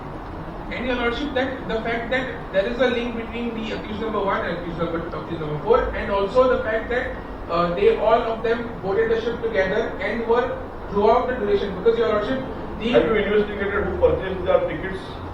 No, Your Lordship. No. You can show that only one person purchased their tickets and delivered their tickets. Then you can make this argument that they were together. Your Lordship, there was some meeting of minds. The purchase of the ticket may not be, but however, Miss Amy Ratnani, accused number 1, accused number 1, Amy Ratnani, has mentioned that she was invited to the ship cruise by Mr. Lenz. So then you should have investigated and found out. Yes, Your Lordship, that if somebody invites me and invites more, nobody will allow me to board a ship. The missing link in the entire conspiracy is Mr. Lenz, Your Lordship. Now, if he is missing, then you have to give him the benefit of doubt. That is what I feel. So that Your Lordship, in that case, we need them to be under custody. For what? You want them to participate? You want them to cooperate in inquiry? You will ask them to do that. Unless you show me that they have very bad criminal antecedents, they are likely to repeat the offense, not otherwise. They can communicate and intimate Mr. Lenz, Your Lordship, to push him away from the hands of justice. That in today's digital times, I don't think it's going to be possible. Anyway, anything else? Your Lordship, I would like to proceed to the issue number 2. Yes, proceed. Your Lordship, issue number 2 is regarding the search, seizure and the arrest of the accused. You have covered it while answering issue number 1. Your Lordship, the petitioner in this case has made the contention that the procedure was not followed under section 42. But Your Lordship, it is not mandatory when the search is done in the public place. That is under section 43 of the Act. The public place, is there any exemption? Yes, Your Lordship. What is the exemption? Exemption is under the case of S.K. Raju and then Abdul alias Jaggu versus the state of West Bengal, where the court has specifically said that when section 43 applies, the grounds under section 42 are not mandatory. Your Lordship, grounds under section 42 are for search without a warrant, where in a public place there is no requirement for a warrant under section 43. And also, Your Lordship, this place qualifies as a public place. How? Because Your Lordship, the explanations under section 43 include hotels, shops, and any place of public access. That is what I am saying. This cannot be construed as a place of public access. I understand. It's an Italian ship. Nobody or anybody like you and me simply can go over there and have an access to it. It is not like the Taj Mahal hotel where you can go for answering the nature's call. It's not a public place, I'm sorry. Your Lordship, the public place does not refer to the whole cruise, but the basement where the party was going on, Your Lordship. Do you have any citation? Do you have any citation which says that a cruise ship, which is an Italian ship, a foreign ship, can be construed as a public place? Not specifically, Your Lordship. So, but Your Lordship, their explanations holds a hotel to be a public place. What is a hotel? But Your Lordship, the hotels and cruise ship have a similar property that there is public place of a hotel and there is a private place in a hotel where the rooms or in the hotel would be a private place. And then the search in the public place of the hotel, that may be the restaurant or the foyer area, in that situation, it is. Are your best point on search and seizure? Your Lordship, another point would be that section 41 is applicable. Yes. Section 41 is the gazetted officers having the authority under the state and general or specific authority under the central government or the state government. So what is the provision under the statute? Your Lordship, that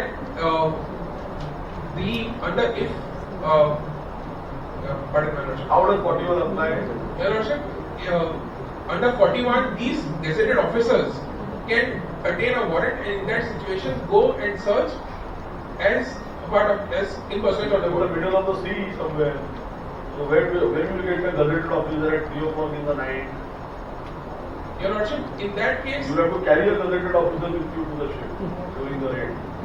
Did you carry the gazetted officer with you? It is not a known fact. That's the end of the matter. Then the benefit will have to be given to them. Then it always be construed and argued that possibly it was planted by your officer. Your Lordship, that would paint the entire police system and the NCB system in a very negative image, where it is not the intention of the NCB, Your Lordship. It is the intention of the NCB is to protect the general society of the country from this malice of drug. You may be absolutely right. It's a very noble thought. But for nobility to perpetrate, you have to answer the case of the petitioner, the facts of the petitioner's case. You cannot argue generally. That is the problem. I agree with you entirely that the society has to be bereft with the menace of drugs. It affects the children, the students at large.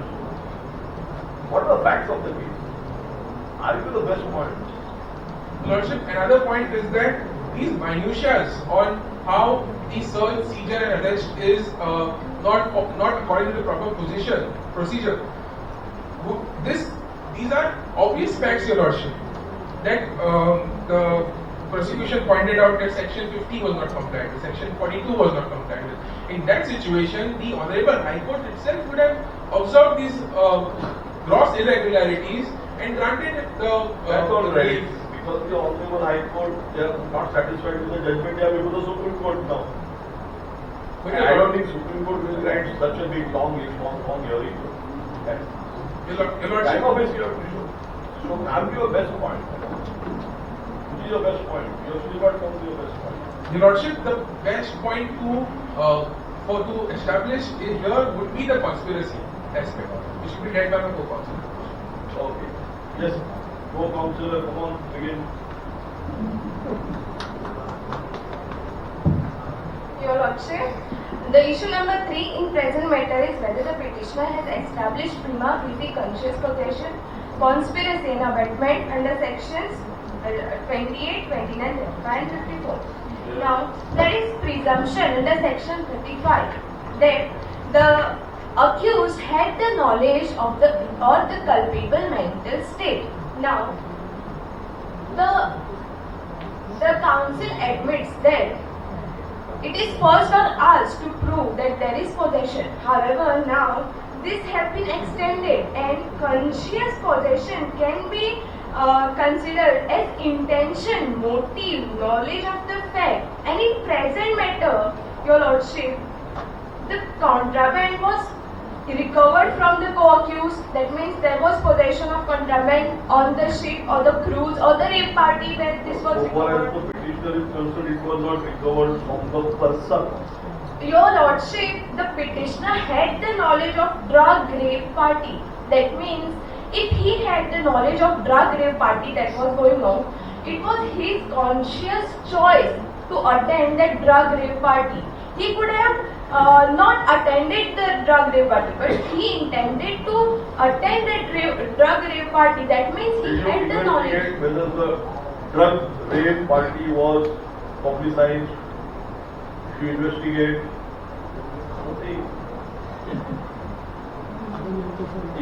if somebody tells somebody that there is a drug rape party, which same person in his mind will go and attend? Nobody will. Right? Yes, next point. Your Lordship, in present matter, there is also criminal conspiracy under section 29. Yes. How is the petitioner involved in that? Your Lordship, the gist of criminal conspiracy is agreement. In present matter, there is the check recovered from the mobile, directly from the mobile of the accused with Mr. Lex. Can that in itself be good enough to prosecute it? Your Lordship, all the 4 accused boarded the ship together. And also in the statement of Amy Dadani, she has said that when she entered the drug rape party along with all 4 arrested persons, that means we can say that because the ship was at Mumbai, they entered the cruise together. But there is also a statement of hers which says that she entered the drug rape party with all the 4 arrested persons where NCP had raided. The statement made before the police officer cannot be believed unless shown in trial, unless there is corroborating evidence to that effect. Your Lordship, the counsel argues that the recoveries made from co-accused shall be considered as a corroborative evidence. Take the co-accused and put him in jail. What about the petitioner? Argue about the petitioner's case.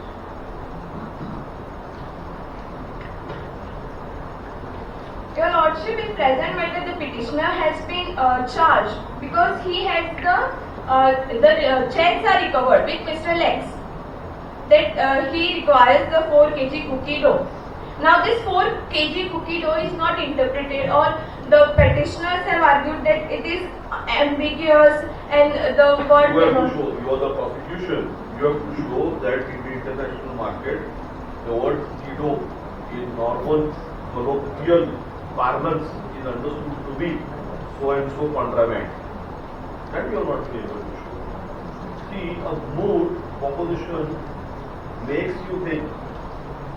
All that you have to do is a little research and you will come to know. The word cookie dough relates to which contraband under the NDPS Act. When cookie dough is asked for in kilograms, kgs, what does it mean? Try and understand. Everything is documented. All that you have to do is research. And be innovative and say that look, 4 kg of cookie dough means X contraband. This is how they chat with each other. Otherwise, It's very difficult. Anything else on this point? Your Lordship, the Now don't repeat the chats. Twice you have argued the chats. The chats are over. Go to the next point.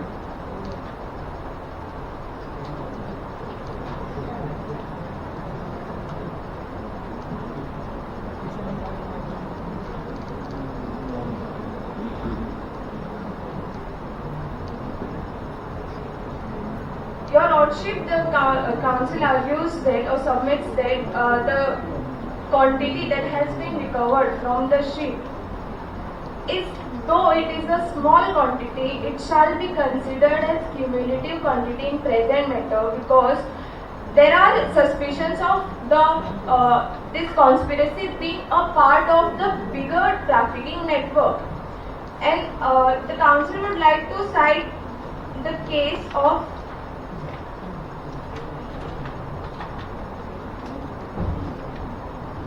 Neera Singh versus Union of India, that this court held that in determining commercial quantity in the conspiracy case, the total quantity of criminal operation must be considered. No, but in this case, the three persons whom the prosecution arrested. The three persons who were later on arrested. Nobody in the court says this to the judge. Okay, after hearing case dismissed.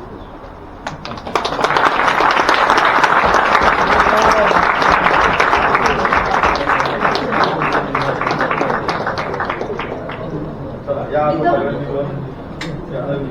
कार्यक्रम करूया आता मला घरी जायचं मी दुपारपासून आलो आणि With the permission of Honorable Justice Milind sir, I announce the final round is completed. Now we will move forward to the next program of fair session. I invite all the respected guests and the chairman Honorable Ambedkar sir and secretary Sanju Babulkar sir on the dais. Please.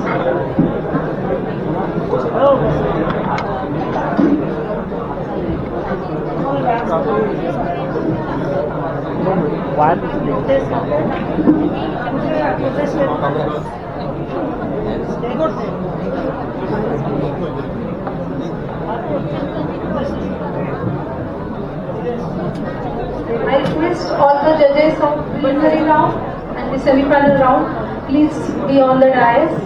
It's a good honor for us.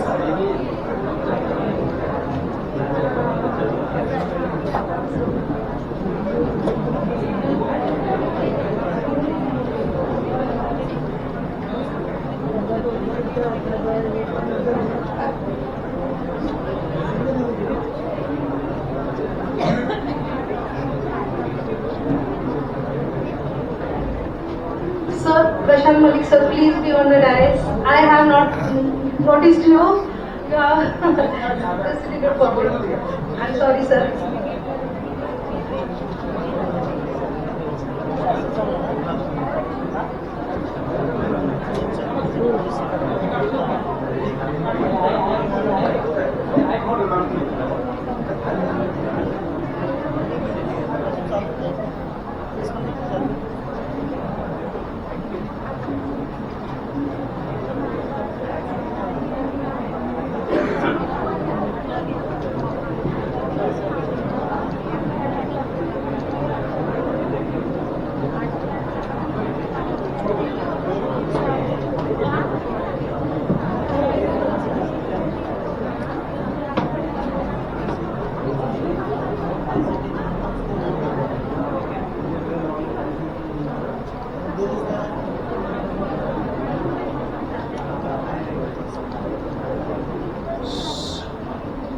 Maintain the decorum of the Moot hall. Keep a silence.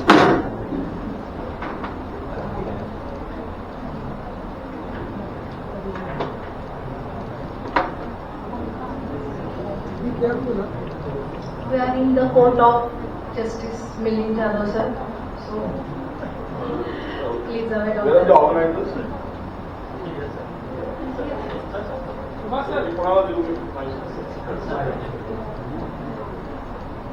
With the permission of Honorable Justice. 1 minute. In my court, I maintain this kind of discipline only. People who attend my court will tell you this is not something which I practice over here in colleges and all that. I am very strict in my court insofar as maintenance of silence is concerned, decorum is concerned. I give 3 warnings every morning, and my warnings are also very nicely worded. I say that I will not be charitable. If I find you talking, I will say something nasty which will hurt your ego as advocates, because I will be insulting you in front of everybody and ask you to get out of the room, and you will not like that. So therefore, please don't allow me to become like that. I will do it 3 times, and the 4th time I don't do that. And then once I send somebody out, for the rest of the day I don't think anybody talks in my case. And I am telling you, this is a feature which I am practicing every day, day in, day out. The idea is, whatever you chat or it disturbs the people who are arguing their matter. And then it disturbs the judge also, no? Try and understand, the lawyer in front of the court works the entire night, the previous evening. He has conferences, he does research, his team works with him. They are all ready and prepared to argue. Now, if I give a long rope to a lawyer to argue, he will take 1 hour, 2 hours. We can't do that. So the lawyer has to press his arguments into 1 minute, 2 minutes, 3 minutes, 4 minutes. And from whatever 1, 2, 3, 4 minutes he argues, I have to decipher the entire ethos of the case. So if there is disturbance in the court, it doesn't look nice. And therefore it is a responsibility of all lawyers, officers of the court to ensure that whenever you go to the court, see that you don't chat, you don't talk. If you want to chat, you can go out of the court. So it's not something where, I'm really strict about this facet, and I see to it that, people follow the decorum of the court. The introducer, madam, for the 5th time she said, please maintain the decorum, please maintain the decorum. You are lawyers, you are not officers of the court. You have an important role to play in society at large, and you all don't listen. Doesn't look nice. So henceforth, please, humble request, please don't chat and talk when courts are in session or such programs are in session. Just see the effort which has gone in putting up this program. It's not easy. It's very easy for you all to just sit over there and chat and discuss. I can vouch these organizers who have put up this program, it's not easy at all. It's very difficult. They have to face different types of people. They have invited some 30 teams who have come from out to manage them, maintain them, all that in one day. In fact, my friend Mr. Lal and the other judges, we all know something, that did not even have their lunch from 8:30 in the morning till late in the evening. Without taking a lunch break also they come. They were so committed. So please at least see to it that you also cooperate with the college. So it's nothing against anyone in person. Please don't take it adversely. I am what I am, and I speak very clearly. Yes, you can carry on with the program. Thank you, sir. With the due permission of Honorable Justice Milind Jadhav, sir, I proceed for the felicitation program. I extend a warm welcome to our distinguished judges, participants, and the guests. It is now the moment we are about to honor and felicitate our guests for their achievements and contributions have truly set a benchmark in their field.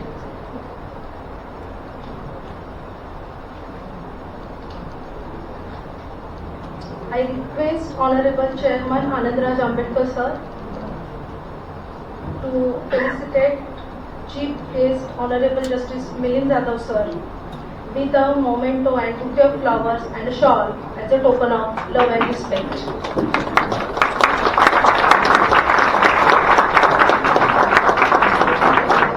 Please stand up. Please stand up. Give a big hand.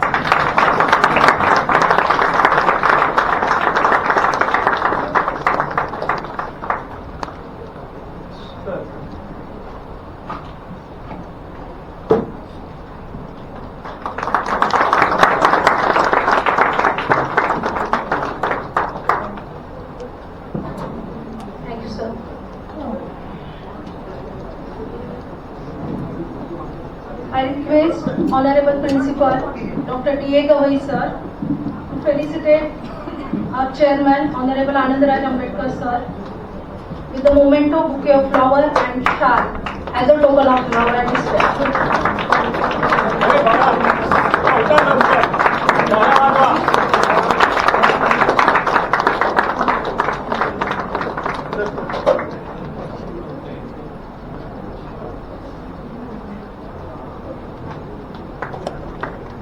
Also, I request Honorable Principal Dr. D.A. Gavai sir to felicitate our Secretary, Honorable Sanjay Bodhankar sir, with the memento and bouquet of flowers and a shawl as a token of love and respect.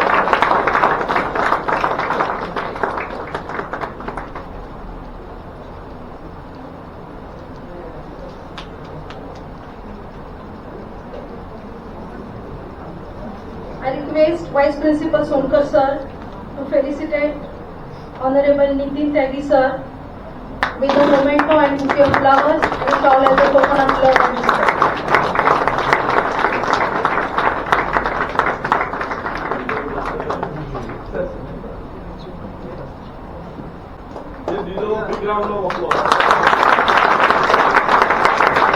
I request Principal D.A. Gavai sir, please felicitate Honorable Suresh Bhakna sir with the memento and a bouquet of flower and a shawl as a token of love and respect.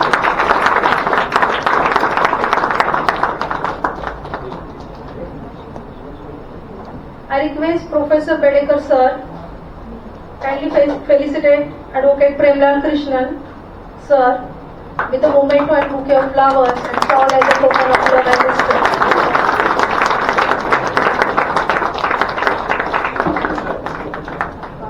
I request Professor Ojha sir, please felicitate Advocate Prashant Malik sir with the memento and a bouquet of flowers and a shawl as a token of love and respect.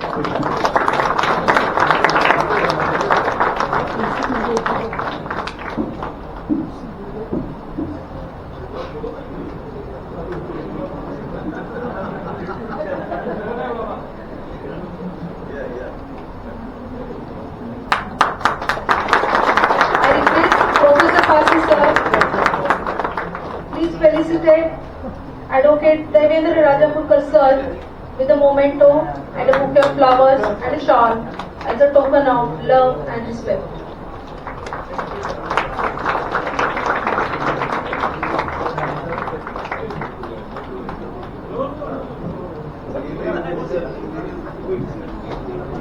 Professor Pasi sir, please felicitate Advocate Devendra Rajapurkar sir with memento, bouquet of flowers and shawl as a token of love and respect.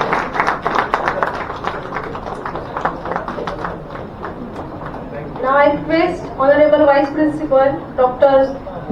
Subhash Chandra Sonkar sir to felicitate our Principal Dr. D.A. Gavai sir.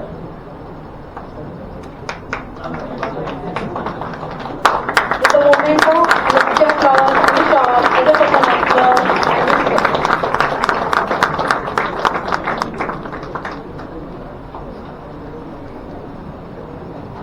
Thank you all.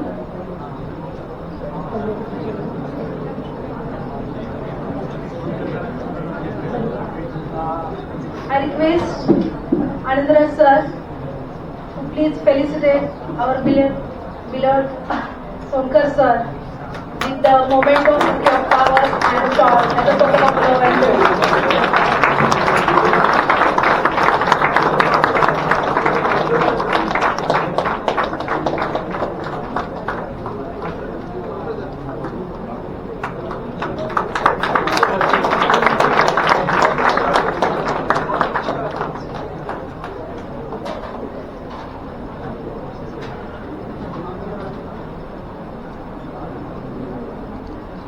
I request Anandaraj sir to felicitate Girish Mishra sir with a memento and a shawl and bouquet of flowers as a token of love and respect.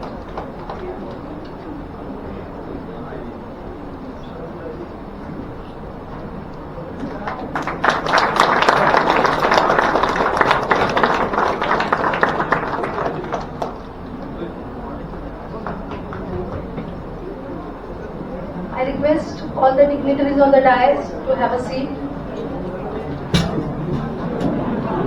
Without further delay, now I request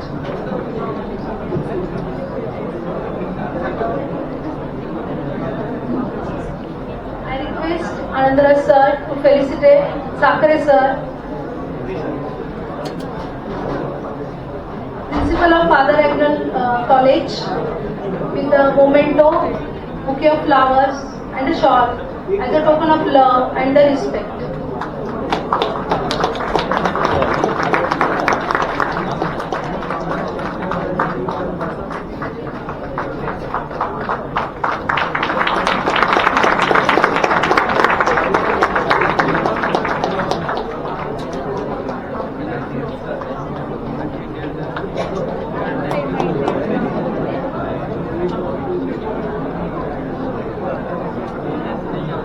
Without a further delay, I request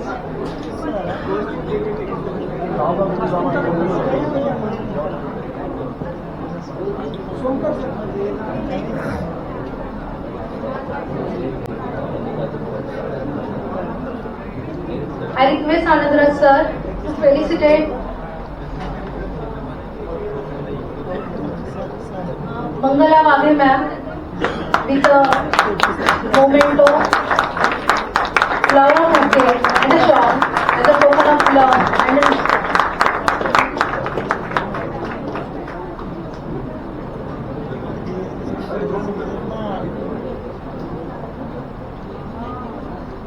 Thank you very much. I request all the dignitaries to be seated. Without a further delay, now I request Honorable Secretary Shri Sanju Baudhan sir.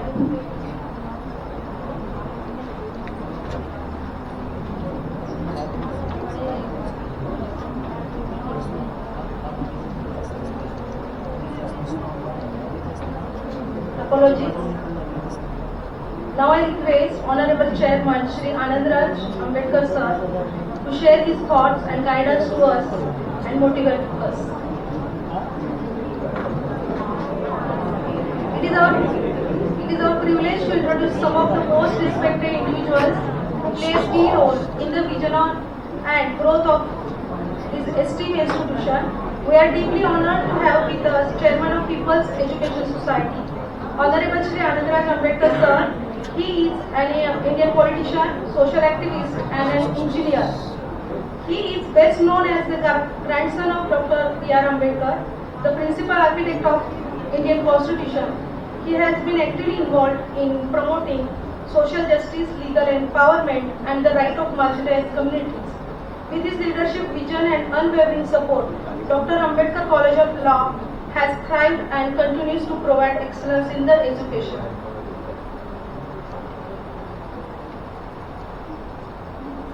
Anandra sir.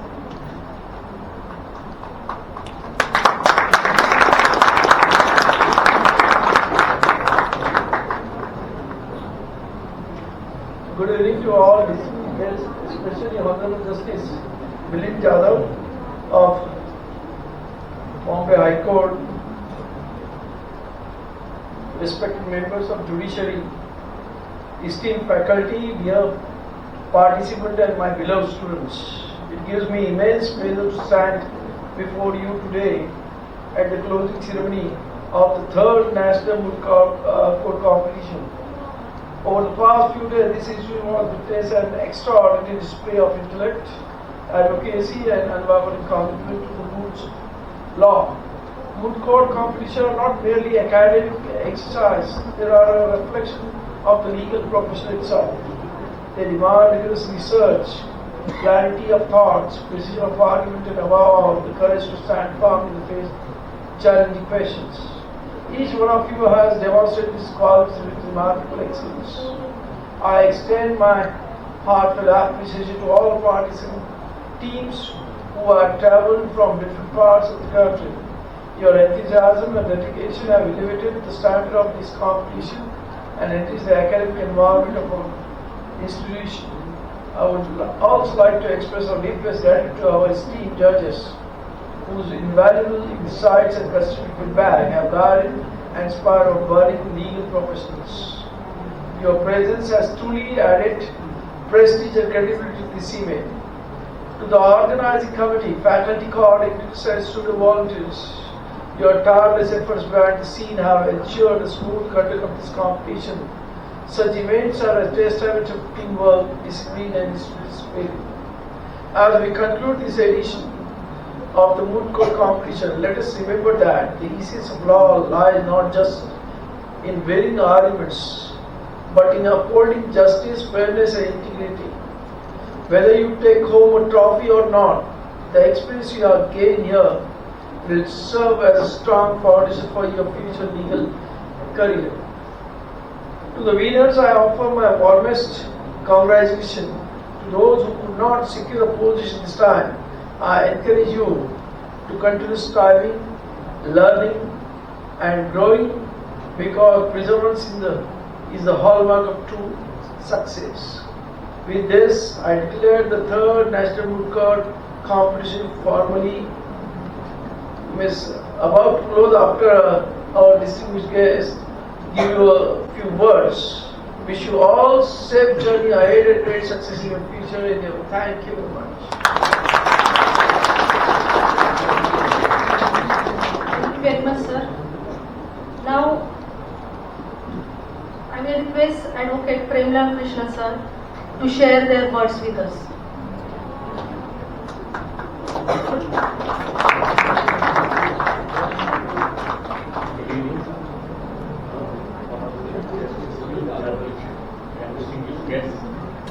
I thank the college for inviting me once again for this Moot Court competition, because it reduces 10 years of my age.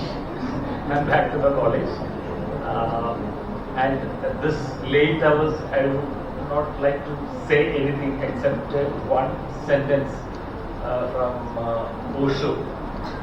He used to say that people are advising you not because they are capable of advising, but because you are incapable of preventing them from advising you. You should grow to prevent all others from advising you. This is the only message. I congratulate everybody who has participated in this.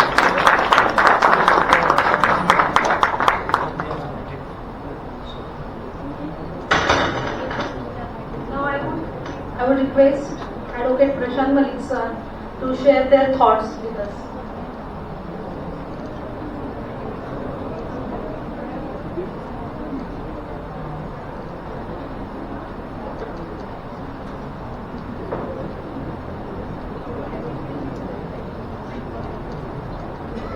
Now, Honorable Justice Mr. Sri Jadhav, Anandra sir, my other colleagues, all the other distinguished member of this particular dais, and honored friends. I would like to thank you for calling me once again for this program. There are certain challenges before the student. At this panel of this program, I don't want to advise you. Now, already everybody is more, and especially Justice Jadhav is agree with us because we took so much of time for conducting this program. But it was just because of there were no participants, and that way we could not control this particular program for the limited time. Next time we'll keep it in mind, we'll make it short. Now, there are certain challenges for the student. Yes. Now, in the morning, I have been told that I have to give the speech.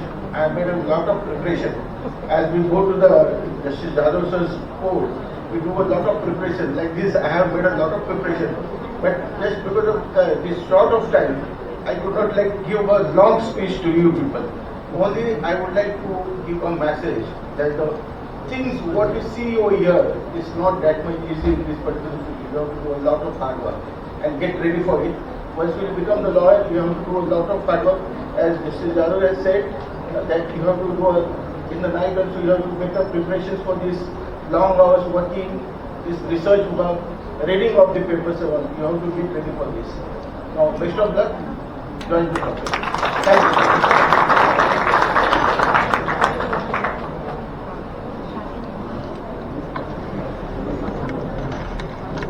Sir, now I request Advocate Devendra Rajaputta sir to share their thoughts with us. Good evening all. I know everybody is now waiting for our chief guest few words for us, but with due respect and with permission from all the distinguished members sitting on the chair here, I'll share few words. I'll not take much of your time. Today we are here for Moot Court competition. Everybody has participated. I congratulate all of them, as well as I'm thankful to the college, the management for calling me here. It is a privilege for me. I will say only the Moot Court, although it does not replicate the exact court, because exact outer life tests your patience, but Moot Court makes you prepare for them. So be ready for the next future. I am happy that I am amongst not only the students today, I am amongst one of the future advocates, justice, civil servants of many more people. Thank you.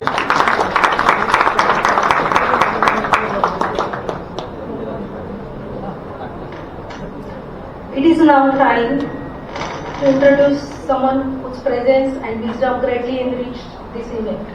We are honored to have with us today a distinguished figure in the legal community.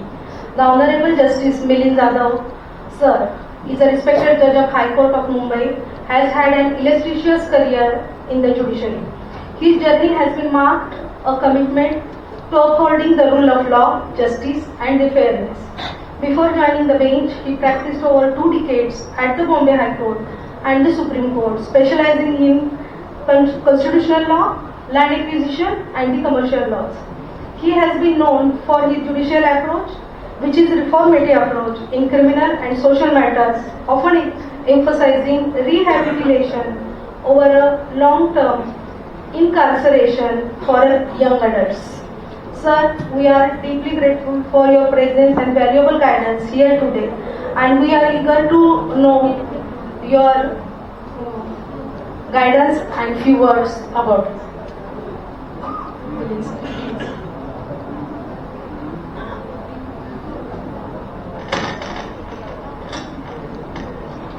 Hello.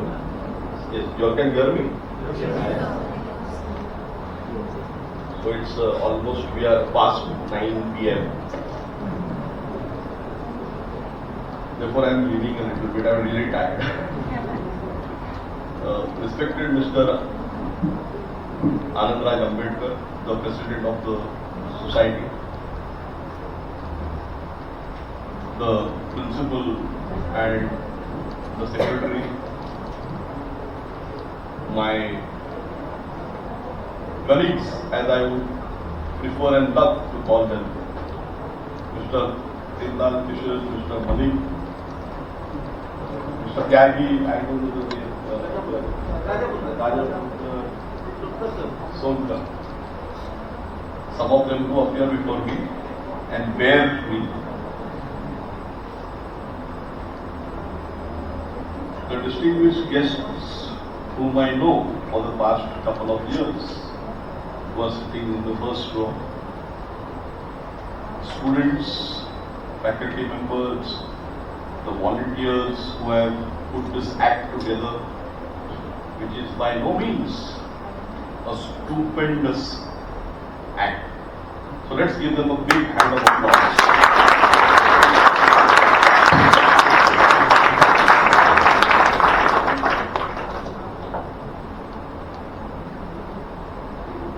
I always speak my mind. So over here also I will try and speak my mind. I have also told the faculty members that on the next occasion when you organize such mooting competitions, see that a lot of planning goes into it and time is not wasted. Nevertheless, at this time, it's an absolute pleasure to have all of you sitting in this court hall. And I'm sure it's possibly not for me or my speech, but for all those wonderful trophies behind me and the medals. and the certificates. And rightly so. All of you all deserve the same. Let me tell you one thing. Mooting may be an exercise for the students, but in organizing a moot court, the college,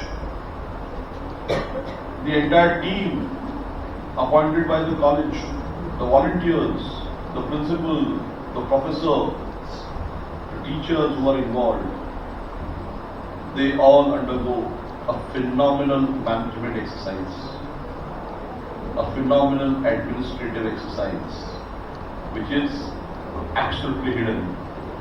No one knows the kind of effort that goes into this.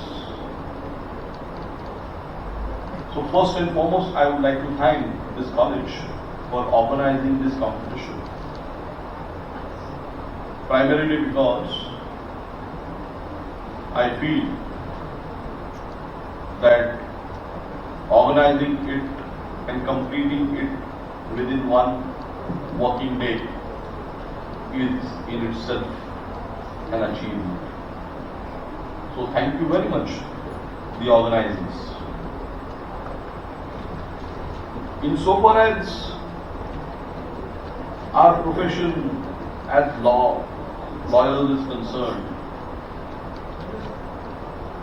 I always say that please take pride in choosing this profession. This is no more a profession of the defaulters or by default, but a profession by choice.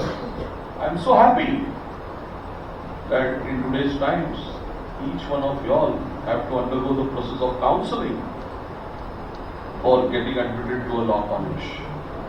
And that in itself expresses the fact that the profession has gained momentum in public life. Now, as lawyers, when you study law, and this is for the students who are listening to me over here, and I would also request the faculty members and professors and teachers to share it with their students. Two things. One is while you are studying, and by the time you pass out and get your degree, see to it that you are a little serious. And by that, I mean that just get acclimatized to the profession, get acclimatized to the courts, get acclimatized to court practice, so that your inherent potential can be known to you. And after you get your degree, you will not be lost in this nether world of law. I would always like to emphasize to all the students who come to me that by the time you get your degree, I would like you all to make a decision in your life, at least as to what you intend to do in the legal profession. And that can only happen when you apply yourself, when you all are undergoing the 3-year or the 5-year course. Most of your professors who are here today are practicing lawyers at the bar. See that you go to them. See that you undertake short internships so that you all get introduced to the legal system, the legal phenomena, rather than wait till your college ends. And the second thing which I would like to emphasize is that while you all are studying in college, please don't be boring in life. Create happy memories, happy nostalgic memories with your friends, with your colleagues, with your teachers, so that you can live with them for the rest of your life. What basically I am trying to emphasize is balance yourself. Don't be too serious. Life is not serious at all. I may speak seriously, but I am not serious. So once you become a lawyer, a new world opens to you. Let me tell you all, High Court is not the only place where one can practice law. It's a misnomer. I began my practice as an intern in the small causes court at Bombay, where I learned and I saw and I witnessed trials. So I am happy about it. Similarly, there are various courts, there are various criminal courts, various tribunals. They have their own bars. You can join any place. Not necessarily the High Court or the Supreme Court. Though the introducer was very kind, madam, saying that I practice in the Supreme Court. Let me be honest. I went to the Supreme Court in a handful of cases where my clients could afford, where we either had a negative order in the High Court or where we had to oppose an order which was in our favor, nothing more. I practiced predominantly in the Bombay High Court only. And I don't have any issue in sharing with you all that my predominant practice was in the Revenue Tribunal and before quasi-judicial authorities under the Land Revenue Code, Maharashtra Land Revenue Code 1966.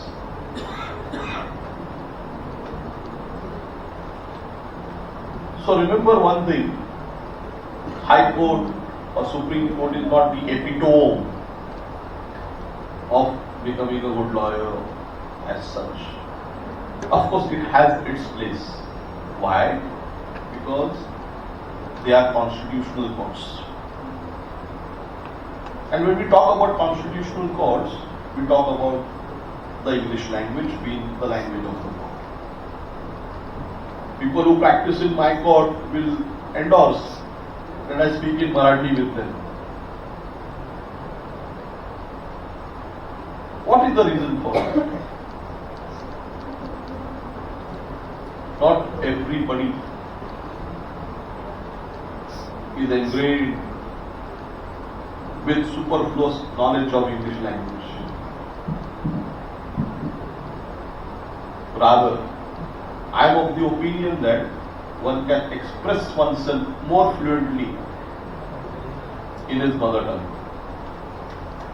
I speak with a lot of young advocates that yes, Marathi मध्ये बोला काय आणि in Mumbai, I can tell you, it is an added advantage to know a couple of more languages. So though in school I had Marathi as the third or the second language, I feel that today's students are less fortunate because I believe the millennium students that I am addressing today before me, who are born after 2000 in this century, I don't think in most of the schools they must have studied Marathi. That's for the policies of the government. Nevertheless, knowing local language is an absolute asset. If you are in Mumbai અને તમને ગુજરાતી આવડતું હશે તો તમને એક હેડ start મળી જશે. This is what I can tell you. Because Gujarati is the language of the trade, from where we have our resources. So just see how we are expanding. If you know Hindi, then you can virtually rule the whole country, barring some places in the south. So remember one thing, English, Hindi, Marathi, Gujarati, any regional language, all that I am trying to emphasize is they are an asset. In our days, when I grew up as a lawyer, I had a lot of difficulty in getting newspapers. Today, newspapers are available on the mobile phone. So many things are available in today's digital times. We never had computers, we never had research assistants. We had to go to textbooks and books and books and books and nothing else. Just see that entire gap has been wiped out. What all you can do is now, in that case, use the time that you have on your hand to fortify your strength as a lawyer. As a lawyer, I feel that there are fundamental things which you all should keep in mind. Industry and intellect can always be acquired while you are studying law or even after you become a lawyer. But inherently, integrity is very important. Honesty is the best policy. Honesty hona chahiye. Because then inherently you will be a person who can look at the legal profession in the correct manner. Everybody talks about hard work, patience, perseverance, the paradigm shift that you all will have to envisage when you will get a degree and think of joining the bar or maybe possibly doing something related to the legal profession. But let me tell the students one thing. Merely studying law does not mean that you have to practice law. You can use law in any of your chosen interested field that you may be good at. In the legal sphere there is a saying that law is a jealous mistress. You know why? Because it involves hard work. And at least during our times I can tell you that we were much better off. All of you are in the present century, the present generation have a very severe handicap, and that is competition. So therefore, you all will have to have progression of certain qualities in you which will enhance you and make you different, and probably only then you might taste success in the legal field. So what is that and where will you find that? So let me just give you one example. Each one of us in this hall, sitting across me, sitting here with me, each one of us, people who are standing over here, we all have a charisma in us. Something unique which we can tap. And that is known only to us. Or maybe possibly your close family members. All that you all have to do is tap that ingredient of charisma in you. And believe me, if you just practice basic fundamentals like good habits, a lawyer requires phenomenal hard work to be done. So your basic habits have to be good. So what are those habits? Healthy mind, healthy body, early sleep, wake up early. Most importantly, which all my lawyer friends will endorse, which sometimes I don't allow them to do, is to eat their meals on time.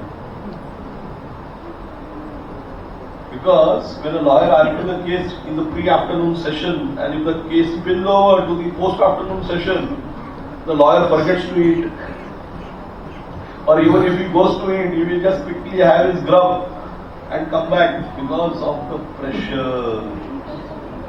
So what am I trying to tell you?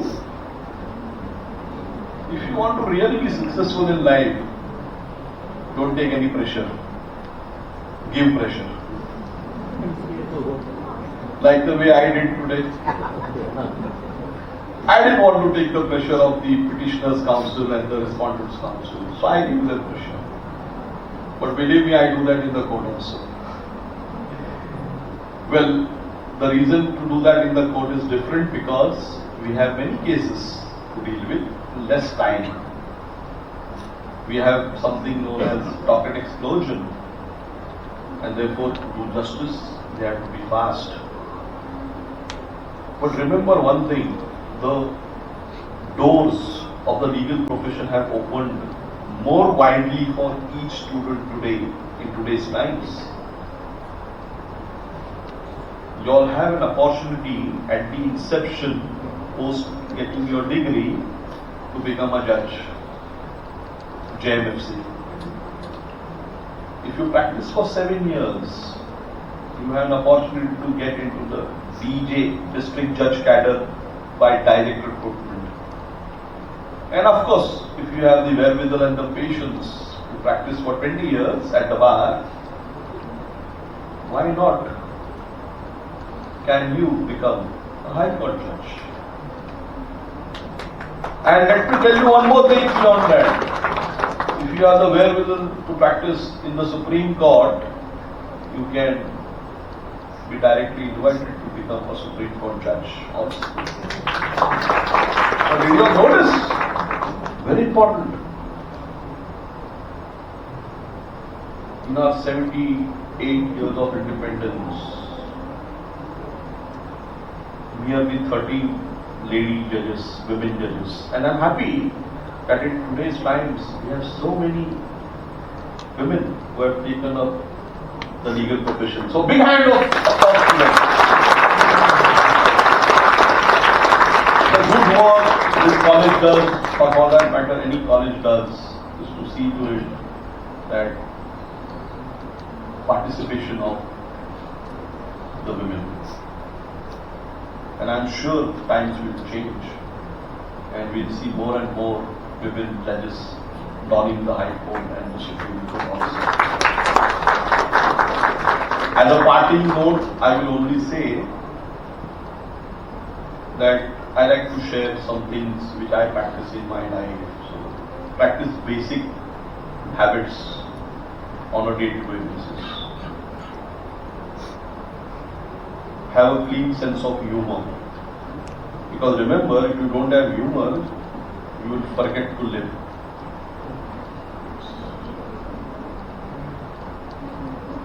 Learn to ask. Don't be shy of asking. Asking is not a vice. Don't think what the other person will say.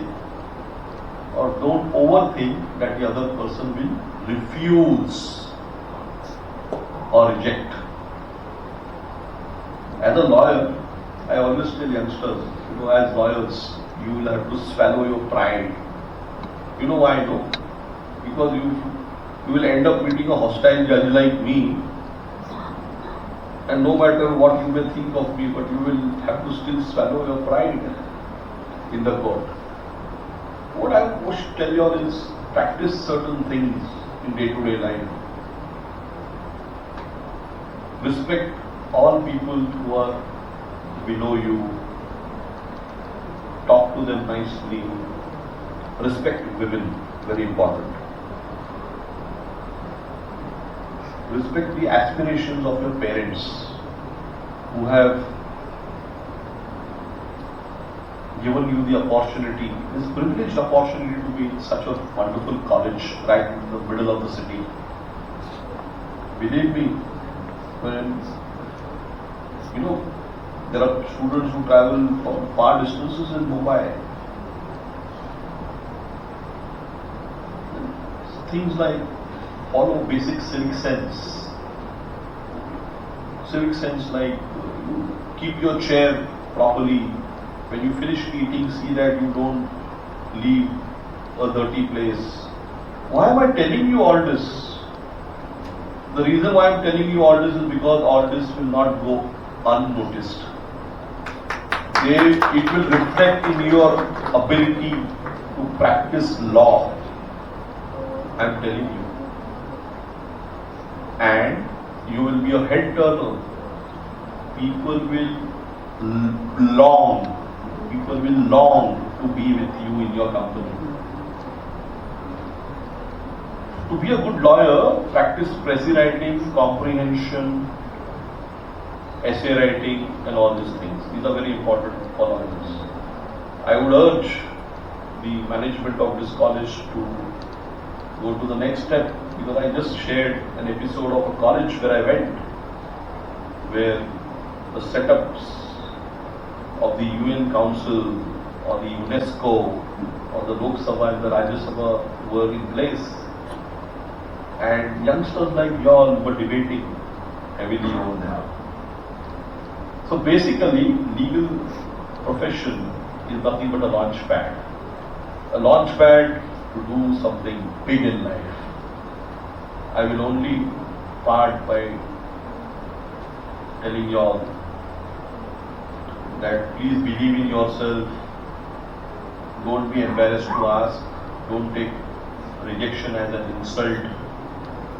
Don't try to look good also, because pretense and pretendance can be immediately caught. Lawyers are extremely sharp. Just be what you are in life. You know, Virginia Woolf, one of her best sayings is, what? Oh beauty, see thyself in your deeds and not in the flattery of the mirror. So, in law, remember one thing, textbooks are there, treaties are there. What matters are fundamentals, first principles, which all of you all will have to practice in your own house first, in your own office, because the same will then be practiced in court and in your life. So, thank you very much for inviting me today. I'm glad that at this hour, it is almost 9:30, past 9:30, so many people are awake. I'm sure most of you all will have to travel far distances also. But believe me, every moment of life is worth the life that we live. Don't hesitate to ask anybody in life if you need anything, any help. If he says no, go to the next person. Don't take rejection as an insult. WB. And believe me, I will only tell you all one thing in life. Life is beautiful. Thank you very much for inviting me.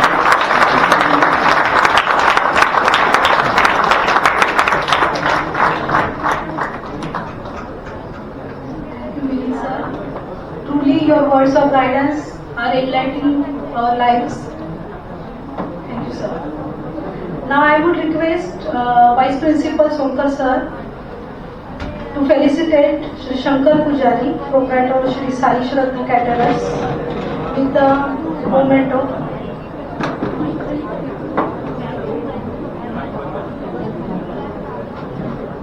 So here I request Honorable Justice Milind Jadhav sir to felicitate Shri Shankar Pujari sir with memento, bouquet of flower and shawl as a token of love and respect.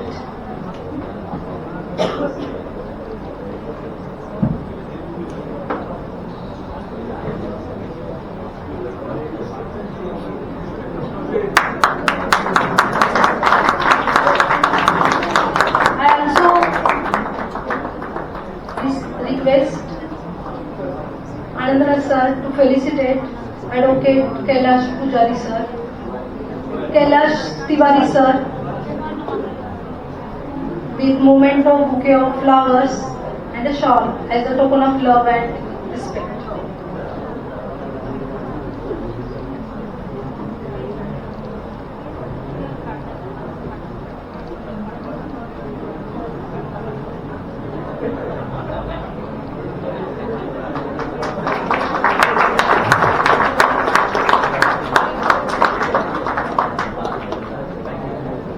Thank you, all the dignitaries. I will hand over my co-anchor, Sajjad sir, for prize distribution ceremony.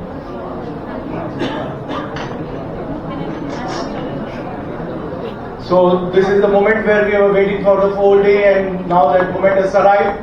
Before arriving on to the prize distribution, let me introduce you with the geometry of the dais, as you have to come from the left side towards my left, and you have to exit from my right. So we are first of all giving you out the certificates and the medals for participation according to the alphabetical order and then the alphanumerical order. So first I would like to call Team A, then B, C, D, all get ready quickly. Team A, please come on to the dais and accept your participation certificates and medals. Please come on. Team B, please be ready. You have to enter from my right, from my left, and exit from my right. Team B, please be ready. Team B, Team C, get into the row. Team B, Team C.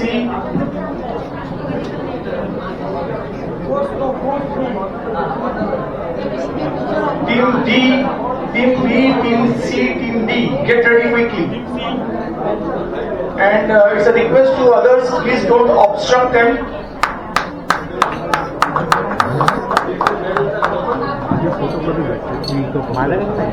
Team A, please exit. Team B, Team C, Team D, Team E, get ready, please.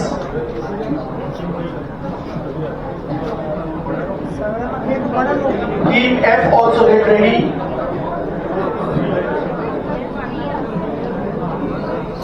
Team F, get ready.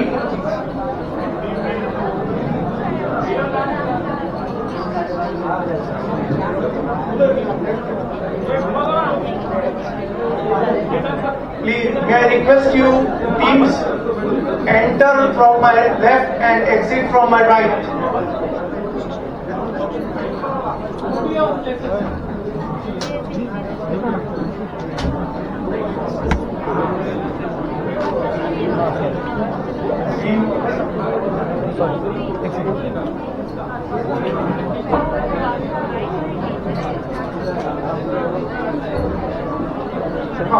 Please, this is not the end of prize distribution.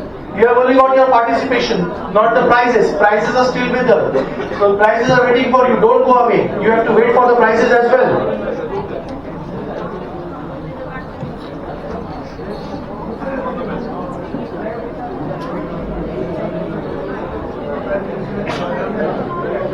Team G, please line up.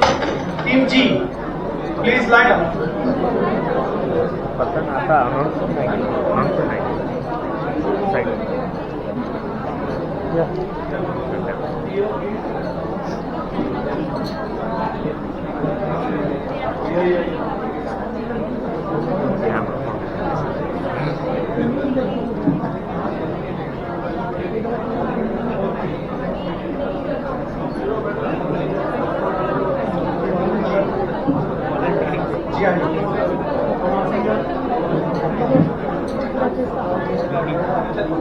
Team G is ready. Team G. Team G. Team H, get ready. Team I, line up. Team I, line up here. Team I. Sorry. Team I over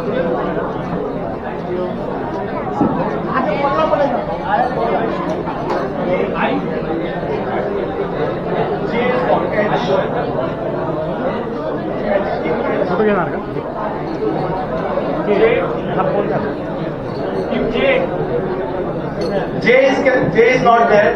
J is not there. Team K. Team K, line up please.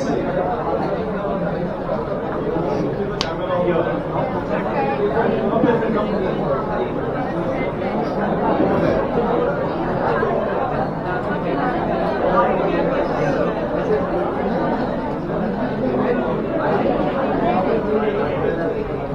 Team K, get ready.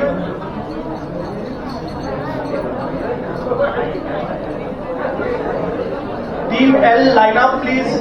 Team L, line up please. Team L, line up.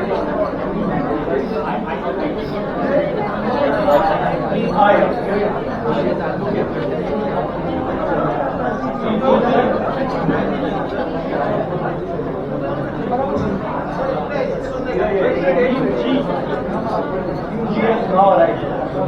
Team G has now arrived.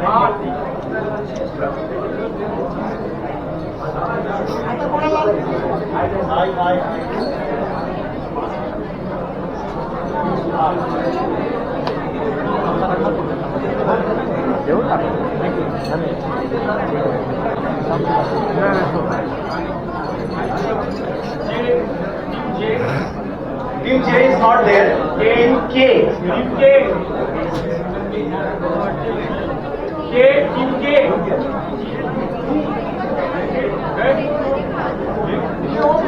Team L. G has come now. Team L. Team L, please line up.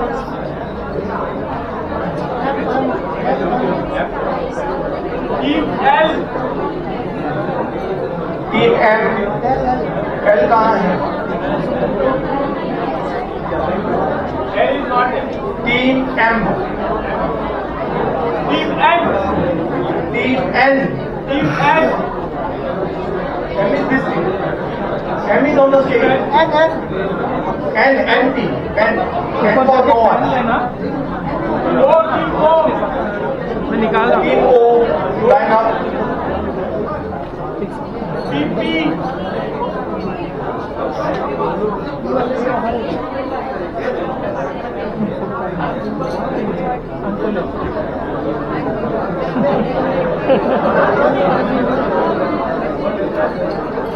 Team O, please raise your hands. Team O, yes. Team P. Team P, raise your hands and line up your. You need not to raise your hands all the time. Just raise it. Team Q. Team Q, raise your hands please. Team Q. Team Q. Team Q is not there. Team Q is not there. Sir जल्दी करो उनको madam बड़े लिखते हैं। Team R. Raise your hands please. हुए ना मेरे को देने के लिए। Team R. हुए ना। मेरे पास है हाथ खड़े कर दिया मैं। Team R. फोटो निकाले ही नहीं, रुके ही नहीं वो लोग। Team R, are you there?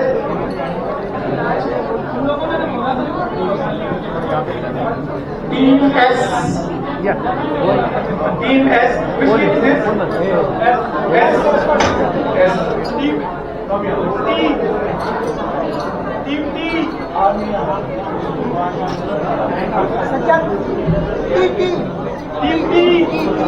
Team T. Where's Team T? Raise your hand if you are there. Team T.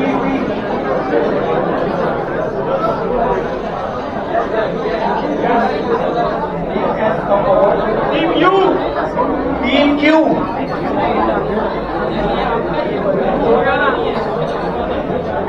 U. Team Q.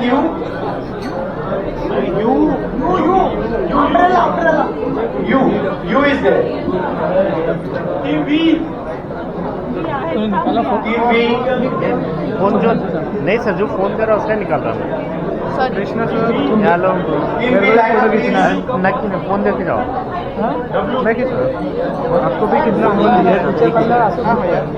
Team X. कसम से नहीं सर कसम से ये दूसरे जो फोन दे के आ रहे उनके निकाल रहा हूँ मेरे पास ये रिकॉर्डिंग चल रहा है और फोन भी बंद है इतना डेटा फुल हो गया सुबह से हर रोज ये निकला है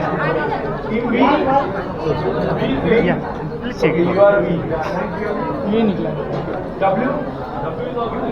बहुत समझती नहीं बोलते हम लोग रुके थे वहाँ पर नहीं चले ना Then there are alphanumerical codes. हाँ या श्योर A1 है हम लोग का। बंद हो गया ना तो फिर ये बटन दो बार दबाओ। समझ गया। आईफोन ये है क्या ये सैमसंग कैमरे में देखना, मुझे देखना है इसलिए मैं कैमरे मैन नहीं बनता। इधर कोई सामने रहेगा तो ये हटा दो। I will manage that, you don't worry. ये व्हाइट वाले हटा दो सर, इसके थोड़ा ये थोड़ा cover. Yes, pure. I just want to know if team A1 is there. Team A1. Okay, raise your hands and be there. Not all the time. Just raise your hand and put down.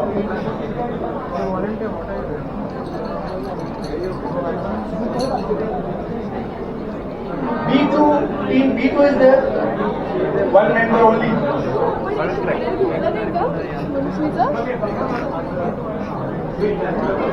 C3 is there. Team C3, okay. Good. And team D4, are you there? Team D4, only one member remaining. Two members. Okay, fine. Let me announce your name. Otherwise.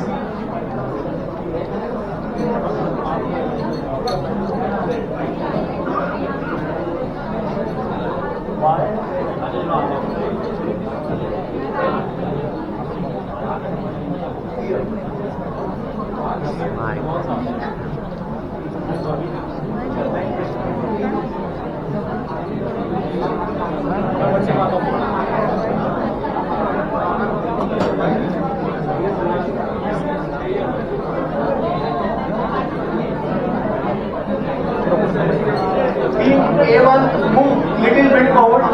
Team A1, please line up here. Team A1 line up.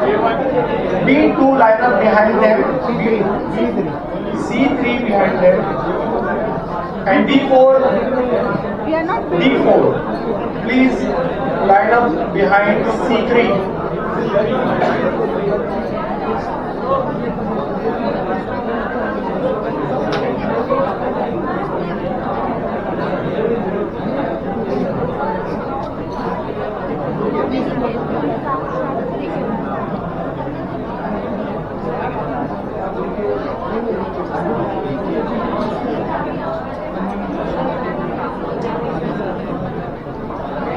This is A1, team A1. Team A1. Team B2, only one member is available, I think. B2, wait.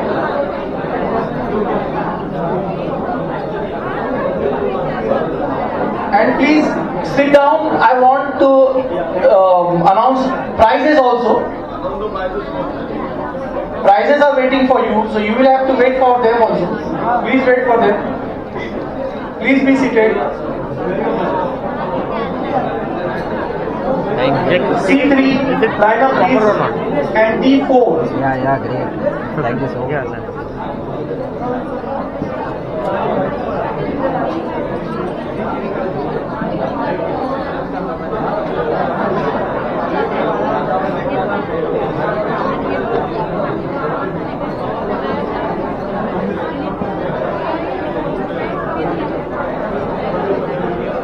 May I have your attention please? If anybody has parked Fortuner car just outside the gate, please remove it.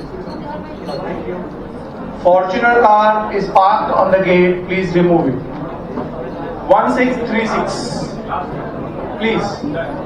This is the last team receiving their medal and certificates, participation certificates.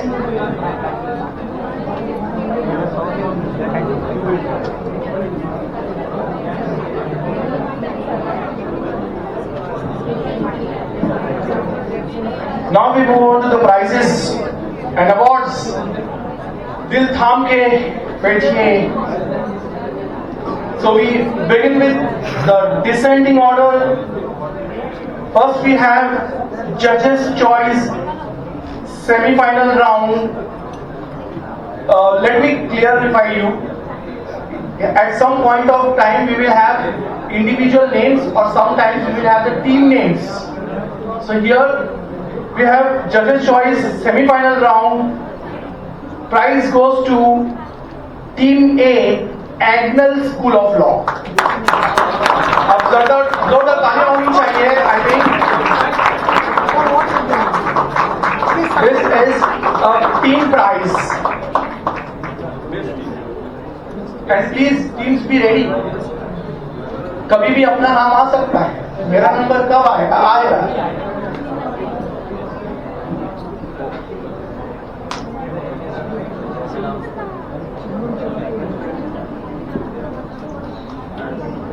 Then we have judges' choice preliminary round. This is also a team prize. It goes to Team U, Rizvi Law College.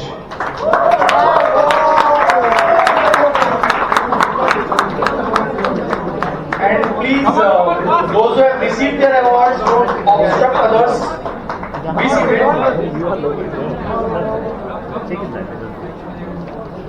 Good sir, एक second. या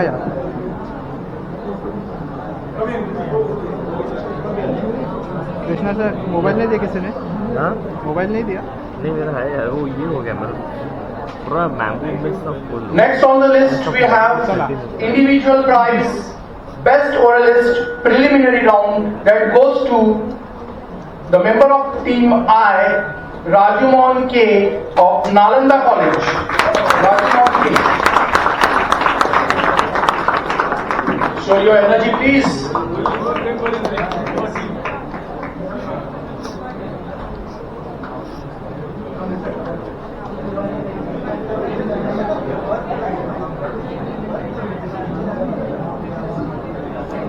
As we move upwards, the next on the list is Court Etiquettes Award goes to the. This is the team award goes to Team X of Professor Manjunath Acharya College. Team X. Team X. Team W. W. कहाँ से आप? Yes, please come. Come. अपने को price से मतलब किसका भी हो क्या फर्क पड़ेगा? जोरदार ताली हो गया मेरे लिए भी.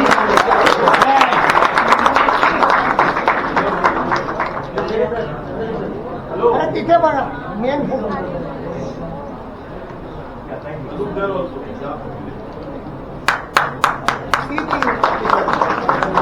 Awards on the list we have Best Defendant. This is also a team award which goes to Team O, Umla Mumbai. Umla is UMLA Mumbai. Team O, are you there? Yes. O, are you there?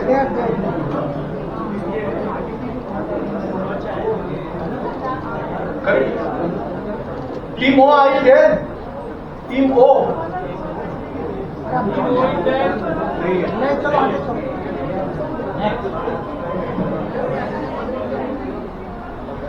Best Appellant, Team A1, DM Harish School of Law. Team A1.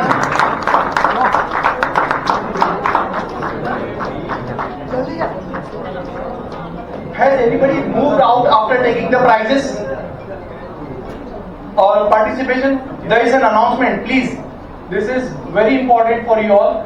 You have to go to the register counter and sign on the received list. Thank you.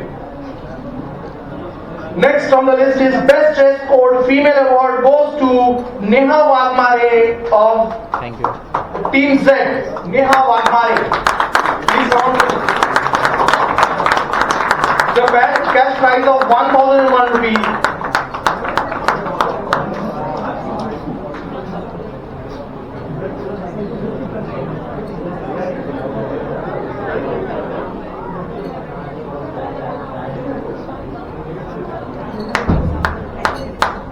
Best Dress Code Male Award goes to Sujit E from Team C3.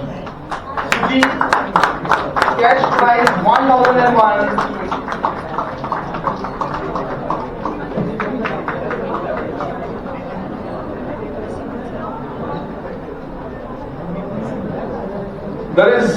There are many individual awards still. So upwards on the list, Runner-up Memorial Award goes to Sarfaraz Ansari from Chowgule Law College, Team D. Sarfaraz Ansari.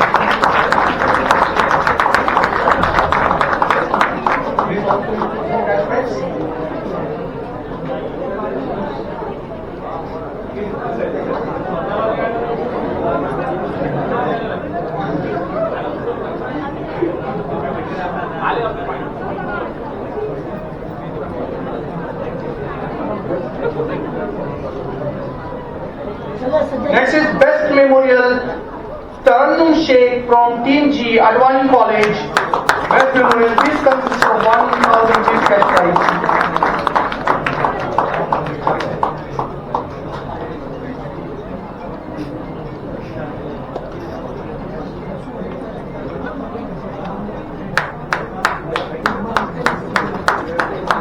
Next on the list is runner-up researcher Jaya Mahekar from St. Wilbur College, Team W. Jaya Mahekar.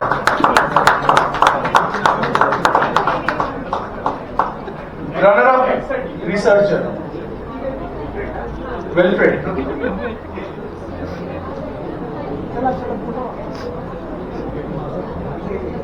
Best researcher awards go to Tanishka Deshmukh from Babasaheb Ambedkar College.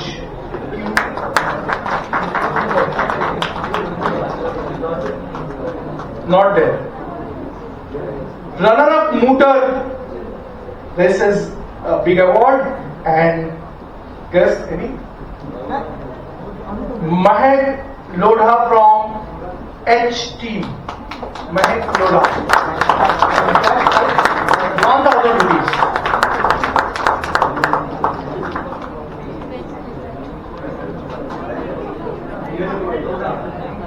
Oh, there is some confusion. And best mooter of this court today, Moksha Chen from Team F. Moksha Chen. Is it there? Left. Now I would like to request our judge for the day, Justice Milind Jadhav sir, to announce the winner and the runner-up teams.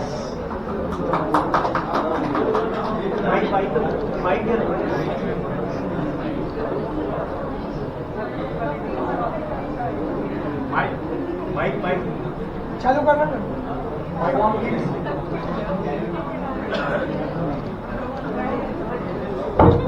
Hello. Yes. Now I have to announce the runner-up first, and then the winner. Okay. Now, how do I announce that? You have to tell me, no?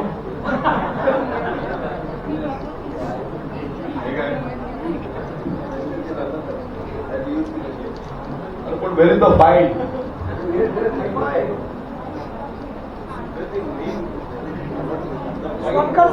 D for Delhi and P for Parrot. बराबर? Yes. तो उसमें से अभी कौन है? P and P देखना। एक minute. Respondent. P was respondent. Let me confirm because I don't.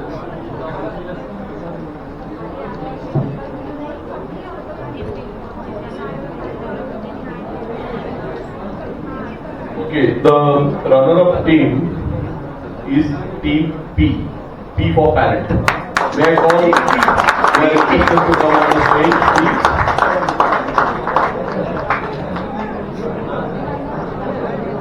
It includes cash prize, a trophy, and certificates as well. अब तालियां नहीं बज रही है?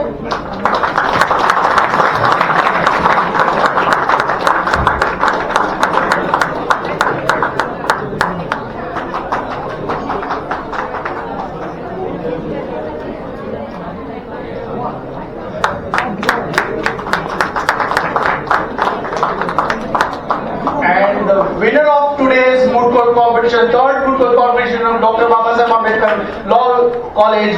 The winner is Team D.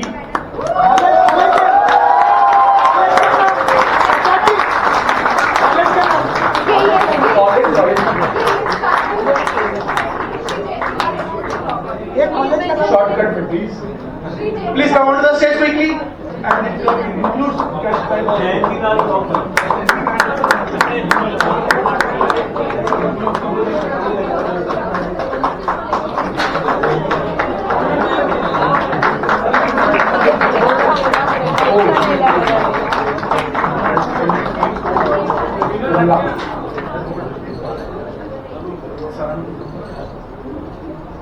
You also take a flight now to see the sceneries, paintings. In the meantime, there is a development. The best defendant who was absent while his number was being called, now is present. The team O, please come forward. And Umla. Umla is the name of the college.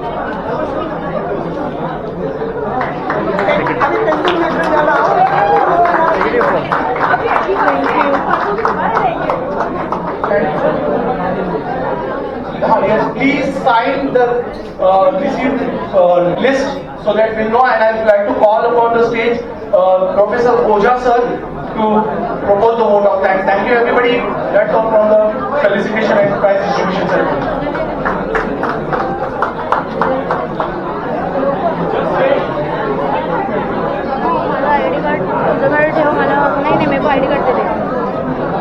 ID card I want. तरी पण आम्हाला सामान नाही भेटत sir तुम्हाला भेटत. Hello. Good evening, everybody. Respected all. Instead of vote of thanks, I start with the word of gratitude, sir. The vote of thanks is a formality, while the word of gratitude is from the bottom of the heart, sir. On this auspicious occasion, the sentence which I will repeat, please concentrate on that. We the people of Public Education Society, Ambedkar Law College, our respected Anandraj sir, Chairman, our Secretary Bodankar sir, our Principal Dr. Gawai sir, our Vice Principal Sri Sonkar sir, teaching staff and non-teaching staff. On behalf of them, we have a heartfelt gratitude to Sir Milind Jadhav sir for accepting our invitations without any further delay. Please give a big hand. And for your information, these are assets. Jadhav sir is our assets always, and he is the inspiring factor, sir. Then, and having a dynamic personality, but I can say in Marathi, Murti Lahan, Kirti Mahan. Our senior counselors. Really, I mean to say, from our end, we can say they are unbeaten. Malik sir, Kisan sir, Rajpura sir, they all are expertise in their own field. But today I have seen Malik sir taking, I mean to say, semi-final very lightly. Very lightly. इसके पहले तो ऐसा पिला था student को कि बोलो मत. और वैसे हमारे जादव सर भी कुछ कम नहीं है पेलने में, लेकिन आज भी आपने सर बहुत अच्छी तरह से ली. बहुत आनंद आ गया सर आपको सुनने में. साथ ही साथ हमारे इंडस्ट्रियलिस्ट त्यागी सर जो सदैव हमारे साथ रहते हैं, बाफना सर हैं, उनको हम कभी भी नहीं भूल सकते हैं. 24/7/365 जब भी सोनकर सर उनसे बात करते हैं तो वो आ जाते हैं हमारे. अब एक बात ये कह दो पार्टिसिपेंट्स के लिए, 2-4 लाइनें सुना देता हूं. बहुत ज्यादा टाइम नहीं ले रहा हूं, लेकिन सुनो, ध्यान से सुनो.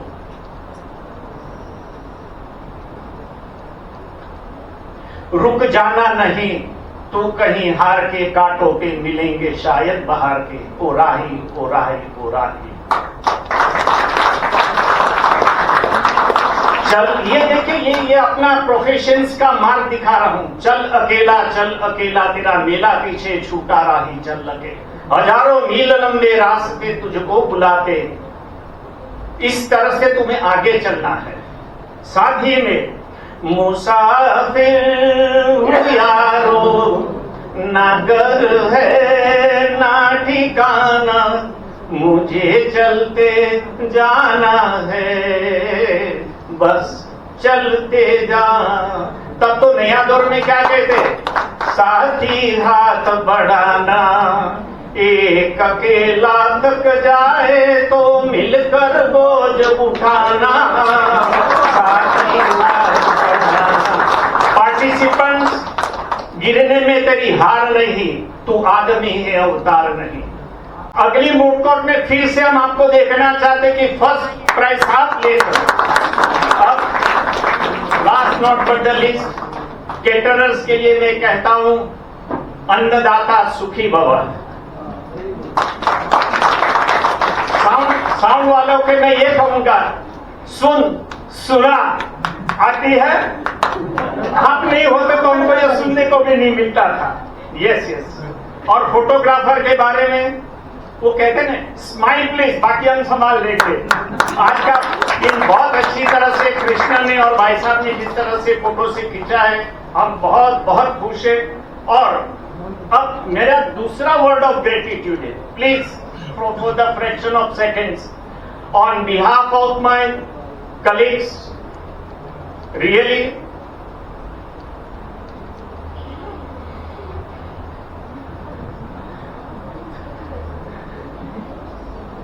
I am very much grateful to our chairman, Anandraj sir, our Bodhankar sir, साथ ही साथ हमारे doctor Gavai sir, last not but the list हमारे सोनकर सर, जिनका हम जितना भी आभार प्रकट करें उतना हमारे लिए कम है। ये हमारा सेकंड ग्रेटिट्यूड था। Thank you very much, thank you so much. अब हम राष्ट्रगीत बोलेंगे, सब अपनी जगह पे खड़े रहो और राष्ट्रगीत को सम्मानित करो।